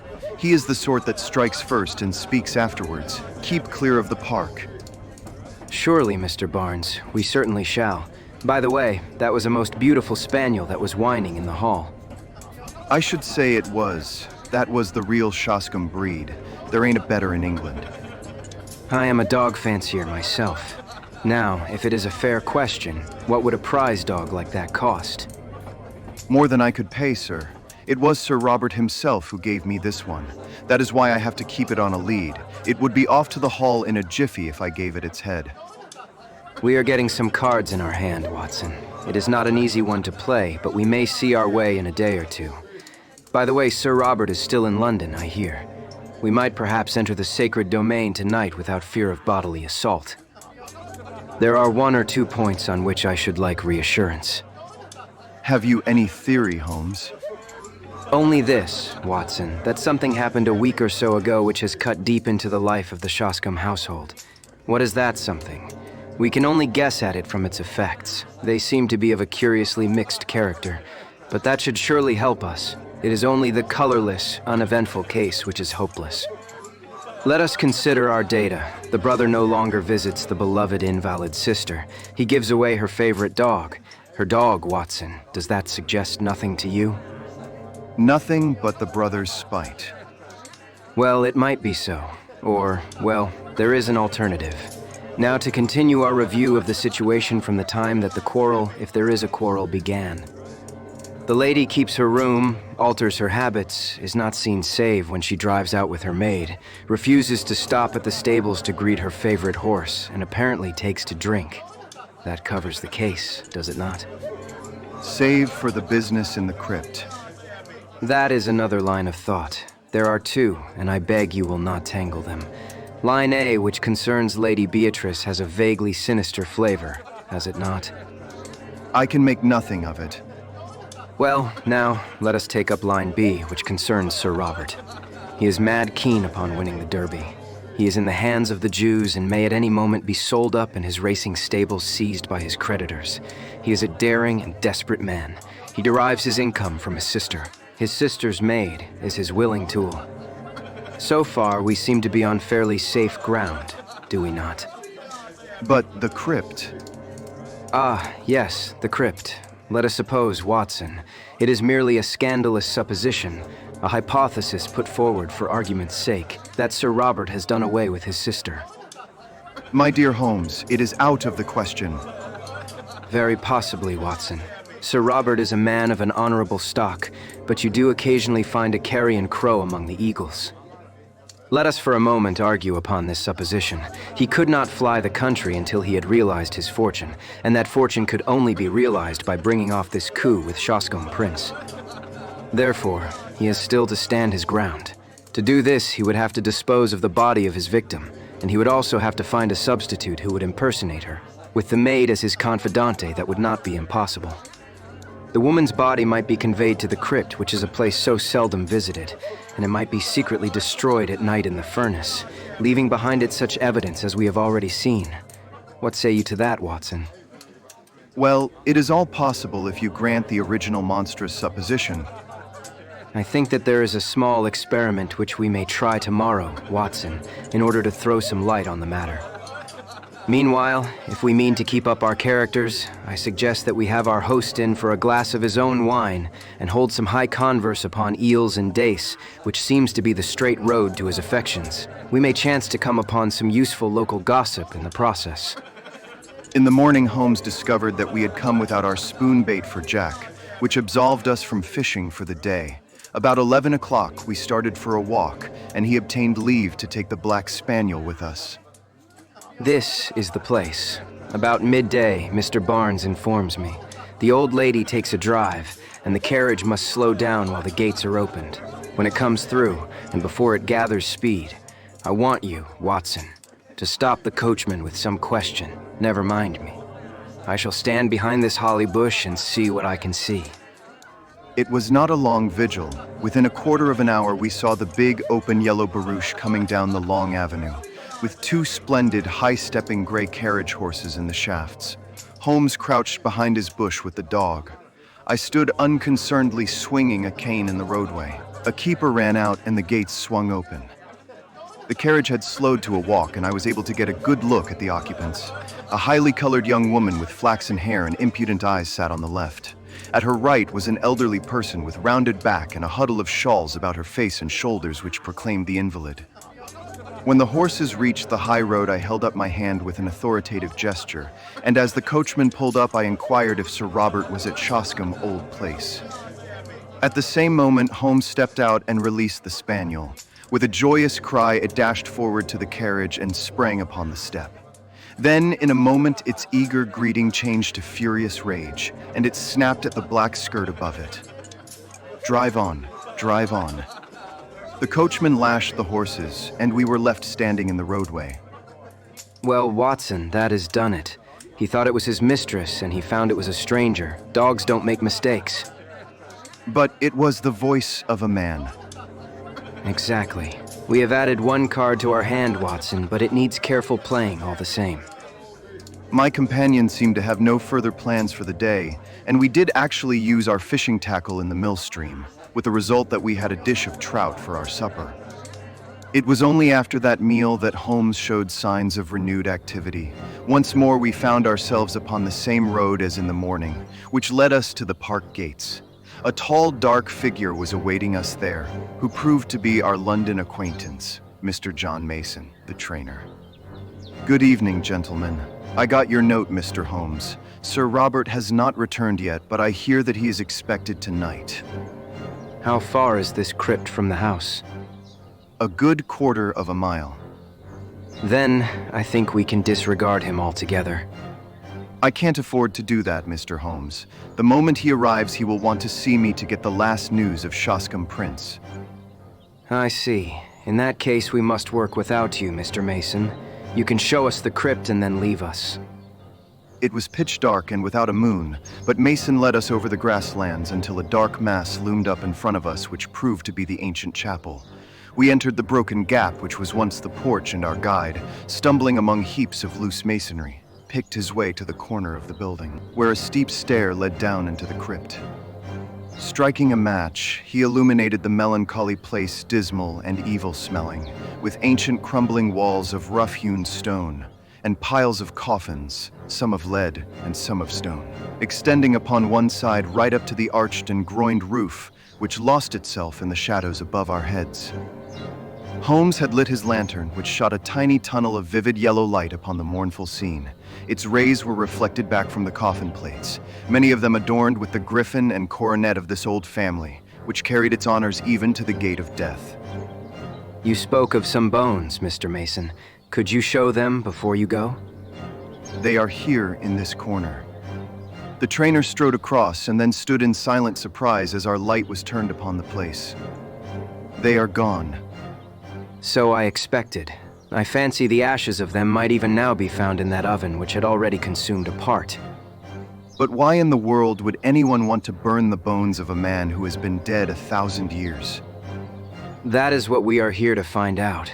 It may mean a long search, and we need not detain you. I fancy that we shall get our solution before morning. When John Mason had left us, Holmes set to work making a very careful examination of the graves, ranging from a very ancient one, which appeared to be Saxon, in the center, through a long line of Norman Hugos and Odos, until we reached the Sir William and Sir Denys Falder of the 18th century. It was an hour or more before Holmes came to a leaden coffin standing on end before the entrance to the vault. I heard his little cry of satisfaction, and was aware from his hurried but purposeful movements that he had reached a goal. With his lens, he was eagerly examining the edges of the heavy lid. Then he drew from his pocket a short jemmy, a box opener, which he thrust into a chink, levering back the whole front, which seemed to be secured by only a couple of clamps. There was a rending, tearing sound as it gave way, but it had hardly hinged back and partly revealed the contents before we had an unforeseen interruption. Someone was walking in the chapel above. It was the firm, rapid step of one who came with a definite purpose, and knew well the ground upon which he walked. A light streamed down the stairs, and an instant later the man who bore it was framed in the Gothic archway. He was a terrible figure, huge in stature and fierce in manner. A large stable lantern which he held in front of him shone upwards upon a strong, heavily moustached face and angry eyes, which glared round him into every recess of the vault, finally fixing themselves with a deadly stare upon my companion and myself. "Who the devil are you, and what are you doing upon my property?" Then, as Holmes returned no answer, he took a couple of steps forward and raised a heavy stick which he carried. "Do you hear me? Who are you? What are you doing here?" His cudgel quivered in the air, but instead of shrinking, Holmes advanced to meet him. I also have a question to ask you, Sir Robert. Who is this, and what is it doing here? He turned and tore open the coffin lid behind him.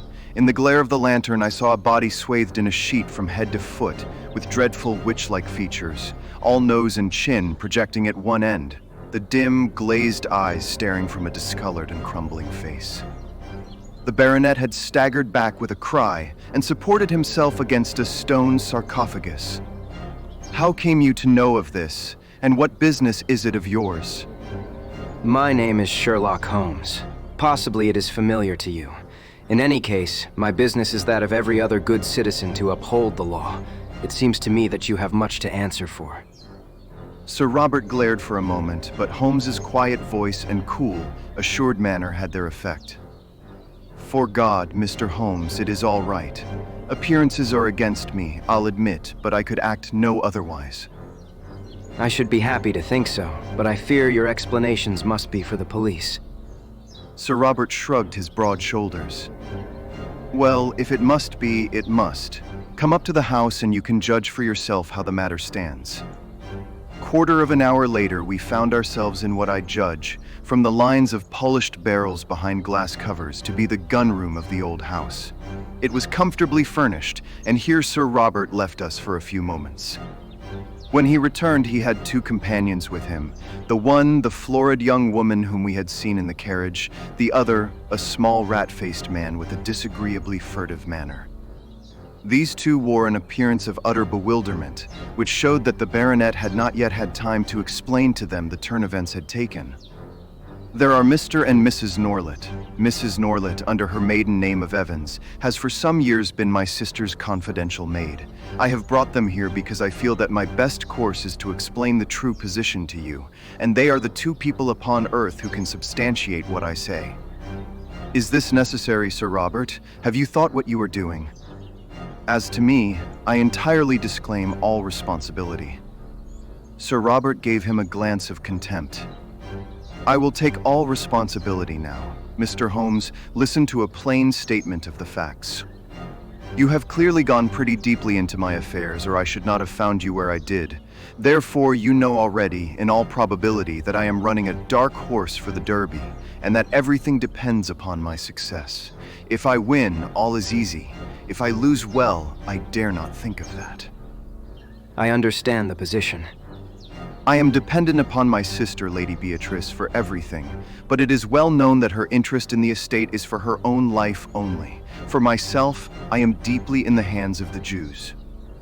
I have always known that if my sister were to die, my creditors would be onto my estate like a flock of vultures. Everything would be seized, my stables, my horses, everything. Well, Mr. Holmes, my sister did die just a week ago. And you told no one. What could I do? Absolute ruin faced me. If I could stave things off for 3 weeks, all would be well. Her maid's husband, this man here, is an actor. It came into our heads. It came into my head that he could, for that short period, personate my sister. It was but a case of appearing daily in the carriage, for no one need enter her room save the maid. It was not difficult to arrange. My sister died of the dropsy which had long afflicted her. That will be for a coroner to decide. Her doctor would certify that for months her symptoms have threatened such an end. Well, what did you do? The body could not remain there. On the first night, Norlet and I carried it out to the old well house, which is now never used. We were followed, however, by her pet spaniel, which yapped continually at the door, so I felt some safer place was needed. I got rid of the spaniel and we carried the body to the crypt of the church. There was no indignity or irreverence, Mr. Holmes. I do not feel that I have wronged the dead.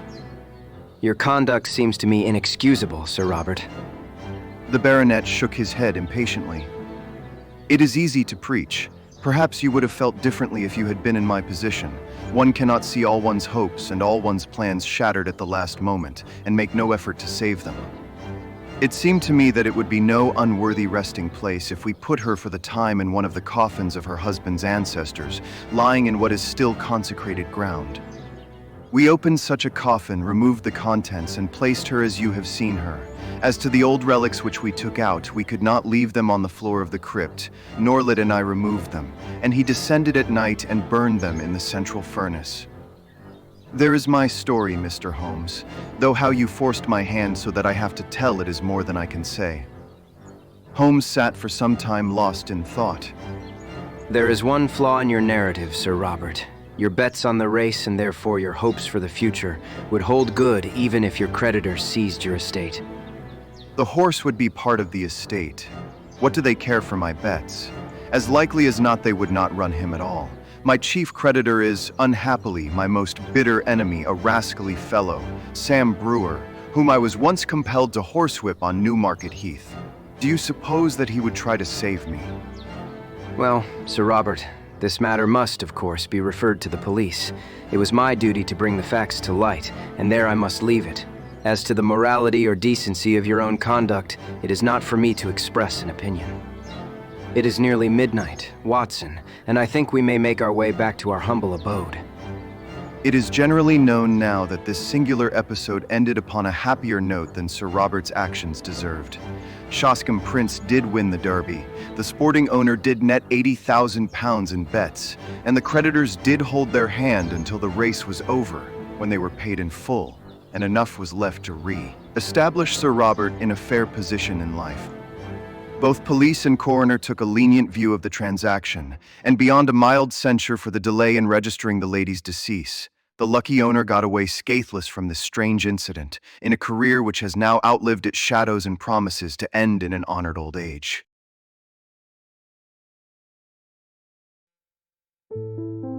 Chapter 12: The Adventure of the Retired Colourman. Sherlock Holmes was in a melancholy and philosophic mood that morning. His alert, practical nature was subject to such reactions. Did you see him? You mean the old fellow who has just gone out? Precisely. Yes, I met him at the door. What did you think of him? A pathetic, futile, broken creature. Exactly, Watson. Pathetic and futile. But is not all life pathetic and futile? Is not his story a microcosm of the whole? We reach, we grasp, and what is left in our hands at the end? A shadow, or worse than a shadow misery. Is he one of your clients? Well, I suppose I may call him so. He has been sent on by the Yard. Just as medical men occasionally send their incurables to a quack, they argue that they can do nothing more, and that whatever happens, the patient can be no worse than he is. What is the matter? Holmes took a rather soiled card from the table.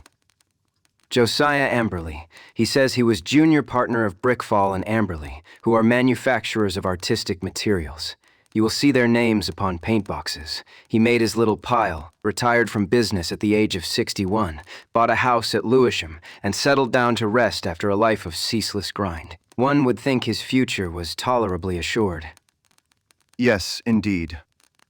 Holmes glanced over some notes which he had scribbled upon the back of an envelope. Retired in 1896, Watson. Early in 1897, he married a woman 20 years younger than himself. A good-looking woman, too, if the photograph does not flatter. A competence, a wife, leisure. It seemed a straight road which lay before him. And yet within 2 years he is, as you have seen, as broken and miserable a creature as crawls beneath the sun.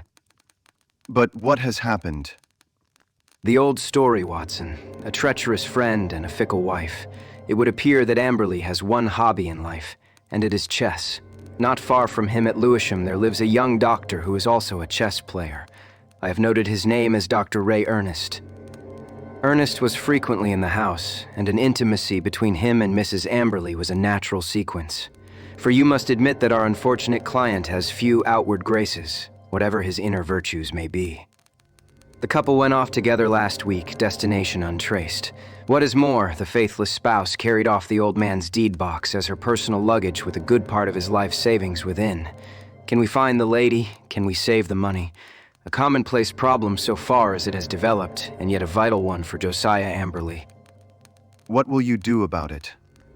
Well, the immediate question, my dear Watson, happens to be, what will you do? If you will be good enough to understudy me, you know that I am preoccupied with this case of the 2 Coptic patriarchs, which should come to a head today. I really have not time to go out to Lewisham, and yet evidence taken on the spot has a special value. The old fellow was quite insistent that I should go, but I explained my difficulty. He is prepared to meet a representative. By all means. I confess I don't see that I can be of much service, but I am willing to do my best. And so it was that on a summer afternoon I set forth to Lewisham, little dreaming that within a week the affair in which I was engaging would be the eager debate of all England. It was late that evening before I returned to Baker Street and gave an account of my mission. Holmes lay with his gaunt figure stretched in his deep chair, his pipe curling forth slow wreaths of acrid tobacco, while his eyelids drooped over his eyes so lazily that he might almost have been asleep. Were it not that at any halt or questionable passage of my narrative they half lifted, and 2 gray eyes, as bright and keen as rapiers, transfixed me with their searching glance. The Haven is the name of Mr. Josiah Amberley's house. I think it would interest you, Holmes. It is like some penurious patrician who has sunk into the company of his inferiors. You know that particular quarter, the monotonous brick streets, the weary suburban highways. Right in the middle of them, a little island of ancient culture and comfort, lies this old home surrounded by a high sun-baked wall mottled with lichens and topped with moss. The sort of wall. Cut out the poetry, Watson. I note that it was a high brick wall. Exactly. I should not have known which was the Haven had I not asked a lounger who was smoking in the street. I have a reason for mentioning him. He was a tall, dark, heavily moustached, rather military-looking man. He nodded in answer to my inquiry and gave me a curiously questioning glance, which came back to my memory a little later. I had hardly entered the gateway before I saw Mr. Amberley coming down the drive. I only had a glimpse of him this morning, and he certainly gave me the impression of a strange creature, but when I saw him in full light, his appearance was even more abnormal. I have, of course, studied it, and yet I should be interested to have your impression. He seemed to me like a man who was literally bowed down by care. His back was curved as though he carried a heavy burden. Yet he was not the weakling that I had at first imagined, for his shoulders and chest have the framework of a giant, though his figure tapers away into a pair of spindled legs. Left shoe wrinkled, right one smooth. I did not observe that. No, you wouldn't. I spotted his artificial limb, but proceed. I was struck by the snaky locks of grizzled hair which curled from under his old straw hat, and his face with its fierce, eager expression and the deeply lined features. Very good, Watson. What did he say? He began pouring out the story of his grievances. We walked down the drive together, and of course I took a good look round. I have never seen a worse-kept place. The garden was all running to seed, giving me an impression of wild neglect in which the plants had been allowed to find the way of nature rather than of art. How any decent woman could have tolerated such a state of things, I don't know. The house, too, was slatternly to the last degree, but the poor man seemed himself to be aware of it and to be trying to remedy it, for a great pot of green paint stood in the center of the hall and he was carrying a thick brush in his left hand. He had been working on the woodwork. He took me into his dingy sanctum and we had a long chat. Of course, he was disappointed that you had not come yourself. I hardly expected that so humble an individual as myself, especially after my heavy financial loss, could obtain the complete attention of so famous a man as Mr. Sherlock Holmes. I assured him that the financial question did not arise. No, of course, it is art for art's sake with him, but even on the artistic side of crime he might have found something here to study. And human nature, Dr. Watson, the black ingratitude of it all. When did I ever refuse one of her requests? Was ever a woman so pampered? And that young man, he might have been my own son. He had the run of my house, and yet see how they have treated me. Oh, Dr. Watson, it is a dreadful, dreadful world. That was the burden of his song for an hour or more. He had, it seems, no suspicion of an intrigue. They lived alone save for a woman who comes in by the day and leaves every evening at 6. On that particular evening, old Amberley, wishing to give his wife a treat, had taken 2 upper circle seats at the Haymarket Theatre. At the last moment, she had complained of a headache and had refused to go. He had gone alone. There seemed to be no doubt about the fact, for he produced the unused ticket which he had taken for his wife. That is remarkable, most remarkable. Pray continue, Watson. I find your narrative most arresting. Did you personally examine this ticket? You did not, perchance, take the number? It so happens that I did. It chanced to be my old school number 31, and so it stuck in my head. Excellent, Watson. His seat then was either 30 or 32. Quite so, and on B row. That is most satisfactory. What else did he tell you? He showed me his strong room, as he called it.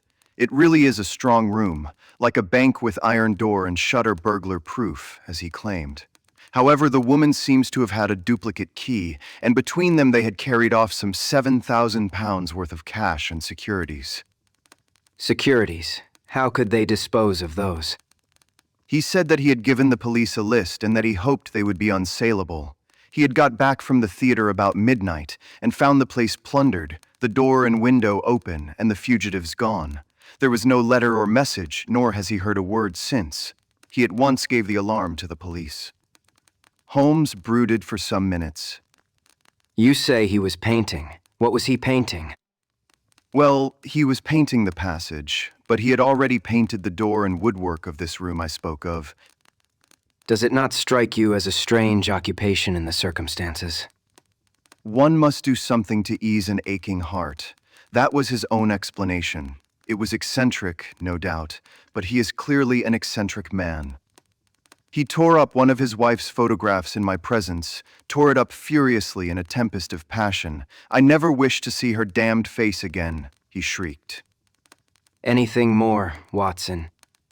Yes, one thing which struck me more than anything else.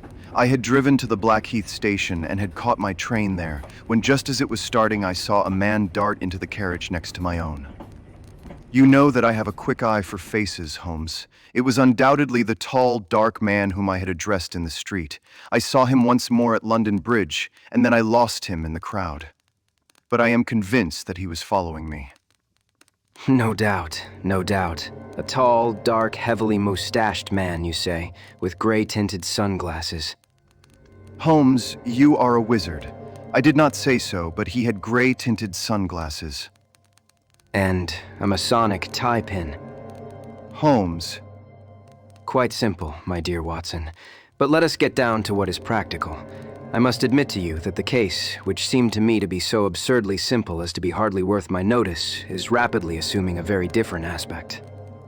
It is true that though in your mission you have missed everything of importance, yet even those things which have obtruded themselves upon your notice give rise to serious thought. What have I missed? Don't be hurt, my dear fellow. You know that I am quite impersonal. No one else would have done better. Some possibly not so well. But clearly you have missed some vital points. What is the opinion of the neighbors about this man Amberley and his wife? That surely is of importance. What of Dr. Ernest? Was he the gay Lothario one would expect?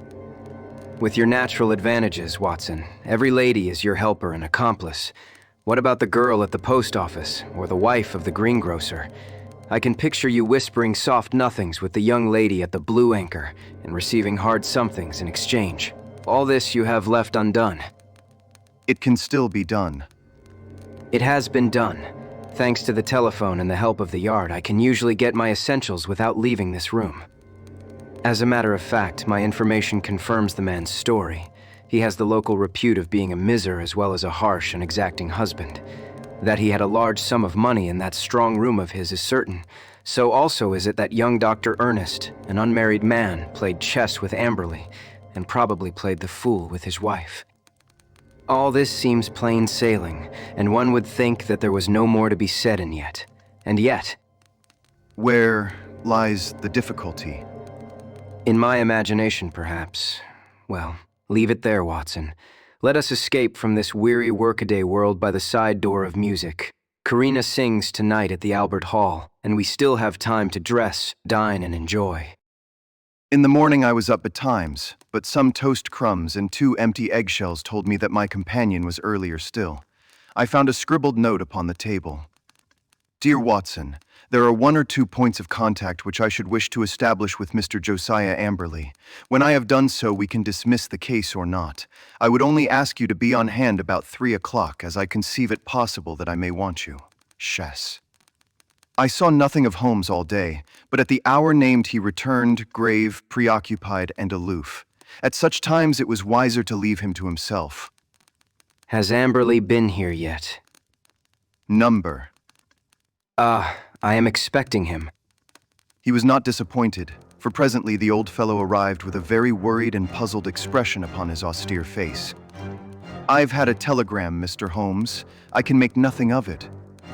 He handed it over, and Holmes read it aloud. Come at once without fail. Can give you information as to your recent loss, Elman, the vicarage. Dispatched at 2:10 from Little Turlington. Little Turlington is in Essex, I believe, not far from Frinton. Well, of course you will start at once. This is evidently from a responsible person, the vicar of the place. Where is my Crockford? Yes, here we have him. J.C. Elman, Massachusetts, living of Mossmore, Little Purlington. Look up the trains, Watson. There is one at 5:20 from Liverpool Street. Excellent. You had best go with him, Watson. He may need help or advice. Clearly, we have come to a crisis in this affair. But our client seemed by no means eager to start. It is perfectly absurd, Mr. Holmes. What can this man possibly know of what has occurred? It is waste of time and money. He would not have telegraphed to you if he did not know something. Wire at once that you are coming. I don't think I shall go. Holmes assumed his sternest aspect. It would make the worst possible impression both on the police and upon myself, Mr. Amberley, if when so obvious a clue arose you should refuse to follow it up. We should feel that you were not really in earnest in this investigation. Our client seemed horrified at the suggestion. Why, of course I shall go if you look at it in that way. On the face of it, it seems absurd to suppose that this parson knows anything. But if you think, I do think. and so we were launched upon our journey. Holmes took me aside before we left the room and gave me one word of counsel which showed that he considered the matter to be of importance. Whatever you do, see that he really does go. Should he break away or return, get to the nearest telephone exchange and send the single word bolted. I will arrange here that it shall reach me wherever I am. Little Purlington is not an easy place to reach, for it is on a branch line. My remembrance of the journey is not a pleasant one, for the weather was hot, the train slow, and my companion sullen and silent, hardly talking at all, save to make an occasional sardonic remark as to the futility of our proceedings. When we at last reached the little station, it was a 2-mile drive before we came to the vicarage, where a big, solemn, rather pompous clergyman received us in his study. Our telegram lay before him. Well, gentlemen, what can I do for you? We came in answer to your wire. My wire? I sent no wire. I mean, the wire which you sent to Mr. Josiah Amberley about his wife and his money. If this is a joke, sir, it is a very questionable one. I have never heard of the gentleman you name, and I have not sent a wire to anyone. Our client and I looked at each other in amazement. Perhaps there is some mistake. Are there perhaps 2 vicarages? Here is the wire itself, signed Ellman, and dated from the vicarage. There is only one vicarage, sir, and only one vicar, and this wire is a scandalous forgery, the origin of which shall certainly be investigated by the police. Meanwhile, I can see no possible object in prolonging this interview. So, Mr. Amberley and I found ourselves on the roadside in what seemed to me to be the most primitive village in England. We made for the telegraph office, but it was already closed. There was a telephone, however, at the little railway arms, and by it I got into touch with Holmes, who shared in our amazement at the result of our journey. Most singular, most remarkable. I much fear, my dear Watson, that there is no return train tonight. I have unwittingly condemned you to the horrors of a country inn. However, there is always nature, Watson Nature and Josiah Amberley. You can be in close commune with both. I heard his dry chuckle as he turned away. It was soon apparent to me that my companion's reputation as a miser was not undeserved. He had grumbled at the expense of the journey, had insisted upon traveling 3rd class, and was now clamorous in his objections to the hotel bill. Next morning, when we did at last arrive in London, it was hard to say which of us was in the worse humor. You had best take Baker Street as we pass. Mr. Holmes may have some fresh instructions. If they are not worth more than the last ones, they are not of much use. Nonetheless, he kept me company. I had already warned Holmes by telegram of the hour of our arrival, but we found a message waiting that he was at Lewisham and would expect us there. That was a surprise, but an even greater one was to find that he was not alone in the sitting room of our client. A stern-looking, impassive man sat beside him, a dark man with gray-tinted glasses and a large Masonic pin projecting from his tie. This is my friend, Mr. Barker. He has been interesting himself also in your business, Mr. Josiah Amberley, though we have been working independently. But we both have the same question to ask you. Mr. Amberley sat down heavily. He sensed impending danger. I read it in his straining eyes and his twitching features. What is the question, Mr. Holmes? Only this. What did you do with the bodies? The man sprang to his feet with a hoarse scream. He clawed into the air with his bony hands. His mouth was open, and for the instant he looked like some horrible bird of prey. In a flash we got a glimpse of the real Josiah Amberley, a misshapen demon with a soul as distorted as his body. As he fell back into his chair, he clapped his hand to his lips as if to stifle a cough. Holmes sprang at his throat like a tiger and twisted his face towards the ground. A white pellet fell from between his gasping lips. No shortcuts, Josiah Amberley. Things must be done decently and in order. What about it, Barker? I have a cab at the door. It is only a few hundred yards to the station. We will go together. You can stay here, Watson. I shall be back within half an hour. The old Colourman had the strength of a lion in that great trunk of his, but he was helpless in the hands of the 2 experienced manhandlers. Wriggling and twisting, he was dragged to the waiting cab, and I was left to my solitary vigil in the ill-omened house. In less time than he had named, however, Holmes was back, in company with a smart young police inspector. I've left Barker to look after the formalities. You had not met Barker, Watson. He is my hated rival upon the Surrey shore. When you said a tall, dark man, it was not difficult for me to complete the picture. He has several good cases to his credit, has he not, Inspector? He has certainly interfered several times. His methods are irregular, no doubt, like my own. The irregulars are useful sometimes, you know. You, for example, with your compulsory warning about whatever he said being used against him, could never have bluffed this rascal into what is virtually a confession. Perhaps not. But we get there all the same, Mr. Holmes. Don't imagine that we had not formed our own views of this case, and that we would not have laid our hands on our man. You will excuse us for feeling sore when you jump in with methods which we cannot use, and so rob us of the credit. There shall be no such robbery, Mackinnon. I assure you that I efface myself from now onwards, and as to Barker, he has done nothing save what I told him. The inspector seemed considerably relieved. That is very handsome of you, Mr. Holmes. Praise or blame can matter little to you, but it is very different to us when the newspapers begin to ask questions. Quite so, but they are pretty sure to ask questions anyhow, so it would be as well to have answers. What will you say, for example, when the intelligent and enterprising reporter asks you what the exact points were which aroused your suspicion and finally gave you a certain conviction as to the real facts? The inspector looked puzzled.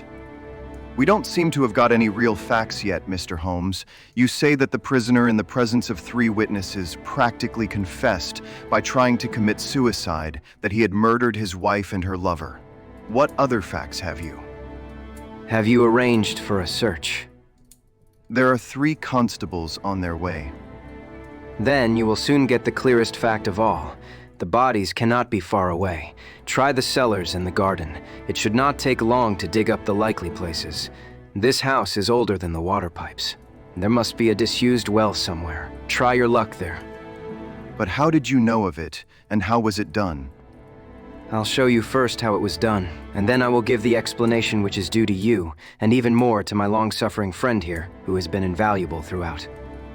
But first, I would give you an insight into this man's mentality.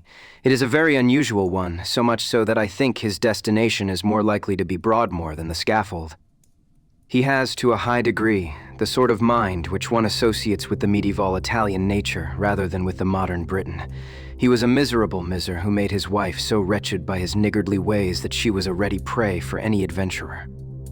Such a one came upon the scene in the person of this chess-playing doctor.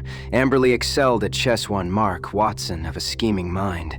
Like all misers, he was a jealous man, and his jealousy became a frantic mania. Rightly or wrongly, he suspected an intrigue. He determined to have his revenge, and he planned it with diabolical cleverness.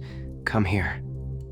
Holmes led us along the passage with as much certainty as if he had lived in the house, and halted at the open door of the strong room. Pooh! What an awful smell of paint.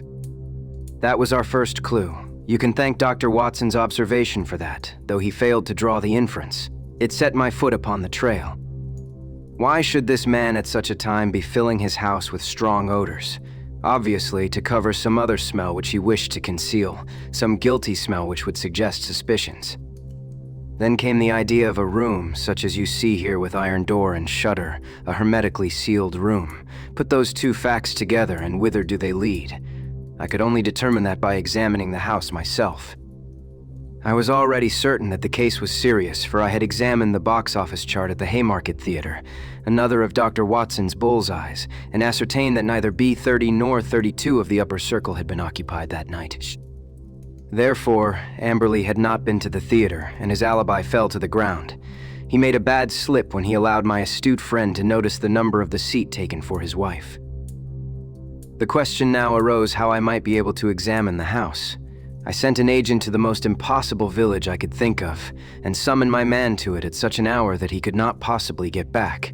To prevent any miscarriage, Dr. Watson accompanied him. The good vicar's name I took, of course, out of my Crockford. Do I make it all clear to you? It is masterly. There being no fear of interruption, I proceeded to burgle the house. Burglary has always been an alternative profession had I cared to adopt it, and I have little doubt that I should have come to the front. Observe what I found. You see the gas pipe along the skirting here. Very good. It rises in the angle of the wall, and there is a tap here in the corner. The pipe runs out into the strong room, as you can see, and ends in that plaster rose in the center of the ceiling, where it is concealed by the ornamentation. That end is wide open. At any moment, by turning the outside tap, the room could be flooded with gas. With door and shutter closed and the tap full on, I would not give 2 minutes of conscious sensation to anyone shut up in that little chamber. By what devilish device he decoyed them there, I do not know, but once inside the door, they were at his mercy. The inspector examined the pipe with interest. One of our officers mentioned the smell of gas, but of course the window and door were open then, and the paint or some of it was already about. He had begun the work of painting the day before, according to his story. But what next, Mr. Holmes? Well, then came an incident which was rather unexpected to myself. I was slipping through the pantry window in the early dawn when I felt a hand inside my collar, and a voice said, "Now, you rascal, what are you doing in there?" When I could twist my head round, I looked into the tinted spectacles of my friend and rival, Mr. Barker. It was a curious forgathering and set us both smiling. It seems that he had been engaged by Dr. Ray Ernest's family to make some investigations, and had come to the same conclusion as to foul play. He had watched the house for some days and had spotted Dr. Watson as one of the obviously suspicious characters who had called there. He could hardly arrest Watson, but when he saw a man actually climbing out of the pantry window, there came a limit to his restraint. Of course, I told him how matters stood, and we continued the case together. Why him? Why not us? Because it was in my mind to put that little test which answered so admirably.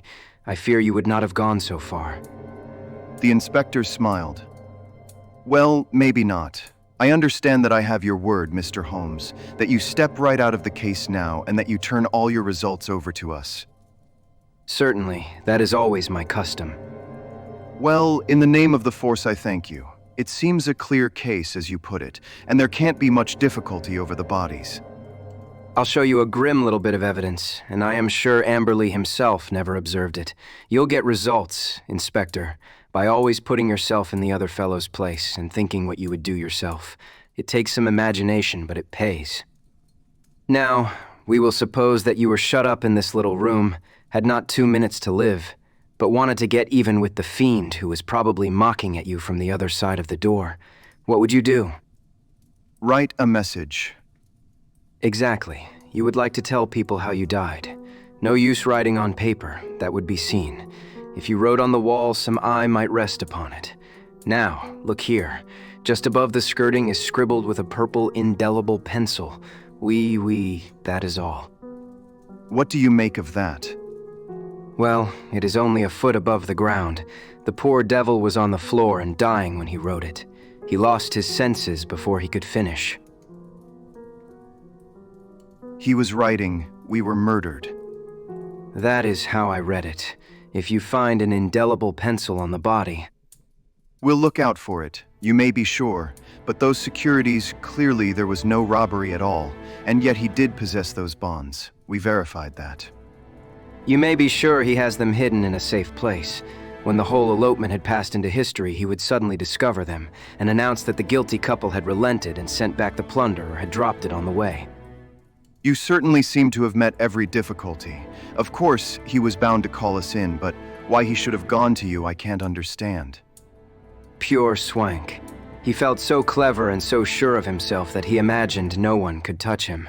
He could say to any suspicious neighbor, "Look at the steps I have taken. I have consulted not only the police, but even Sherlock Holmes." The inspector laughed.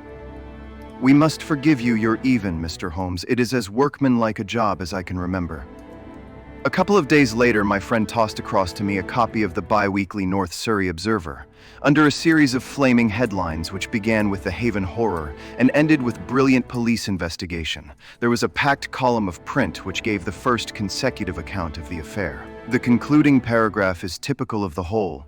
It ran thus: "The remarkable acumen by which Inspector Mackinnon deduced from the smell of paint that some other smell, that of gas, for example, might be concealed, the bold deduction that the strong room might also be the death chamber, and the subsequent inquiry which led to the discovery of the bodies in a disused well cleverly concealed by a dog kennel, should live in the history of crime as a standing example of the intelligence of our professional detectives.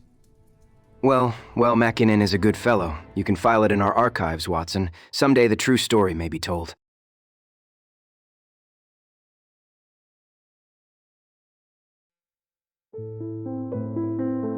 You have been listening to the Case-Book of Sherlock Holmes by Arthur Conan Doyle, a cinematic audiobook production by the Audio Cinema.